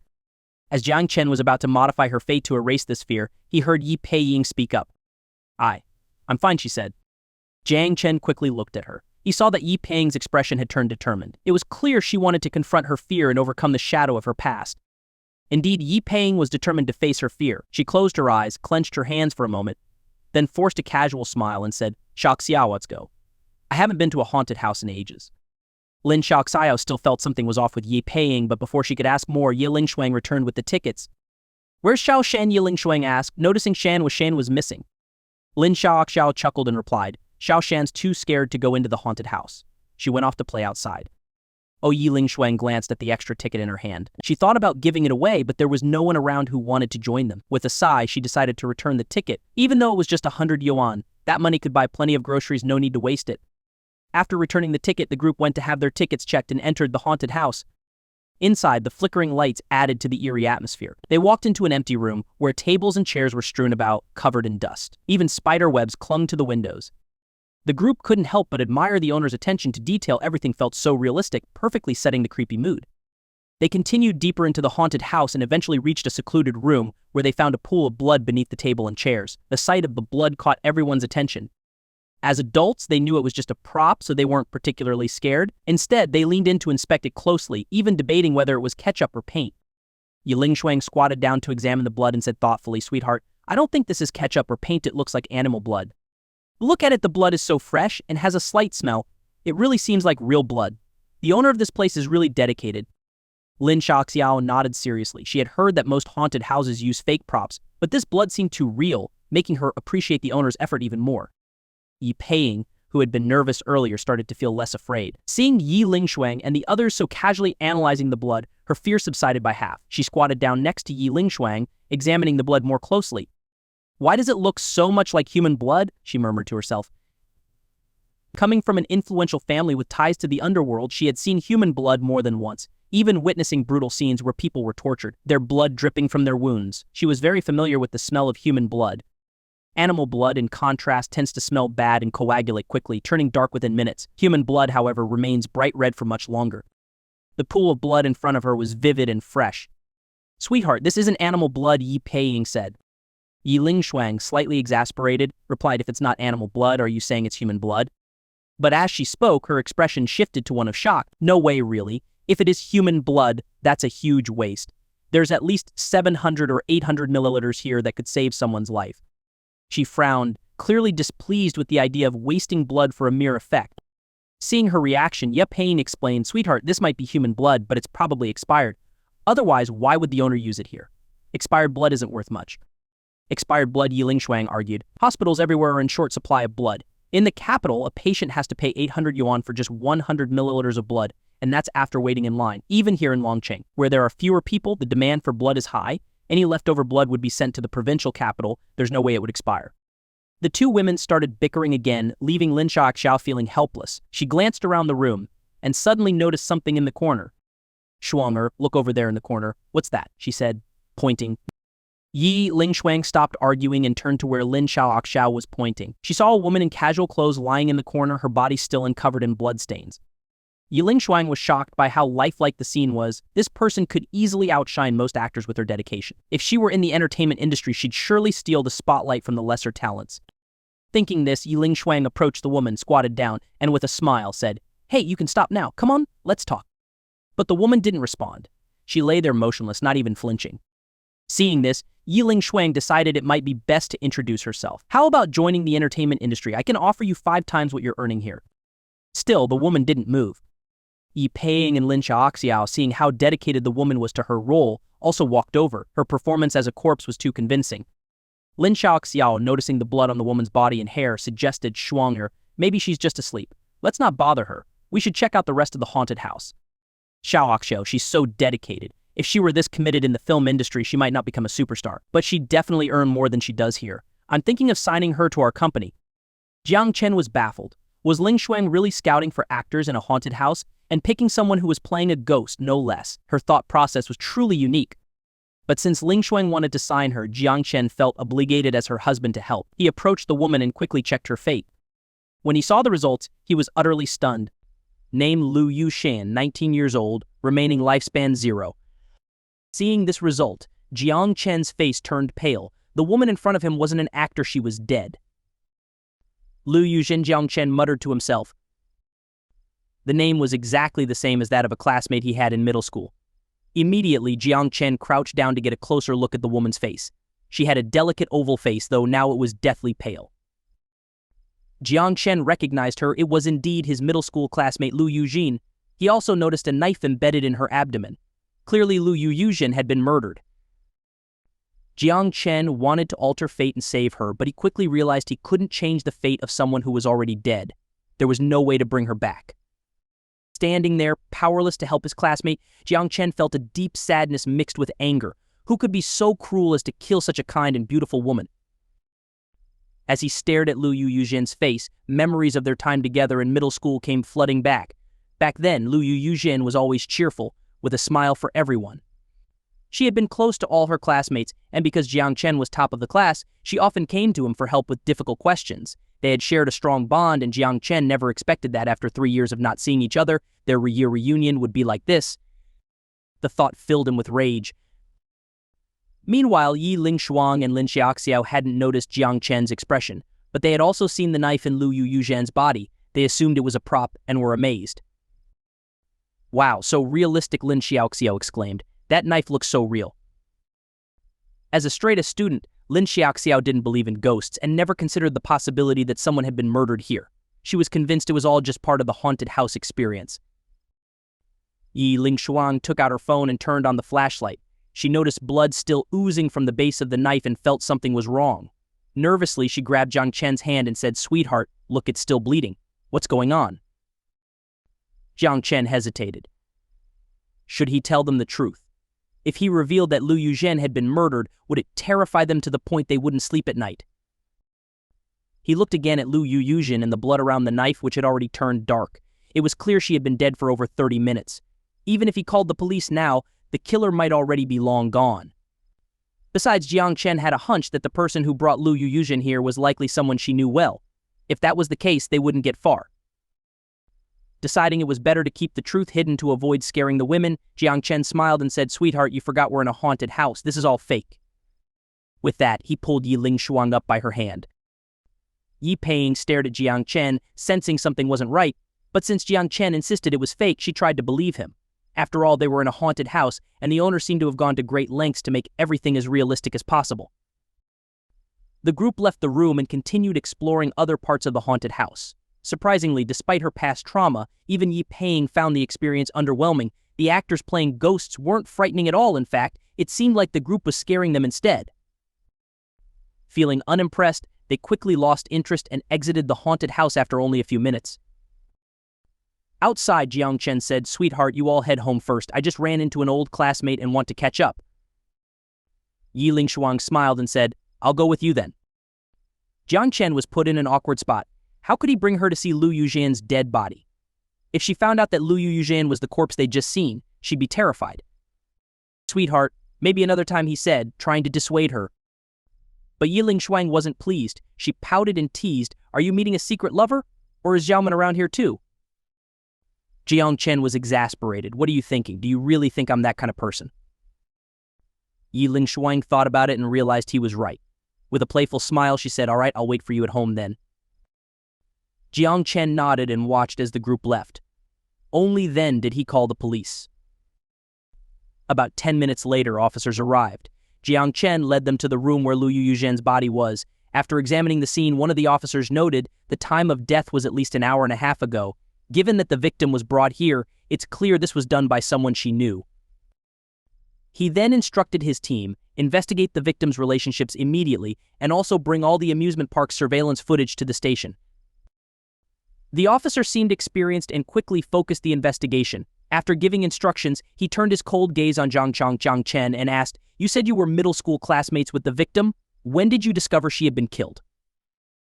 Jiang Chen had already prepared his response. "My friends and I found her lying there when we arrived. At first we thought she was working and was just acting like a corpse, so we didn't disturb her. Since I hadn't seen her in years and it was getting late, I thought I'd wait until she was done so we could catch up over drinks." He began weaving a story. After all, if he admitted he had known she was dead from the start but hadn't called the police to avoid scaring his friends and girlfriend, they might take him in for questioning. The officer stared at Jiang Chen, as if unsure whether to believe him. Jiang Chen didn't back down, maintaining eye contact until the officer finally looked away. It was clear the officer was suspicious, but Jiang Chen wasn't worried. The officer asked more questions about Jiang Chen's recent years and what Liu Yuzhen had been like in middle school. Officer, back in middle school, she was very well liked. She never had any conflicts with anyone. After graduation, I went to study out of town and lost touch with everyone, so I don't know what happened after that, Jiang Chen explained. The officer listened, gave Jiang Chen a long look, and then said, "All right, I'll need you to come to the station to give a formal statement. It will really help us with the investigation." "But didn't you already take notes?" Jiang Chen asked, curious. The officer stared at him for a moment before saying, "I still have more questions to ask you." Jiang Chen sighed inwardly. He hadn't expected that his attempt to help with the investigation would turn him into a suspect. This was just great. Seeing the self-deprecating smile on Jiang Chen's face, the officer frowned. "What are you smiling about?" Jiang Chen, exasperated, replied, "Uncle, do you really need to question me for just smiling?" The officer was momentarily taken aback by Jiang Chen's response. After all, there was no law against smiling. This realization made him uncomfortable, but there was nothing he could do about it. Jiang Chen wasn't a criminal. The officer stared at Jiang Chen for a while, clearly annoyed by how indifferent Jiang Chen seemed to be toward him. His frustration grew until another man whispered something in his ear. Upon hearing it, the officer's expression changed dramatically. He looked at Jiang Chen in disbelief, said nothing, and then quietly left. A different officer approached Jiang Chen with great respect and said, "Mr. Jiang, thank you for the information you provided earlier. Could you please leave your contact details? We might need to consult you again as the investigation progresses." Jiang Chen was surprised by their sudden change in attitude but cooperated and gave them his phone number. Leaving the haunted house, Jiang Chen noticed a crowd had gathered outside. Remembering scenes from crime movies where killers often returned to the scene, he decided to check if the murderer might be among them. He activated his fate modifier and scanned the faces in the crowd, but to his disappointment, there was no sign of the killer. Just as he was about to head home, he heard a woman's voice behind him. "Mr. Jiang, please wait a moment." He turned to see a female police officer approaching him. When she reached him, she asked, "Do you know Liu Yuxu?" "What's this about?" Jiang Chen asked, curious. The female officer, realizing Jiang Chen did indeed know her, glanced around. Spotting a nearby milk tea shop that was still open, she invited Jiang Chen to sit down there. After ordering 2 milk teas, she pulled out a voice recorder. "What's going on?" Officer Jiang Chen asked, puzzled. "Mr. Jiang, we just reviewed the surveillance footage and saw that the victim arrived at the amusement park with Liu Yuxu. Liu Yuxu came out alone." Jiang Chen was confused. Why was she telling him this? He wasn't part of the police. But he figured the officer had more to ask, so he said, "Just tell me what you want to know. I'll share whatever I can." The officer noticed that Jiang Chen was much more polite to her than he had been to the previous investigator. This made her reconsider her initial impression of him. She had thought Jiang Chen was acting superior, but now she realized he had just been frustrated with the other officer's attitude. Feeling more at ease, she explained the situation. "Mr. Jiang, since you were classmates with the victim, Liu Yuzhen, can you tell me what kind of relationship she had with Liu Yuxu? How close were they?"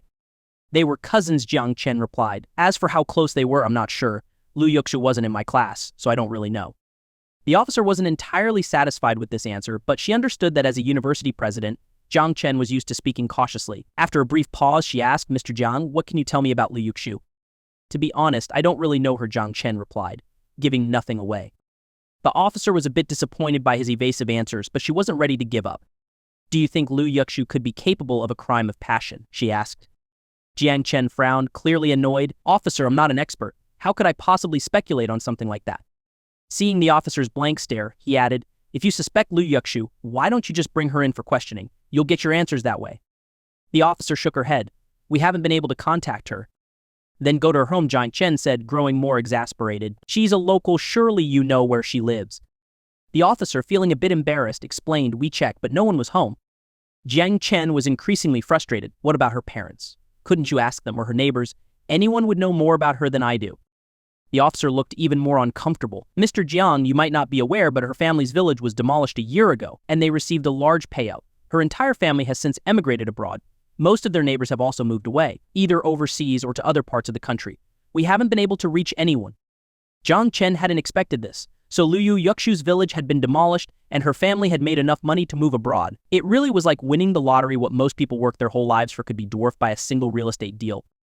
After a moment of silence, Jiang Chen asked, "What about Liu Yuxu's classmates? They'd know more than I do." The officer gave a bitter smile. "Mr. Jiang, most of Liu Yuxu's classmates are now university students. Even if they're not studying, they're working. It's already past 11 p.m., and most people have turned off their phones and gone to bed. You're the only one we've been able to reach." Jiang Chen was genuinely surprised. It made sense that at this hour, most people would be unreachable. Feeling a bit helpless, Jiang Chen said, "Officer, I'm really sorry, but I'm afraid I can't be much help." As he spoke, a thought occurred to him, and he asked, "Officer, have you already determined that she's the suspect? Are you planning to issue a warrant or something?" The officer shook her head. "Mr. Jiang Lu Yuxu is currently a foreign national. Whether it's summoning her for questioning or conducting an investigation, there are a lot of legal procedures we have to follow." Jiang Chen understood what she meant. Summoning a foreign national for questioning was complicated. If Lu Yuxu was indeed the culprit, that would be one thing. But if she wasn't, and she decided to cause trouble, they'd have to involve the consulate, and the local authorities would be in a tough spot. Therefore, they needed solid evidence before taking any action. Only then could they proceed confidently, even if the consulate got involved. With that in mind, Jiang Chen said to the officer, "If you trust me, give me Lu Yuxu's contact information. I'll see if I can get in touch with her tomorrow." Jiang Chen took Lu Yuxu's phone number and left the amusement park. To be honest, he didn't believe Lu Yuxu was the killer. After all, back in middle school, Lu Yuxu and Lu Yuzhen were close sisters who shared everything. If someone bullied one of them, the other would always stand by her side and they would fight back together. Their relationship was very strong. The reason he hadn't mentioned this to the police officer was that he could tell she had already made up her mind that Lu Yuxu was a suspect. Having lived 2 lives, Jiang Chen understood that trying to change someone's opinion was often futile. It's better to just go along with what people think. Sometimes you have to say what the situation demands, whether you're talking to a person or a ghost, to avoid unnecessary trouble. If he had defended Lu Yuxu, it would have been like an old man taking poison. It would have been dangerous. Jiang Chen was getting married in just a few days. If he got called in for questioning on his wedding day, would the wedding even happen? So he had no choice but to play along with what the police officer said. As he left the amusement park, Jiang Chen hailed a taxi to go home. On the way, he noticed a young woman walking down the street, holding a skewer and bouncing along with a bobbing hand. Nimi frowned as he recognized the woman. It was Lu Yuxu, Lu Yuzhen's cousin. Jiang Chen quickly asked the driver to stop and hurried over to Lu Yuxu. She looked surprised to see him, pointing at him and stammering, "Hey, you." After a few moments of trying to recall his name, she gave up and awkwardly asked, "I remember you were Xiao Zhen's classmate. What was your name again?" It's Jiang Chen," he replied, scratching his head awkwardly. "Oh, right. Sorry, it's been over 3 years. You've gotten more handsome, and it made me too excited to remember your name," Lu Yuxu said with an apologetic smile. Jiang Chen covered his face, thinking how similar the 2 sisters were in personality. He recalled that the first thing Lu Yuzhen had ever said to him was, "Hey, handsome, can I borrow your pencil sharpener?" Their way of greeting was certainly unique. Lu Yuxu's large eyes twinkled as she looked at him. "Xiao Chen, I heard from Xiao Zhen that you're getting married to a big celebrity in a few days. Why are you wandering the streets so late? Shouldn't you be with your famous wife?" Then, as if a thought suddenly struck her, she pouted and said, "By the way, Xiao Zhen's been talking about you a lot these days. Have you forgotten about her? You didn't invite her to your wedding, did you? You heartless guy. She's been so excited to attend your wedding that she even bought a gift, but she hasn't received an invitation. Do you know how sad she is?" Hearing that Lu Yuzhen had already bought him a wedding gift made Jiang Chen's heart ache. He would never again see her innocent, sweet smile. When Lu Yuxu noticed Jiang Chen's eyes turning red, she thought he was moved and said with a smile, "Xiao Chen, don't get too emotional. You still have a few days before your wedding, so there's time to make it up to her." Seeing Jiang Chen's blank stare, she added, "But of course, you'll have to make it up to me too. How about treating us to a late-night snack? We can forgive you for that. Let's not wait tonight works. I'll call Xiao Zhen and tell her to skip her date with her, a boyfriend." Boyfriend Jiang Chen caught the keyword, frowning as he asked, "Xiao Zhen has a boyfriend?" Lu Yuxu rolled her eyes. "Of course, she's 19 now, you know." Jiang Chen's heart skipped a beat. Nervously, he asked, "Yuxu, are you saying Xiao Zhen was on a date with her boyfriend today?" Yes, Lu Yuxu confirmed, her irritation from earlier resurfacing. She pouted and added, "I can't believe Xiao Zhen chose her boyfriend over me. Today, when we went to the haunted house and she ran into him, she ditched me. It made me so mad." As she spoke, she noticed that Jiang Chen's expression had changed. Curious, she asked, "What's wrong? Do you like Xiao Zhen or something?" Jiang Chen didn't answer and instead asked, "Do you have her boyfriend's number? Give it to me." Lu Yuxu looked at him with wide eyes and playfully asked, "Are you planning to challenge him to a duel?" "Yes," Jiang Chen replied, his face darkening. "Oh, this is getting interesting," she teased, but then sighed, "Too bad I don't have his number. But I can call Xiao Zhen and ask her to bring him along." As she reached into her bag, her face lit up with a mischievous grin, imagining the thrill of 2 guys fighting over a girl. But when she pulled out her phone and tried to turn it on, it was dead. Disappointed, she said, "Xiao Chen, my phone's dead. Let me use yours." Jiang Chen was feeling conflicted. Damn it, if Lu Yuxu found out that Lu Yuzhen was already dead, wouldn't she be devastated? This truth was too cruel. If only there were a way to bring the dead back to life, then no one would have to suffer, and he wouldn't have to live with this regret. Just as this thought crossed his mind, the system's voice rang out in his head, "Host, bringing someone back from the dead isn't impossible. If you're willing to offer something in return, I can bring your classmate back to life." What the? Jiang Chen was stunned. His face quickly lit up with excitement. System, can you really bring someone back to life? The skills you've given me don't include resurrection. Host, just because you can't bring the dead back doesn't mean I can't, the system replied. Jiang Chen was curious. How can I bring someone back to life? All you have to do is transfer some of your lifespan to the deceased, and I can bring them back, the system explained, leaving Jiang Chen in awe. The system really was incredible. Jiang Chen had thought it was powerful enough when it allowed him to alter people's fates and even enslave them, but he had underestimated it. However, the idea of trading his lifespan for Liu Yuzhen's made him hesitate. He didn't even know how many years he had left. What if he gave up too much and ended up dying himself? Sensing his hesitation, the system spoke again. Host, don't forget about the skill I gave you, plunder. You can steal other people's lifespans. Is that really possible? Jiang Chen was shocked. The idea of being able to steal someone else's lifespan was mind-blowing. Of course it's possible. I am the master of all things. There's nothing you can think of that I can't do, the system boasted, filling Jiang Chen with joy. If he could plunder lifespans, he wouldn't have to worry about losing his own. But now he faced a dilemma. Whose lifespan should he steal to save Liu Yuzhen, his old classmate? Jiang Chen was deep in thought, wondering whose lifespan he could plunder to save Liu Yuzhen. Meanwhile, Liu Yushu dialed Liu Yuzhen's number, but the call didn't go through. The automated message said the phone was off, which puzzled Liu Yushu. Xiao Chenchen, Yuzhen's phone is off. That's strange, she never turns it off. Maybe she didn't want me interrupting her date with her boyfriend. Her words snapped Jiang Chen out of his thoughts. Right now, the priority was to bring Liu Yuzhen back to life. As for whose lifespan to steal, he could figure that out later. Taking Liu Yuxu's phone, he quickly said, Yuxu, I just remembered something important. Let's plan to eat together next time. Liu Yuzhu was left confused. What was going on? Next time? Was he trying to run away? She tried to grab Jiang Chen, but before she could, he dashed to the roadside, flagged down a taxi, and disappeared from her sight. Liu Yuxu stood there, dumbfounded. Even if he didn't want to treat her, did he really need to run away that fast? Jiang Chen returned to the amusement park, where he saw two men in white coats pushing a cart out of the haunted house. They were talking and laughing, clearly in a good mood. Jiang Chen quickly approached them and lifted the white sheet covering the cart. Inside lay Liu Yuzhen's body. The two men were from a funeral home. When they saw Jiang Chen lifting the sheet, they frowned, assuming he was a rival from another funeral home trying to take their business. Who are you? One of them asked coldly. This job's already been booked by Paradise Funeral Home.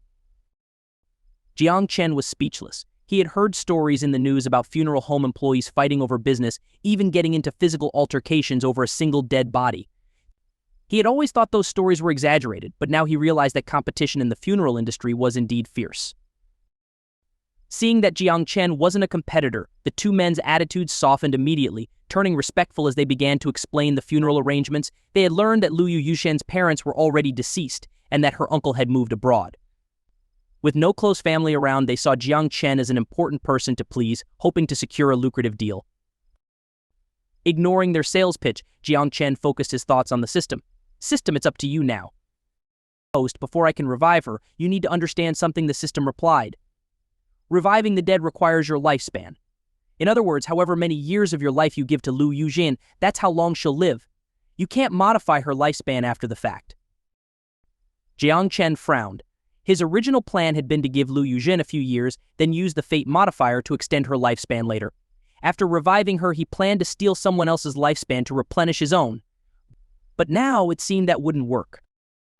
As he looked at Liu Yuzhen's body, memories of their time together in school flooded back.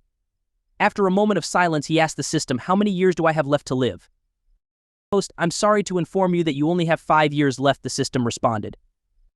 What the Jiang Chen was stunned. Only 5 years? System, you've got to be kidding. I'm strong enough to punch a bull to death, and you're telling me I only have 5 years left? I'm getting married at 18, and you're saying I won't even live to see 23. Host, that's correct. Your lifespan is very short. In human terms, you could be considered a short-lived person. A short-lived person? I'm a short-lived person. Jiang Chen couldn't believe it. He didn't smoke or drink, yet he was destined to die before the age of 23. Host, don't worry. Even though your remaining lifespan is short, you can increase it by plundering the original lifespans of others. With that, you could live for 1,000 years, 10,000 years, whatever you want, as long as you can plunder enough. Hearing this, Jiang Chen felt a wave of relief.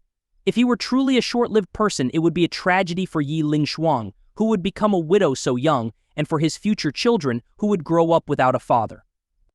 The thought of it made him break out in a cold sweat. His gaze fell on Lu Yuzhen's lifeless body. The system had already explained that he could only lend her as many years as he had, and those years couldn't be altered. With only 5 years left himself, even if he gave Lu Yuzhen 3 of those years, she would still die in just 3 years. Would there really be any difference between dying now and dying in 3 years?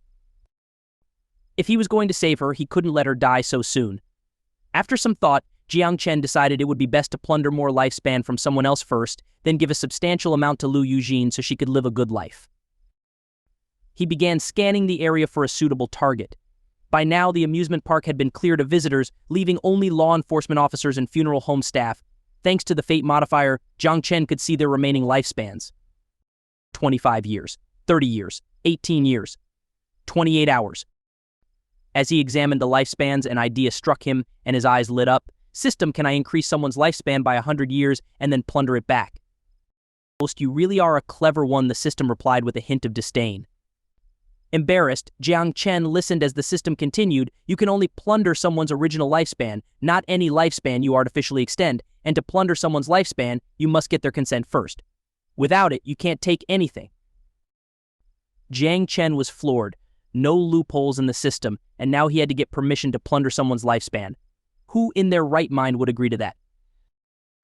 The system's voice broke his train of thought. Host, here's what you do: withdraw 1,000 yuan from the bank and drop it on the ground.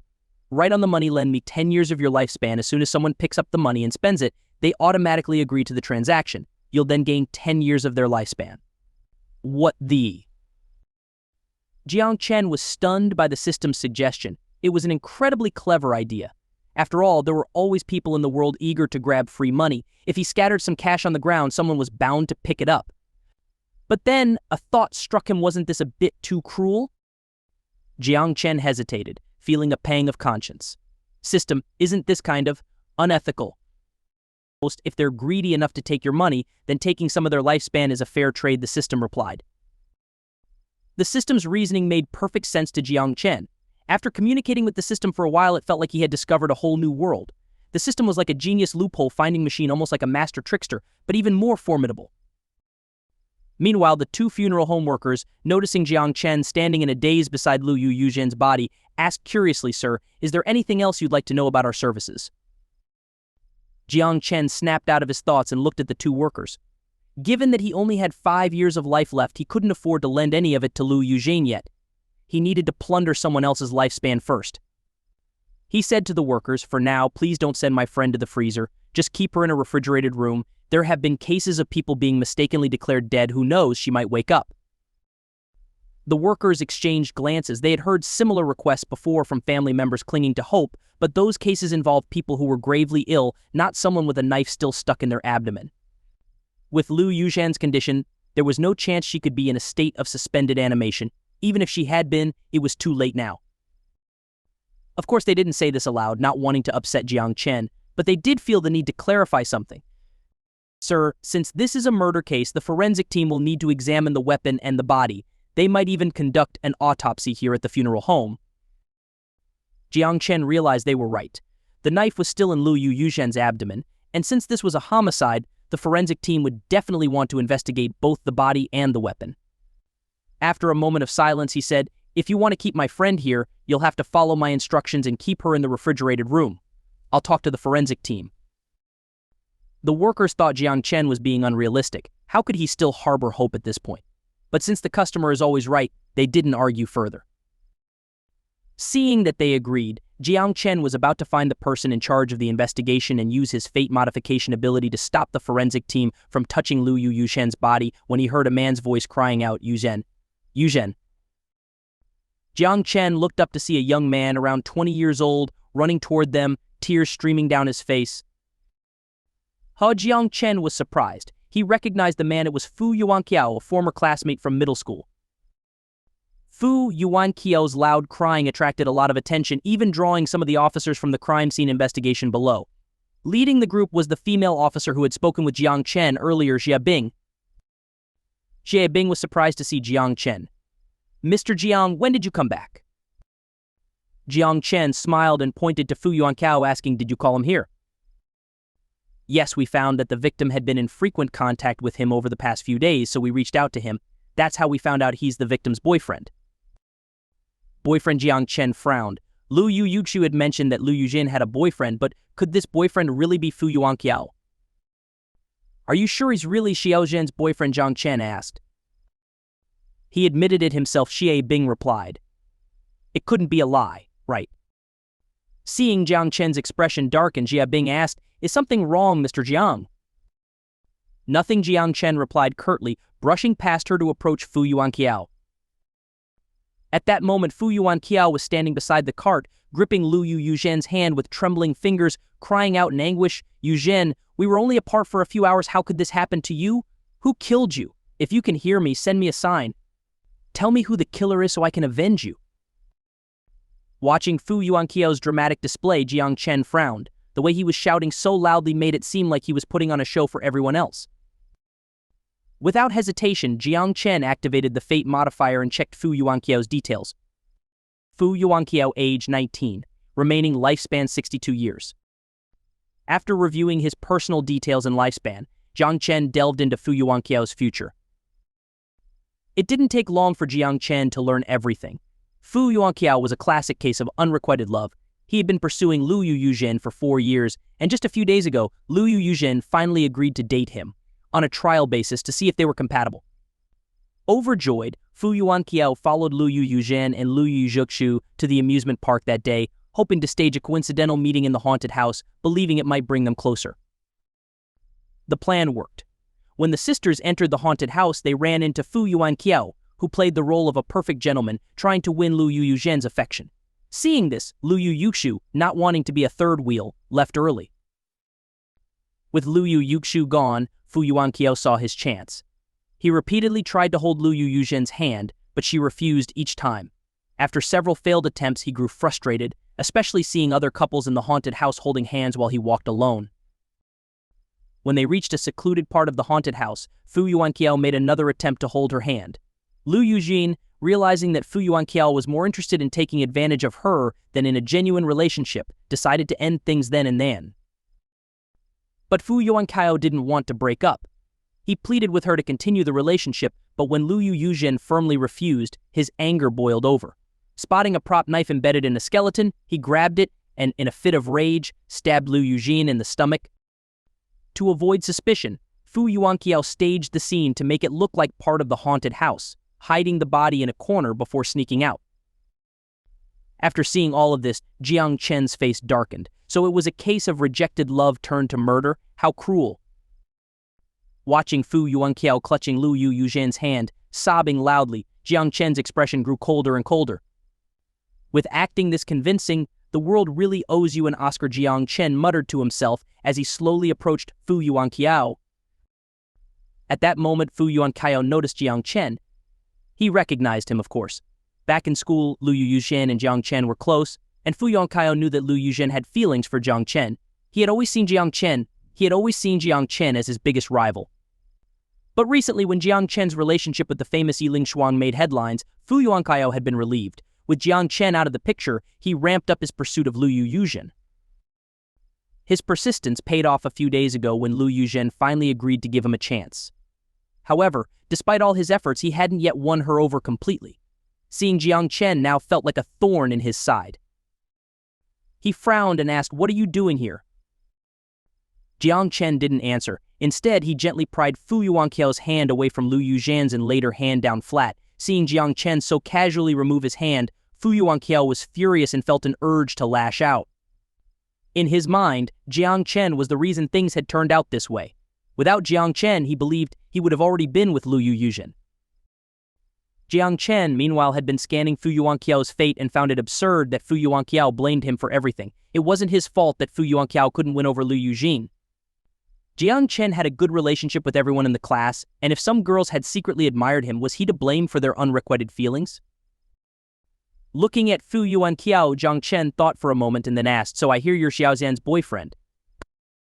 "Yes," Fu Yuanqiao replied coldly. "What are you doing here?" The hostility in Fu Yuanqiao's voice made Jiang Chen feel even more exasperated, but he played along. "Xiaoxian and I were classmates. Is there a problem with me being here?" Fu Yuanqiao was at a loss for words. He knew Jiang Chen had a closer relationship with Lu Yuzhen than he did. Jiang Chen had every right to be here. Jiang Chen smiled inwardly at Fu Yuanqiao's hesitation. Flying off the handle without any leverage or power only highlighted his incompetence. It was no wonder Lu Yuzhen had never fallen for him. She preferred men who were calm and composed with a plan in mind, not someone who couldn't even control his temper. After a brief silence, Jiang Chen said, "If you had the chance to bring Xiao Zhan back to life, would you take it?"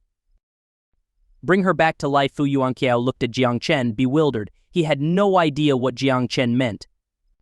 But remembering the role he was playing, and not wanting to give himself away, he replied with righteous indignation, "What kind of question is that? Xiao Zhan is my girlfriend. If I could bring her back, I wouldn't hesitate to sacrifice my own life." Secretly, he found the idea laughable. Lu Yuzhen had been dead for hours. How could anyone possibly bring her back?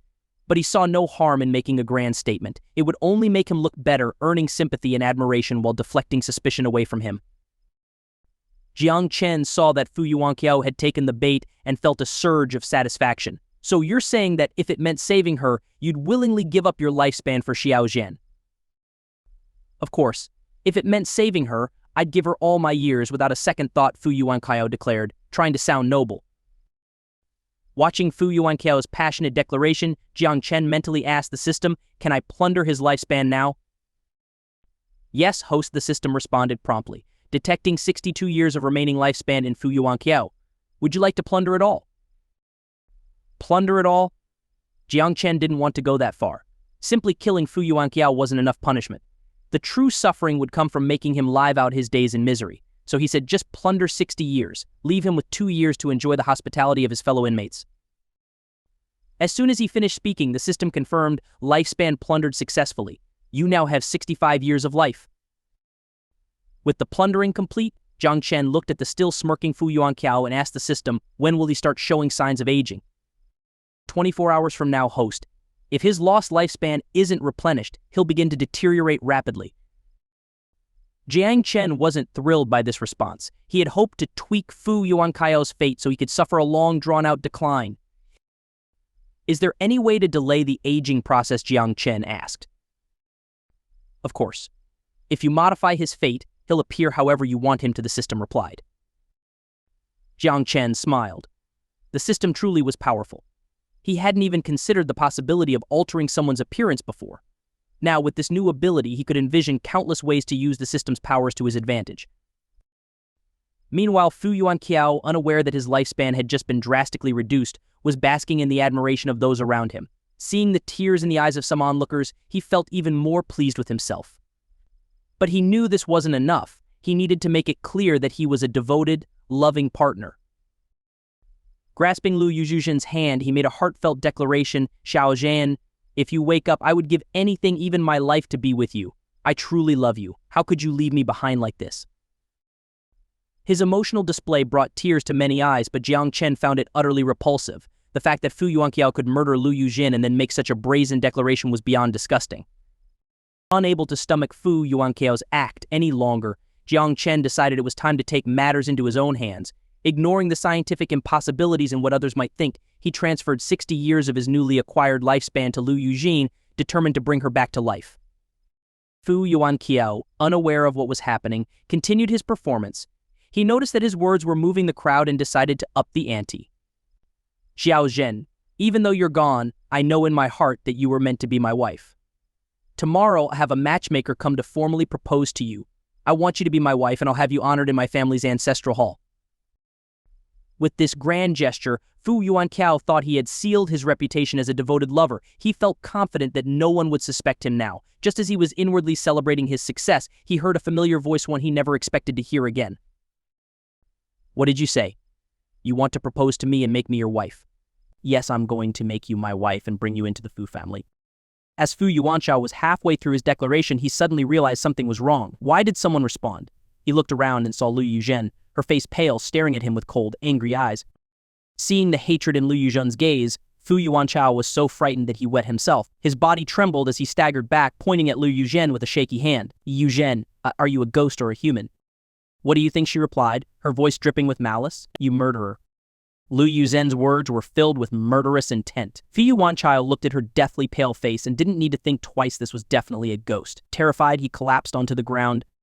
Suddenly, he seemed to remember something and trembling knelt on the ground, kowtowing to Liu Zhen. Yuzhen, I didn't mean to kill you. I'm so sorry. If you let me go, I'll burn lots of money for you in the underworld so you can live like a rich person there.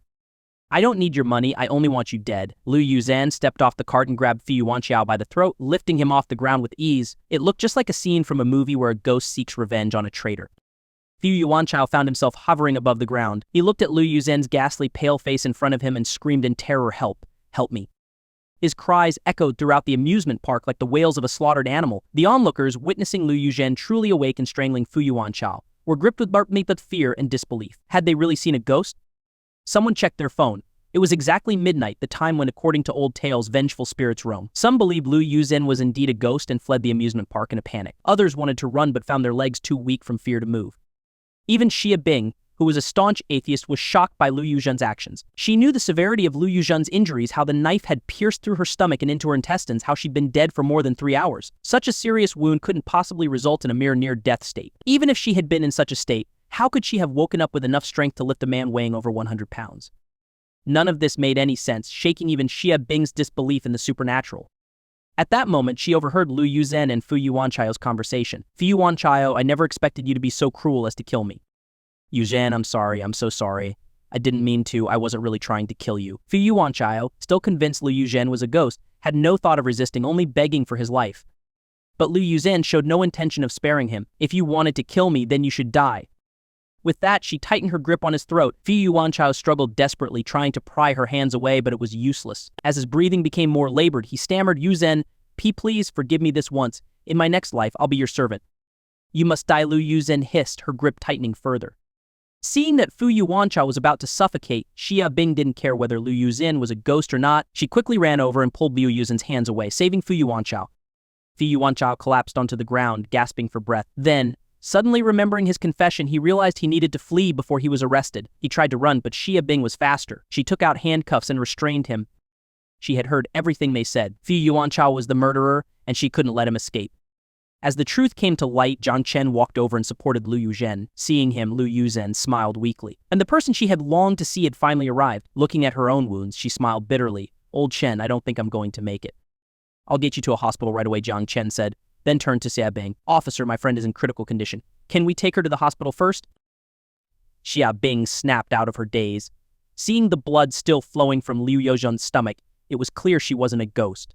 She quickly ordered her team to take Fu Yuanchao to the police station and drove Jiang Chen and Lu Yuzhen to the hospital.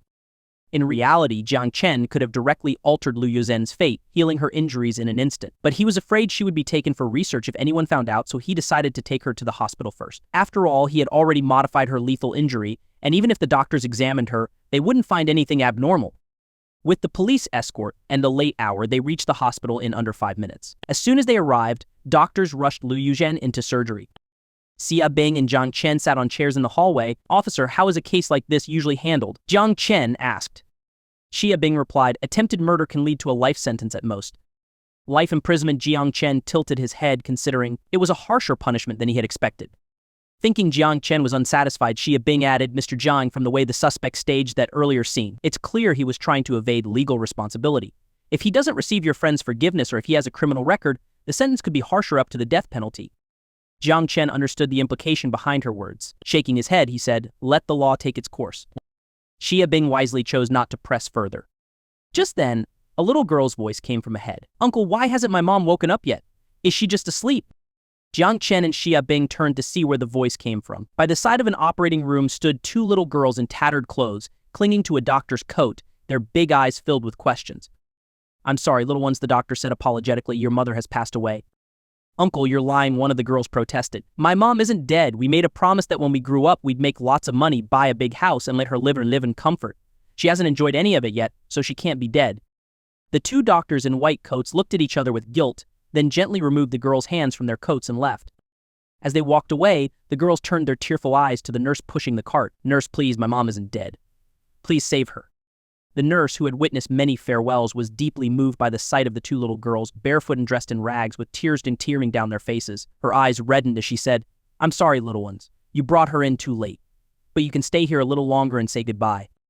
No, the girls cried, bursting into tears. Our mom isn't dead. She promised us she'd live to be 100.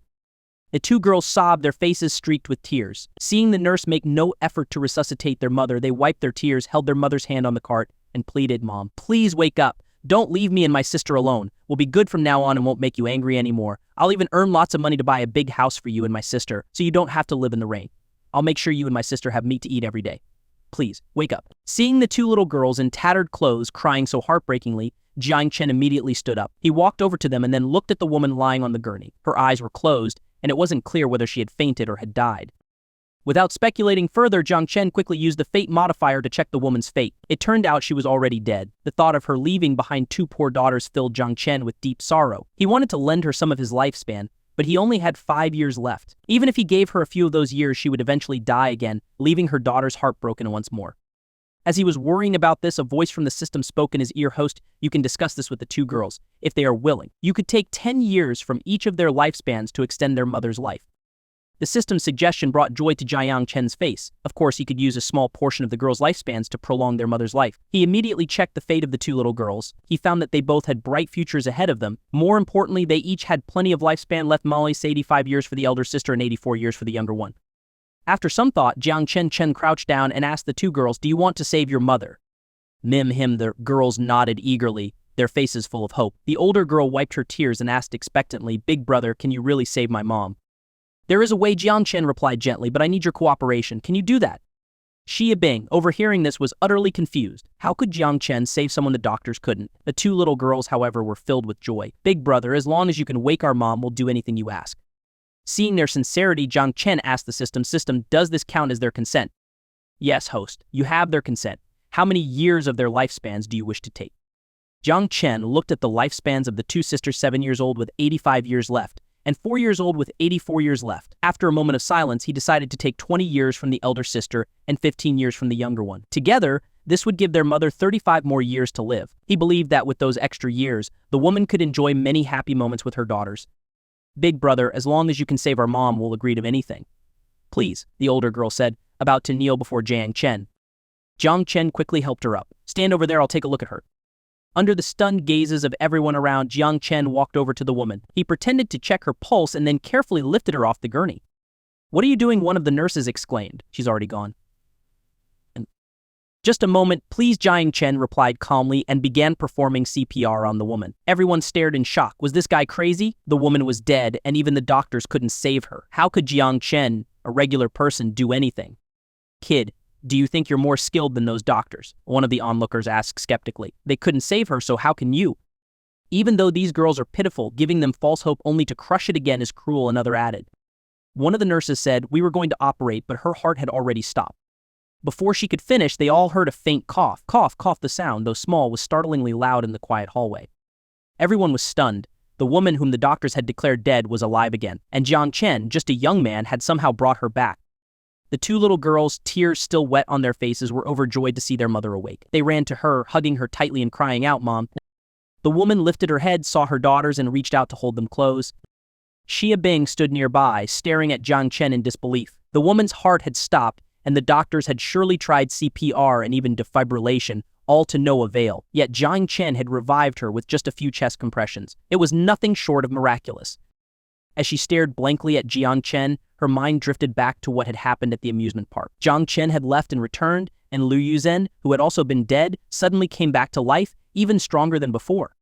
Feeling Xia Bing's intense gaze, Jiang Chen felt a bit uncomfortable. He turned to the nurses and said, Ladies, please contact the doctors and arrange the best nutrition for them. I'll cover the cost. The nurses, snapping out of their shock, quickly called the doctors. Within 2 minutes, 2 doctors arrived. When they saw that the woman was not only awake but looked healthy and flushed, they were as shocked as if they had seen a ghost. They had tried everything earlier, but nothing had worked. Now the woman was suddenly alive. If this story got out, they'd be called incompetent quacks. Desperately trying to understand, they asked the nurses what had happened. Dr. Zhao, this student here, performed CPR on the patient, one of the nurses explained cautiously. The doctors looked at Jiang Chen incredulously. He just did CPR. Nothing else. Yes, the nurse confirmed. The doctors were stunned and immediately questioned Jiang Chen about what he had done. Well, I checked her pulse, Jiang Chen began. I realized she was in a state of apparent death. Noticing the skeptical looks from the doctors, he quickly added, I read about similar cases in traditional Chinese medicine. This state can't be detected with modern instruments. Jiang Chen knew he had to come up with something plausible, as he had no real medical skills. Reviving the woman had already challenged the doctor's authority, and he didn't want to become their enemy. The doctors were half convinced. Though apparent death was difficult to diagnose, they had already confirmed multiple times that the woman was dead. And in today's world, what illness couldn't be detected by medical instruments? Even apparent death should show up on tests. Xia Bing, hearing Jiang Chen's explanation about apparent death, felt something was off. Earlier, Jiang Chen had used the same explanation for Liu Yuzhen. What was going on? Had apparent death suddenly become common? 2 cases in one night, and both involved Jiang Chen. The more she thought about it, the more she suspected Jiang Chen was somehow connected to all of this. Feeling uncomfortable under Xia Bing's persistent gaze, Jiang Chen wondered why she kept staring at him. Curious, he activated his fate modifier to see what Xia Bing was planning. What he saw left him stunned. He immediately turned to the doctors and asked, "Doctors, have their hospitalization and treatment fees been paid? If not, I can cover the cost." The doctors didn't respond, but instead the 2 little girls spoke up gratefully. "Big brother, thank you. We've already paid." Jiang Chen was surprised. They had already paid. Upon checking their fate, he learned that the 2 girls had scraped together 5,000 yuan. It was with this money that their mother had been taken into surgery. Jiang Chen's heart ached for the girls, imagining them begging strangers for money outside the hospital, even kneeling to some. Moved by their struggle, Jiang Chen gently patted the girls on their heads. "You 2 are amazing," he said. Then he added, "Let me see your phone for a moment." The older girl, though puzzled, handed Jiang Chen her simple, worn-out phone that hung around her neck. Jiang Chen opened her payment app, added himself as a contact, and transferred 200,000 yuan into her account. The account was linked to their mother's ID. After returning the phone, Jiang Chen said, "Take good care of your sister and your mom, okay? If you need anything, you can contact me. I've added you as a friend." The girl checked her phone, saw the new friend request, and politely said, "Okay, thank you, big brother." Smiling, Jiang Chen asked the nurses to help the woman into the car and then pushed her away. Although he had saved her life, the hospital still needed to conduct a series of tests.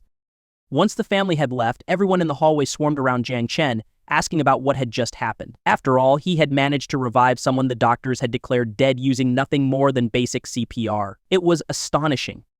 Overwhelmed by the attention, Jiang Chen spent nearly 10 minutes answering their questions before returning to wait outside the operating room, where Liu Yuzhen was still in surgery. Xia Bing, sitting beside him, couldn't contain her curiosity. "Mr. Jiang, was she really in a state of apparent death? Can CPR really revive someone from that?" Jiang Chen replied casually, "Officer, I just got lucky." This response left Xia Bing speechless. She thought Jiang Chen was terrible at explaining things, which only made her more frustrated. She pressed on, "So was your classmate also in a state of apparent death? Are there really that many cases of apparent death these days?" "Officer, didn't my classmate come back to life? If it wasn't apparent death, what do you think it was?" Jiang Chen's question left Xia Bing even more confused. Why was he turning her questions back on her? If she knew the answers, she wouldn't need to keep asking him.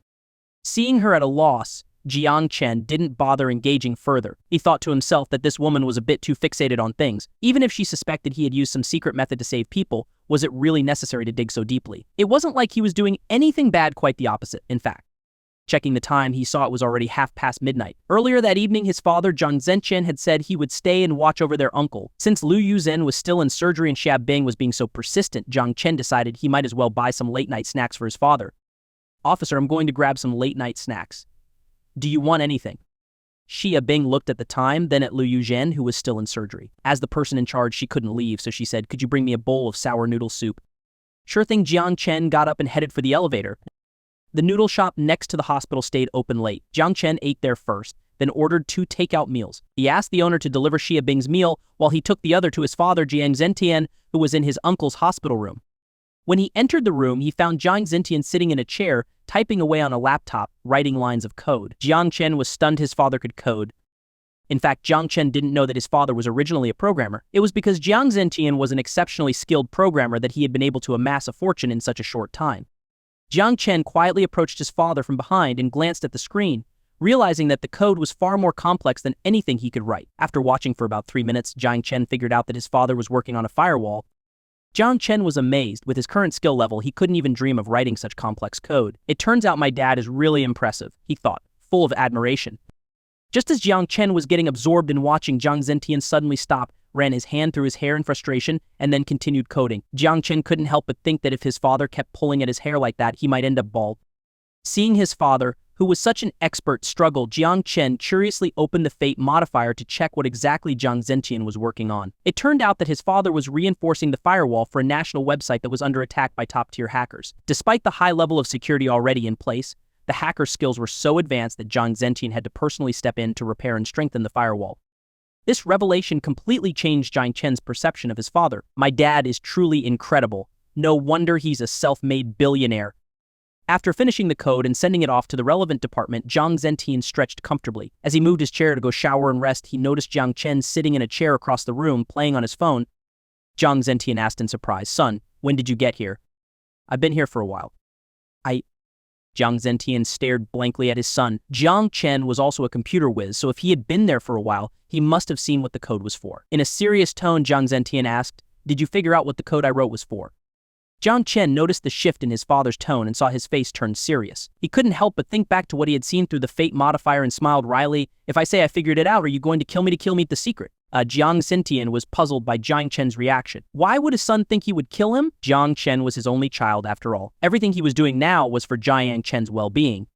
"Son, what are you thinking? I would never harm you." Seeing no hostility in his father, Jiang Chen finally relaxed. Earlier, he had seen through the fate modifier that Jiang Zentian was involved in something very serious. He had also witnessed his father's ruthless methods. Anyone who accidentally discovered his secrets was eliminated, no matter who they were. Jiang Zentian's cold-blooded approach made Jiang Chen instinctively view him as someone devoid of familial affection. But now, noticing Jiang Chen's dazed expression, Jiang Zentian paused for a moment before saying, "Son, I know you have a lot of questions, but there are some things you don't need to be curious about just yet. You're still young. When the time comes, we'll tell you everything." Jiang Chen smiled bitterly. "Dad, I'm getting married in a few days." "Once you're married, you'll be an adult, but there's no need to burden you with these matters just yet. After you've gotten married and had kids, then we can talk." Jiang Zentian didn't want to reveal too much to Jiang Chen. Despite his maturity beyond his years, Jiang Chen was still only 18. There were some things that the adults would handle on their own. Seeing that his father wasn't going to share more, Jiang Chen decided not to press further. Just as he was about to leave, Jiang Zentian called out, "By the way, son, what brings you to the hospital so late?" Jiang Zentian wasn't naive enough to think Jiang Chen had come just to bring him some late-night snacks. "I happened to run into a classmate who was sick, so I brought her to the hospital," Jiang Chen explained. Jiang Zentian's tone turned serious. "Son, you've always been outstanding, and it's natural that many girls like you, but now that you're about to get married, you need to keep your distance from other women. Don't hurt Schwanger's feelings, understand? She's a famous actress who made billions last year, yet she still came to me. Wanting to be with you, that shows how deeply she cares for you." Jiang Chen was surprised to hear his usually carefree father speaking so seriously. It was a side of him Jiang Chen wasn't used to seeing, but he knew his father was only looking out for him, so he replied, "Dad, I understand. Don't worry, I won't mess things up." Not stopping there, Jiang Zentian continued with fatherly advice. "You're about to have a family of your own. Whatever you do, you should think of Schwanger first. Consider things from her perspective. It's the middle of the night, and I'm sure she's waiting for you at home. So check on your classmate's surgery, and if she needs care, hire some nurses. There's no need for you to stay and take care of her." Jiang Chen nodded in agreement. After leaving Jiang Haoshen's hospital room, he returned to the surgery ward where Liu Yuzhen had been operated on. Xia Bing was still sitting in a chair, which made Jiang Chen wonder had Liu Yuzhen not come out of surgery yet. The wait seemed unusually long. As Xia Bing stood up, she asked, "Mr. Jiang, where did you go?" "I have a relative hospitalized here, so I went to check on them," Jiang Chen replied just as the light above the operating room turned off. He quickly walked over. At that moment, the doors to the operating room opened, and two doctors in white coats emerged. "Doctor, how is my friend?" "She's fine. She just needs to rest for 10 to 15 days, and the wound should heal," the doctor said before walking away, still muttering to himself. "It's incredible. The knife went all the way in, but she didn't die. It's a miracle." Xia Bing, hearing this, turned her gaze back to Jiang Chen. Somehow, she felt that Liu Yuzhen's survival was connected to him. She was about to ask more when two nurses came out wheeling Liu Yuzhen on a gurney. She was unconscious, breathing through an oxygen mask. After asking the nurses, they learned that Liu Yuzhen had been given a full anesthetic and wouldn't wake up for another 2 hours. Jiang Chen followed as the nurses wheeled her to the inpatient ward. One of the nurses looked at Jiang Chen and Xia Bing and asked, "Are you both family members of the patient? Someone needs to stay overnight with her." Jiang Chen felt awkward. He couldn't stay because, as his father had pointed out, Yi Lingshuang was likely waiting for him at home. As for Xia Bing, she couldn't stay either. She was here to gather information from Liu Yuzhen, hoping to question her tomorrow and expedite the case against Fu Yuanchao. Seeing neither Jiang Chen nor Xia Bing willing to stay, the nurse frowned, "So neither of you wants to stay overnight?" "Miss, we both have important matters to attend to during the day," Jiang Chen explained. "Well, you really can't stay. Do you have any on-call nurses available?" The nurse looked at the time. It was already past 1 in the morning and replied, "It's late, and the on-call nurses are probably already asleep." "Please contact one anyway," Jiang Chen insisted. "I'm willing to pay double." Hearing about the double pay, the nurse didn't hesitate and immediately called a nurse. After making the arrangements, Jiang Chen and Xia Bing sat in chairs by the hospital room. They chatted for a while until the nurse arrived and Jiang Chen stood up saying, "Officer, I'm going to head out now. Someone is waiting for me at home." "Go ahead," Xia Bing replied. "I'll stay and wait for her to wake up so I can ask some questions." Jiang Chen didn't linger. He left the hospital, caught a taxi, and headed back to his neighborhood. During the ride, the driver couldn't stop talking about the amusement park incident. After all, what had happened to Lu Yuzhen was so strange. Coming back to life after being presumed dead was a first for Longsheng, and the story was spreading like wildfire. "Sir, cases of apparent death occur every year in our country," Jiang Chen said, trying to deflect the conversation. "I even saw a news story about an 80-year-old man who woke up 3 days after being put in a coffin, just before he was about to be buried." "That's different," the driver exclaimed. "That man was just very old and went into a death-like state. But this incident at Longsheng Amusement Park was a murder. Blood was everywhere, and the knife went into her body. There's never been a case of apparent death like that in the entire world." Realizing he couldn't fool the driver, Jiang Chen understood that the situation was more serious than he had thought. All he could hope now was that the news wouldn't mention his name.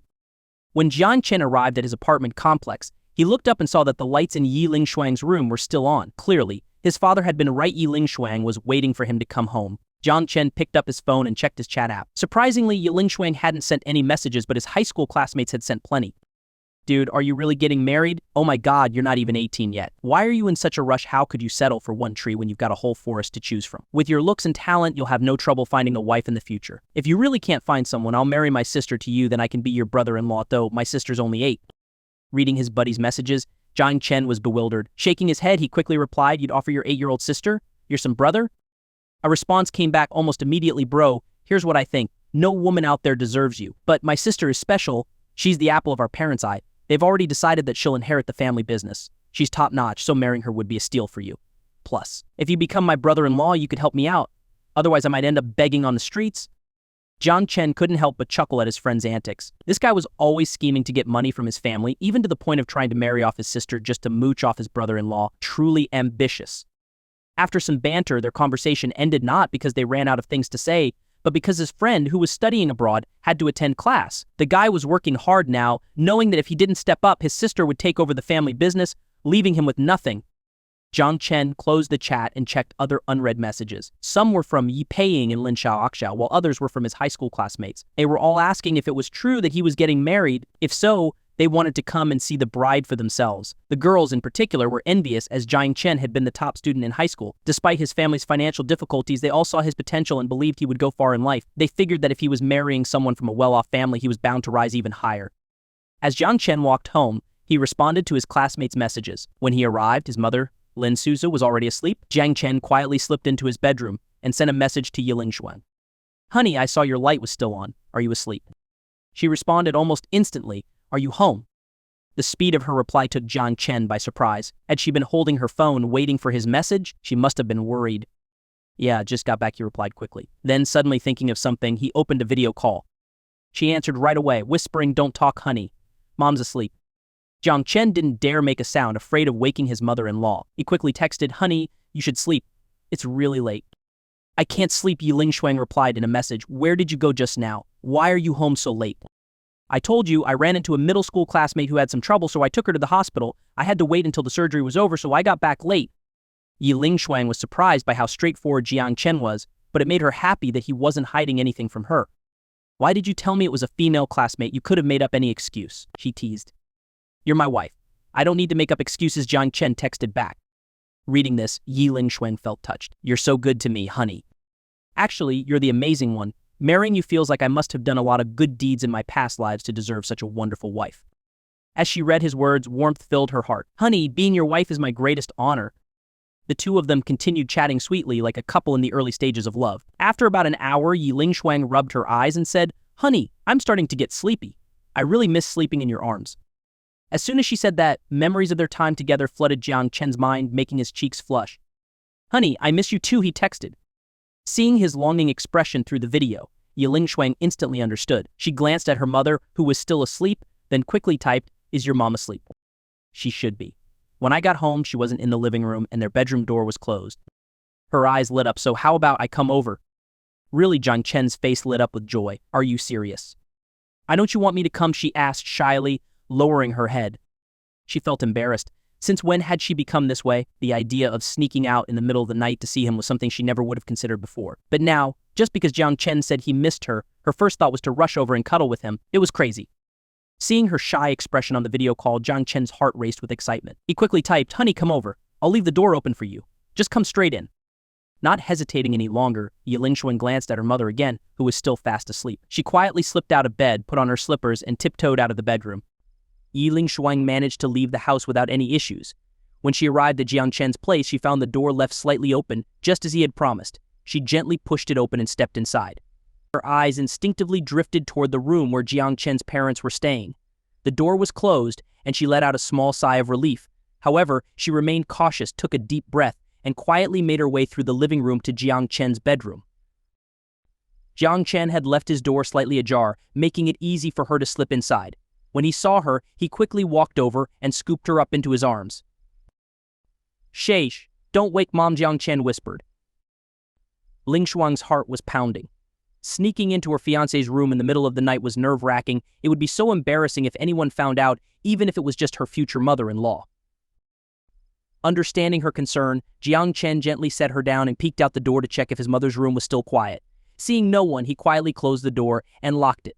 As soon as he turned around, Ling Shuang wrapped her arms around him and whispered, "I love you." Jiang Chen, already feeling a bit flustered, couldn't contain his emotions any longer. With such a beautiful wife in his arms, how could he resist? He wrapped his arms around her waist and murmured, "You're absolutely stunning tonight." Sensing his feelings, Ling Shuang slowly lifted her head and wrapped her arms around his neck. "And you're so handsome," she said softly before closing her eyes. As Jiang Chen leaned in, their lips met in a passionate kiss. When they finally pulled away, they were both breathless and lay down on the bed together. Jiang Chen rested his head on Ling Shuang's chest, inhaling her sweet scent. "Honey, what kind of body wash did you use tonight? You smell amazing." Ling Shuang blushed. It wasn't the body wash. She had naturally carried a sweet fragrance since childhood. Her friends often thought she wore perfume, but she rarely used any, except for certain events or endorsements. However, since Jiang Chen assumed it was perfume, she didn't correct him. Instead, she leaned down, kissed him, and asked, "Do you like it?" "Of course I do," he replied. "The scent makes me feel refreshed, like I've just taken some kind of magical tonic." Ling Shuang couldn't help but laugh. "You're such a silly husband," she said, wrapping her arms around him like cradling a child, her face beaming with affection. Seeing her in such a good mood, Jiang Chen tentatively asked, "Honey, why don't you stay with me tonight? Don't go back, okay?" Ling Shuang understood what he meant. She kissed him again and asked, "But what if my mom wakes up and notices I'm not there?" Jiang Chen's mind flashed back to when Ling Shuang's mother had visited them in Beijing. Back then, she had been eager for them to share a room and start a family as soon as possible. He figured that even if she noticed Ling Shuang was gone, she would probably guess where she had gone and wouldn't be upset. In fact, she might even be secretly pleased. "I think Mom would understand," he said. "Even if she notices you're not there, she'll know you're with me and won't be upset." Ling Shuang thought about it and realized he might be right. Her mother had been eager for them to be together and have children quickly. However, Jiang Chen's parents weren't as easygoing. Her father had even bought them a separate villa for after their wedding, insisting they live there instead of at the family home. So, the real concern wasn't her mother but Jiang Chen's parents. She pointed toward the door and whispered, "But what about your mom? If she finds out I'm sleeping here, will she be angry?" Jiang Chen remembered his mother's earlier advice. She had warned him that with the wedding so close, it wouldn't be good for their reputation if anyone found out they were staying together before the wedding. Sighing, he held Ling Shuang tightly and said, "I don't think Mom would make a big deal out of it. Please just stay with me tonight." Seeing Jiang Chen's childlike plea, Ling Shuang couldn't help but smile and stroke his hair. "As long as you're not afraid of getting in trouble with your mom, I'm fine with it." Jiang Chen's heart leaped with joy. Finally, he could sleep beside his wife. He had been waiting for this moment for so long. Seeing how happy he was, Ling Shuang couldn't help but laugh. Her silly husband was sometimes so adorable. They continued whispering to each other until Ling Shuang's phone buzzed. She picked it up and saw a message from her mother. "Sweetie, it's been 2 hours. Aren't you coming back?" Ling Shuang froze. Had her mother already woken up when she left? Jiang Chen, sensing her sudden tension, looked up and asked, "What's wrong?" Blushing, Ling Shuang handed him the phone. Seeing the message, Jiang Chen's face flushed with embarrassment too. Had they been caught? And it seemed like her mother wanted her to come back.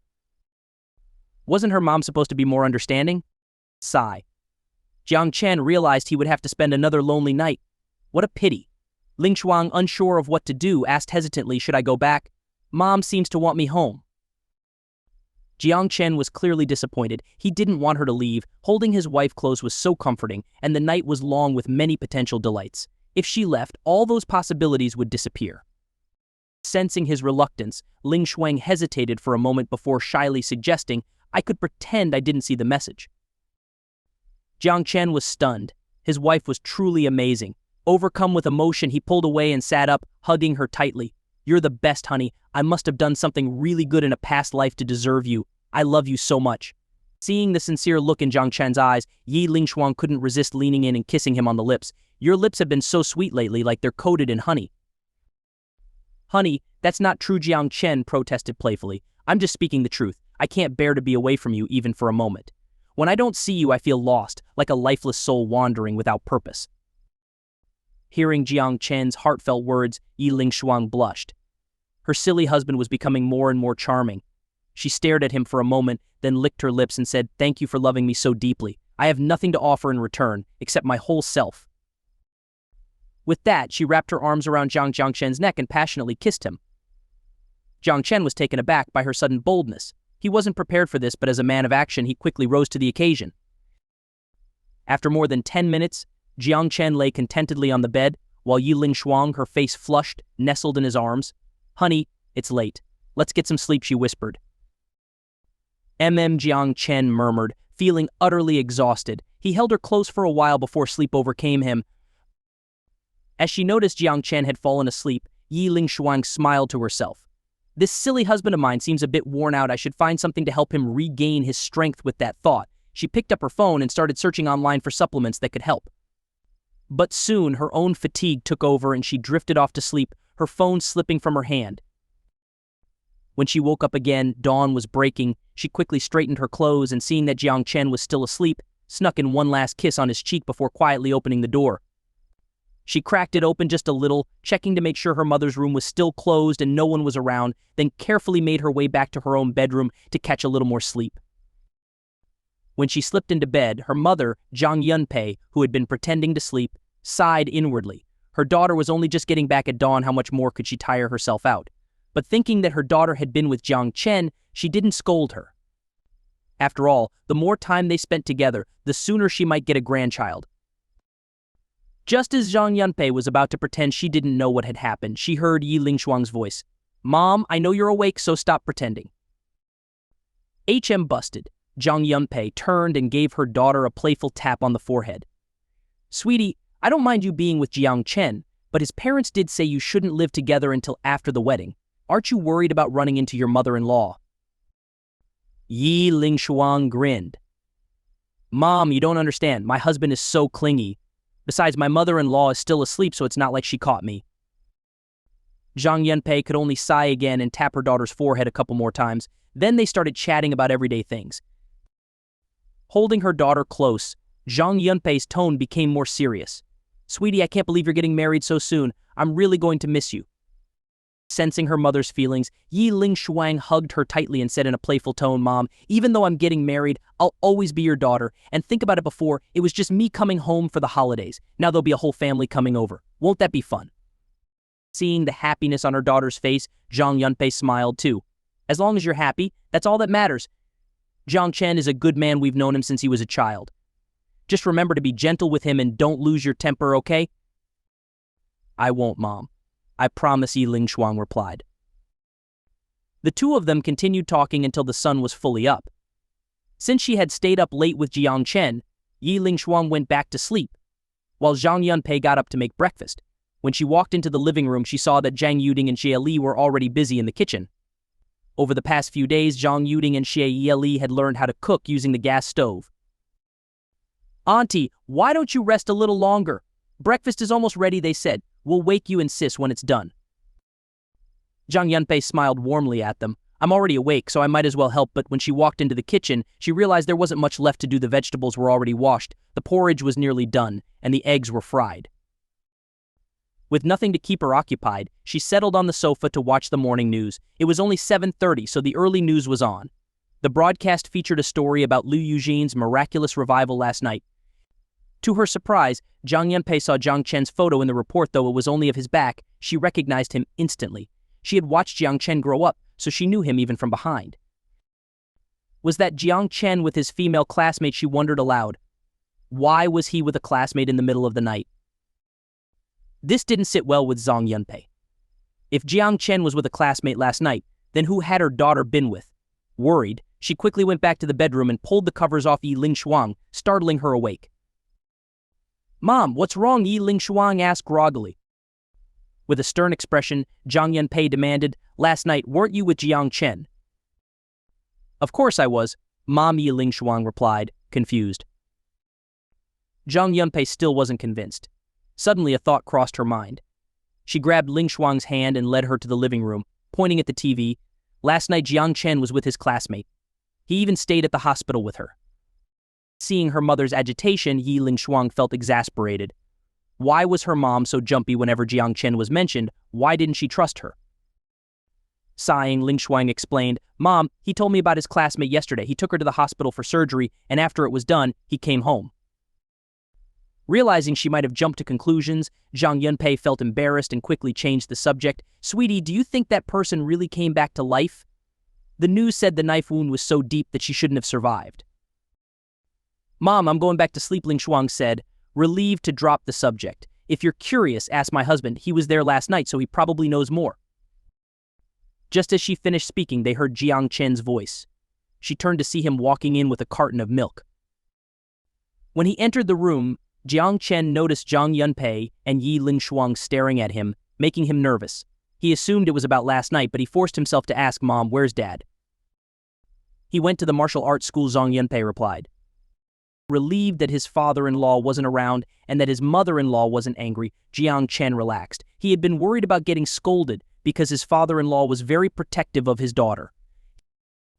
Jiang Chen put the milk away and was about to start a conversation with his mother-in-law when he noticed the news playing on TV. It was still covering Liu Yuhan's story from last night and even included a video of him performing CPR to save her life. The story was spreading like wildfire. Jiang Chen frowned. Who on earth leaked this story and even exaggerated it? Watching the video, Yi Lingshuang curiously asked, "Honey, is that you?" Jiang Chen nodded, knowing there was no way to hide it anymore. "Yes." Lingshuang was astonished. "Honey, you actually saved someone the doctors couldn't? That's incredible." Jiang Chen covered his face, not sure how to explain. After a moment, he said, "Maybe the doctors didn't do their job properly. I guess we'll have to let them take the blame. After all, with what happened, their medical skills might be questioned anyway, so it's better to use that as a cover." Neither Yi Lingshuang nor Zhang Yunpei suspected that Jiang Chen was the one who saved the person. They both assumed the doctors must have made a mistake. After breakfast, Jiang Chen and Yi Lingshuang decided to head out to the sports arena to check on the wedding setup. As they approached the front door, they noticed a crowd of reporters outside. Just then, a security guard from the property management approached them. "Mr. Jiang, these reporters are from local and provincial news outlets. I was worried they might disturb you, so I kept them outside." Jiang Chen felt grateful for the property's diligence in keeping the reporters at bay.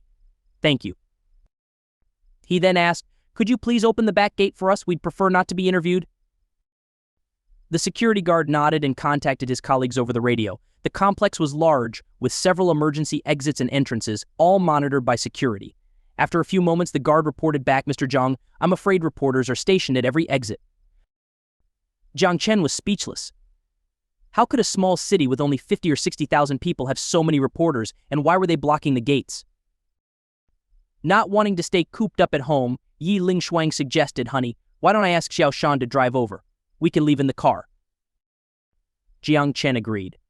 Although they might encounter some difficulties, he trusted the security wouldn't let things get out of hand. "Miss Ye, just give me the license plate number, and I'll make sure the car gets in," the security guard offered. "Thank you," Lingshuang replied. The security guard left and Jiang Chen and Lingshuang returned to the house, where they found Xie Li and Zhang Yuding watching videos. Xie Li was engrossed in an antique appraisal show, while Zhang Yuding was watching a fashion runway program. Seeing them so focused, Jiang Chen couldn't help but admire their ambition. Who said kids from the countryside lacked drive? These two were proof that wasn't true. Xie Li wanted to become a jeweler, so she was immersing herself in antique knowledge. Zhang Yuding, on the other hand, aspired to be a model and was studying the way professionals walk the runway. When Jiang Chen and Yi Lingshuang entered, Zhang Yuding noticed them and put down her phone. "Sis, brother-in-law, did you forget something? You could have called us to bring it down." "No, there are a lot of reporters downstairs, so we're waiting a bit before going out." Oh, the two quickly understood the situation. After all, the morning news had been full of stories about Jiang Chen's heroics, making him quite the hot topic. "Sis, I actually think brother-in-law should do an interview. It would boost his profile," Zhang Yuding suggested. After just a couple of days online, she'd learned that in today's world, whether you were a model or a celebrity, you needed exposure. And right now, Jiang Chen had plenty of it. Exposure equals money. Yi Lingshuang smiled, knowing what Zhang Yuding was thinking. "Yuding, your brother-in-law, isn't interested in fame. Besides, we don't need that kind of attention right now. For him, those reporters are just a nuisance." Zhang Yuding and Xia Li didn't fully understand Jiang Chen's perspective. They had no idea how wealthy he was, so their first thought was to seize the opportunity to make money. Exposure could be monetized. They figured that if Jiang Chen started live streaming with his current popularity, he could rake in a fortune. Although they didn't entirely get it, they didn't push the matter. After chatting for a while, Zhang Yuding seemed to remember something. She walked over to Lingshuang a bit shy and asked, "Sis, do you think I could become a model?" She even twirled in front of Lingshuang for good measure. Lingshuang looked her over seriously and said, "Yuding, you've got the height and the looks, but making a living as a runway model can be tough. But I've seen online that the bar to becoming a model isn't that high, and the pay is pretty good," Zhang Yuding replied. Lingshuang laughed. "Yuding, there's no such thing as a low-barrier, high-paying job in this world. Sure, modeling has a relatively low entry point, you just need the right body and looks. But if you want to earn real money, looks alone won't cut it." As someone in the entertainment industry, Lingshuang knew just how tough it could be. She wouldn't have achieved her success if her parents hadn't made her study dance, learn musical instruments, and develop her poise from a young age. The same goes for modeling. Without the right presence and skills, the earnings are limited. Plus, modeling is a career with a short shelf life. If you haven't made money by the time you're 25, it gets much harder after that. Both Zhang Yuding and Xie Li were older and had grown up in the countryside. While they had above-average looks and figures, they lacked the refinement needed to break into the modeling world. Developing that kind of presence takes time they didn't have much of. Jiang Chen, understanding the subtext of Lingshuang's words, chimed in, "Honey, isn't your company also a talent agency? Why not take Yuding to Beijing and have her trained by a professional coach? I think she has the potential to be a supermodel." Lingshuang's agency typically didn't sign models because the profit margins were too low. A runway show might only bring in tens of thousands, and after splitting the earnings with the model and covering the costs of coaching and other expenses, there wasn't much left. That's why the company avoided models. But since Jiang Chen had spoken up, she needed to find a solution. After thinking for a moment, she said to Zhang Yuding, "Yuding, if you're willing to work hard, I can arrange for you to be trained by a coach."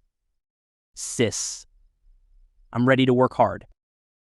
"All right, after the wedding, come back to Beijing with us," Lingshuang agreed. Seeing that Yuding would be going to Beijing, Xia Li quickly jumped in, "Sis, I want to go to Beijing too." "Okay, let's all go together."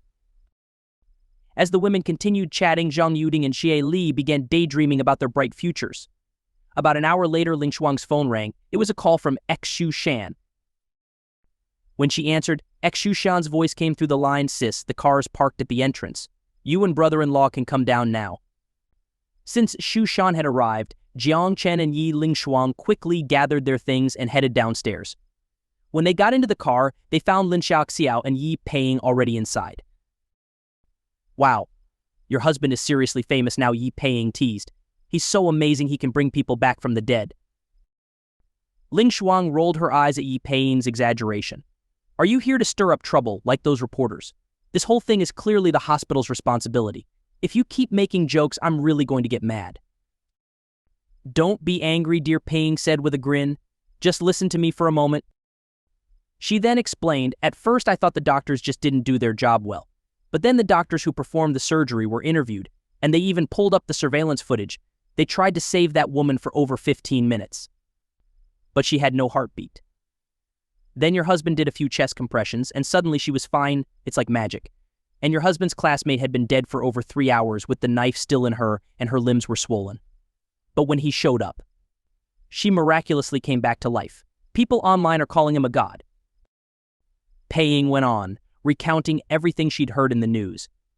Jiang Chen sighed inwardly. He knew this would turn into a big deal. Lu Yushan's situation was far too bizarre after 3 hours of death and visible swelling. It was clear this wasn't a case of apparent death. Cases of apparent death don't include such symptoms, only actual corpses swell like that. This realization left Jiang Chen feeling even more troubled.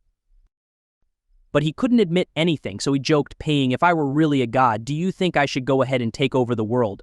After all, there's only one of me. Paying rolled her eyes back at him. Whether you're a god or not, I don't know, but what I do know is that after you showed up, 2 dead people came back to life. I'm just an innocent bystander here. She laughed, clearly amused by the whole situation. Jiang Chen decided to just let it go. After all, this country was strictly atheist, and eventually someone would come up with a scientific explanation for what happened. By the way, little brother, are you really a god? If so, could you do me a favor and make me prettier? Maybe give me longer legs and a thinner waist, like your wife. Before Paying could go any further, Ling Shuang, face darkening, cut her off. That's enough, you old rascal. I was just kidding, Paying laughed. If there are any miracles to be had, they should benefit me first. Unable to listen to any more, Jiang Chen turned to Xu Shan and said, Shan, start the car, and please turn up the music. Xu Shan nodded, turned on some lively DJ music, and drove toward the exit. As they approached the west gate, a fire exit, they saw more than 30 reporters already camped out there. Fortunately, the security team was doing a great job and didn't let the reporters block the car. As they left the complex, Jiang Chen noticed some people chasing after the car. Honey, aren't these supposed to be serious journalists? Why are they acting like entertainment paparazzi? Ling Shuang shook her head, unable to answer. Just then, Yu Shan spoke up. Brother-in-law, some of them are from independent media. They're even more relentless than paparazzi. If they get a single photo of you, they'll create a whole wild story to go with it. These days, independent media is all about making up stories to go with any picture they find. Jiang Chen was left speechless. He decided not to ask any more questions. Just then, Jiang Chen's phone rang. It was an unfamiliar number. He was puzzled. Only a few close friends and family members had his number. He hesitated but decided to answer. To his surprise, Su Mengmeng's familiar voice came through the line. Jiang Chen, I've been stranded by a driver halfway to your place. Could you come pick me up? Meng, you're in Longqing, Jiang Chen asked, surprised. Oh. Yeah, you're getting married, right? I had to come to your wedding. Jiang Chen scratched his head awkwardly, but there are still a few days left until the wedding. I wanted to come early and explore the city, Meng explained. Realizing she was genuinely there and stranded on the side of the road, Jiang Chen quickly said, Wait right there, we'll come pick you up. After hanging up, Ling Shuang, a bit anxious, asked, Was that Meng? Yes, she flew in but got left on the roadside by a cab driver. Let's go pick her up. Ling Shuang agreed, and Xu Shan turned the car around to head toward the airport. Suddenly, something clicked for Xu Shan. She turned to Jiang Chen and asked, Brother-in-law, there's only one flight from Hangzhou to Longcheng, and it's supposed to arrive at 8 p.m., right? Jiang Chen realized Yu Shan was right. My classmate probably didn't come from Hangzhou. Indeed, he was correct. After the military training at Hangzhou University, Su Mengmeng had taken time off to visit her parents abroad. She had just returned to China yesterday and then took an early morning flight from Beijing to Longcheng. As the car drove along, about half an hour later, they spotted Su Mengmeng standing by the roadside with her luggage, idly playing with some roadside weeds. Jiang Chen was relieved to see she was safe. He had worried she might encounter some trouble. They pulled over and Jiang Chen got out to greet her. When Mengmeng saw him, her face lit up with joy. Jiang Chen, I'm so glad you're here. Jiang Chen hurried over, concerned. Are you okay? No one bothered you? Right. Mengmeng was touched by his concern. After exchanging a few words, Jiang Chen helped her load her luggage into the car's trunk. Back in the car, everyone was curious to hear what had happened. Meng couldn't help but smile as she recounted the story. It was actually kind of fun. The driver realized I was from out of town and tried to raise the fare on me, even threatening me.